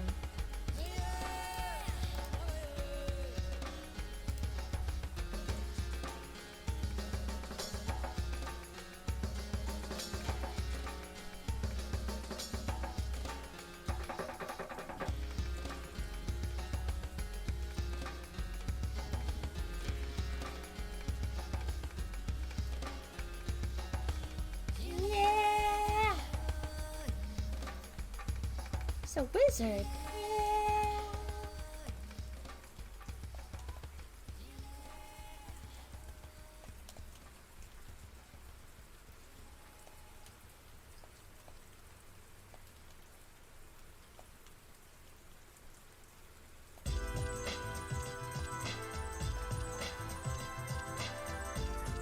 Wasn't this like a different version of the song that played a minute ago? Who wanna go first? I think the Angel Miguel guy likes her Tumblr. Oh! I thought maybe, but I wasn't sure if he was talking about our Tumblr or someone else. Or just Tumblr in general. Muchas gracias.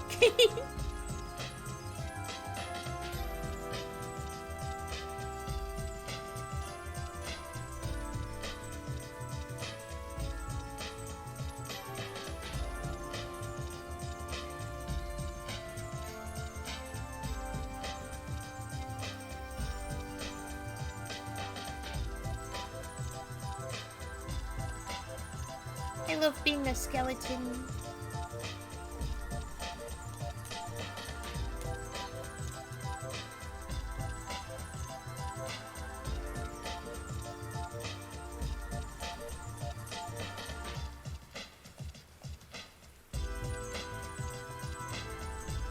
It's so silly, but being a skeleton makes me feel lighter.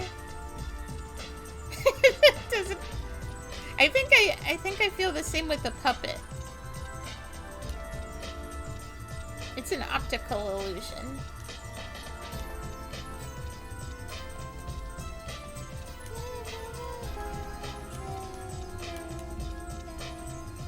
I told him to use Google Translate.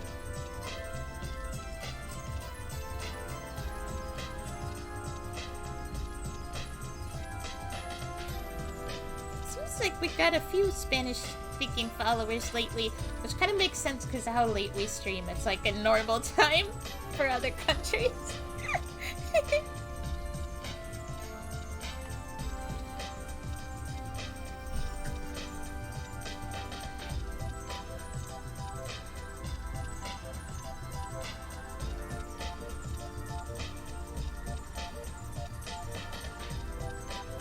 This game is very popular over there. Ah! Stumbling in the Spanish.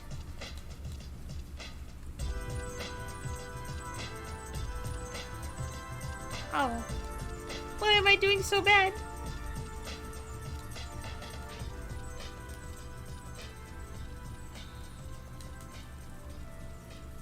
Ow!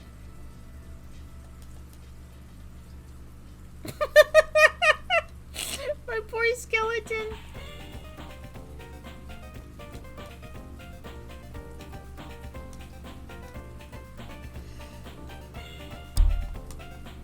What do we got? Oh, we finally got the one animation everyone's using.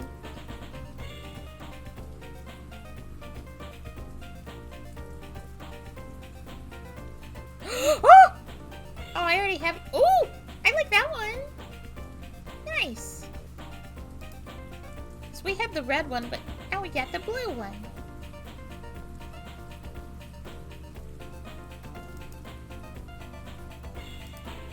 Can't wait to get done, Fred.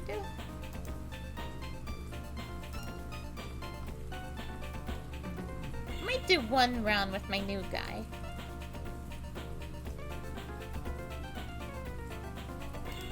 Yep. Kind of reminds me of Benry. I don't know why. Just because it's blue? I guess because the belt and everything, he almost looks like it could be a security guard. But he's got a gas mask on, so...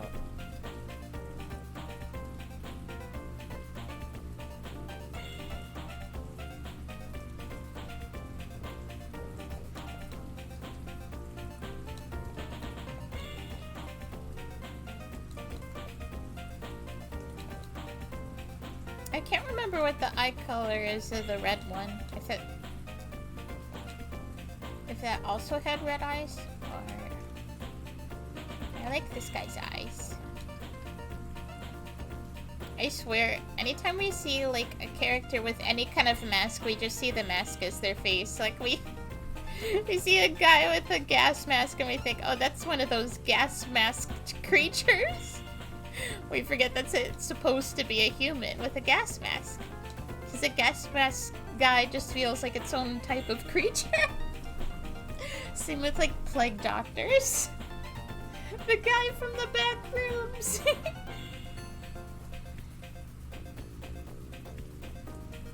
Oh! They vanished. That was kind of scary. Maybe their internet died. Aw, it's Breezy. I think that's Breezy. The name of the penguin. Easy Breezy. Oh, Rouge.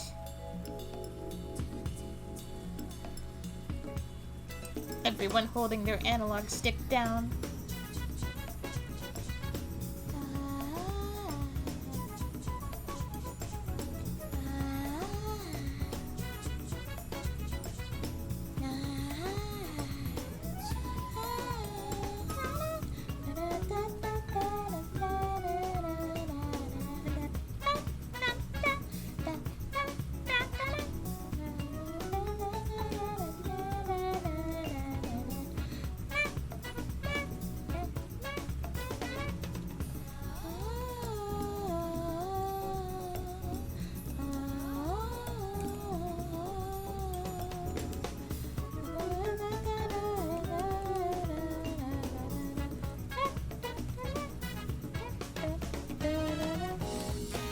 Oh, whoops. Whoops! Ah.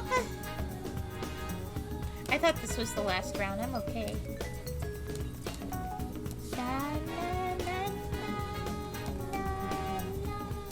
Go, go, go, yay! Whew.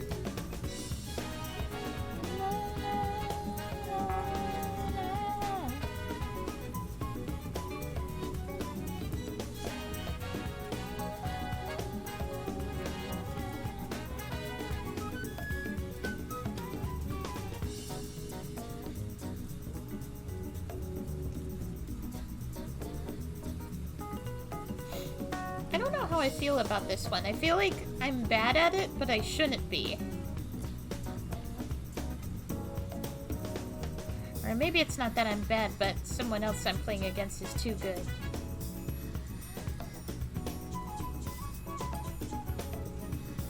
I really love the one with the blocks on the conveyor belt. I think we're the best at that one out of all of the games.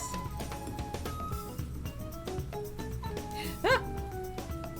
That one and the lasers one. Although with the lasers one, a lot of times people just punch you into the laser. It's all of a sudden. That sucks. Ah! Okay. I need to be more careful.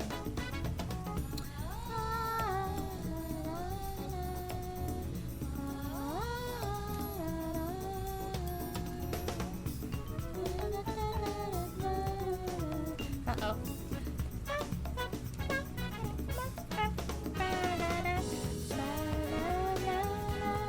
Only two more.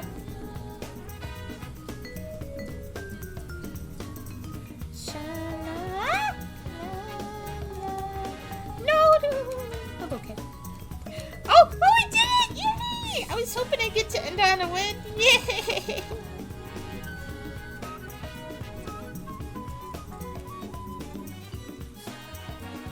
big reason that I think this game is more addicting than Fall Guys 2 is how it's a lot easier to win. We won 26 times.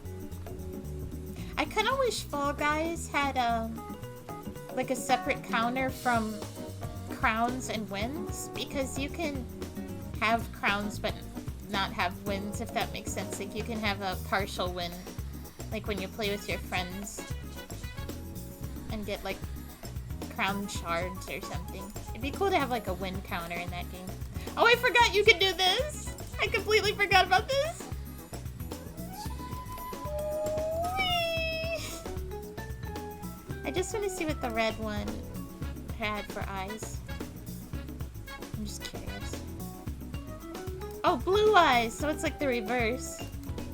I spin you around too.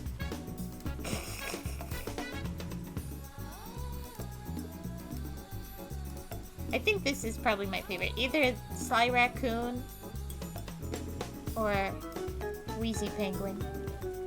Oh, I called you Breezy. You're Wheezy. I'm sorry.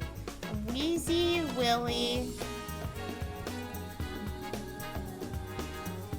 Where's the other one? I wish the species were all together so it'd be easier to find. Where's the other penguin? I feel like the other one was epic. Oh, there it is. Chili.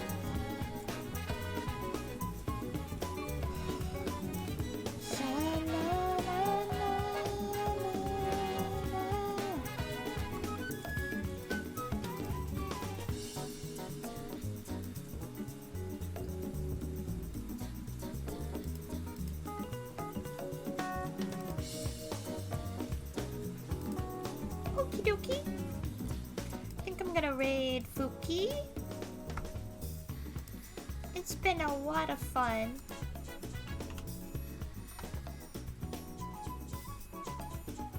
I'm really glad the surprise bonus stream went well. Bye-bye! Our next stream will be tomorrow. Chalky's playing Obakidoro with some friends. We're doing the new level, experiencing the new level. That'll be a lot of fun. And in a couple weeks, I'm gonna do Freedom Planet. I almost forgot the name of the game. I'm gonna play Mila on the Freedom Planet, and hopefully on Halloween we'll get Hollow, but we'll just see. We don't want to rush our Model Maker. We love candy. I gotta hook the thing up again. Let me just wait. Oh yeah, Fukuma's playing Fall Guys. Go from stumbling to falling. Knock you all around. Bye-bye. Have a good night or day, wherever you are.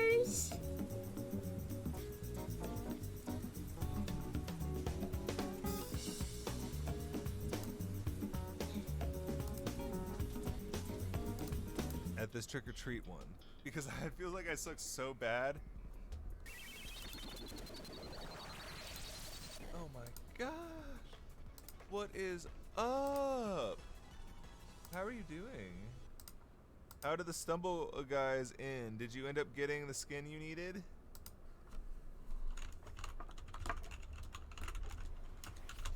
Oh! Oh, okay, I'm actually out. I don't even have to worry about rushing into it. Oh, fuck yeah. Among Us. Amongy. We've been talking about a little bit of Amongies.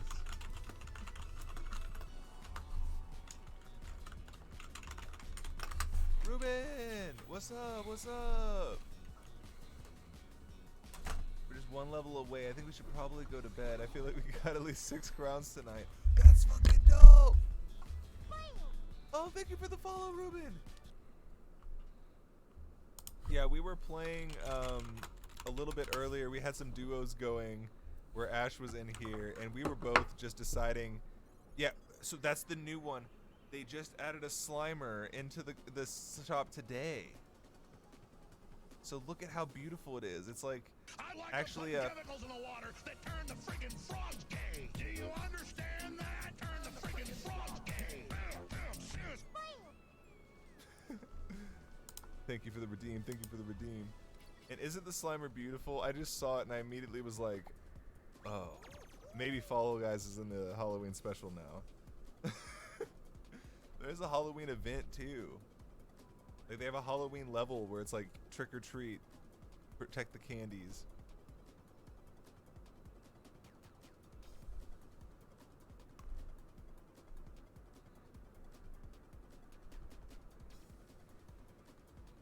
Oh, for the sake of showing it off a little bit better, if I can get my fucking thing to. I'm afraid.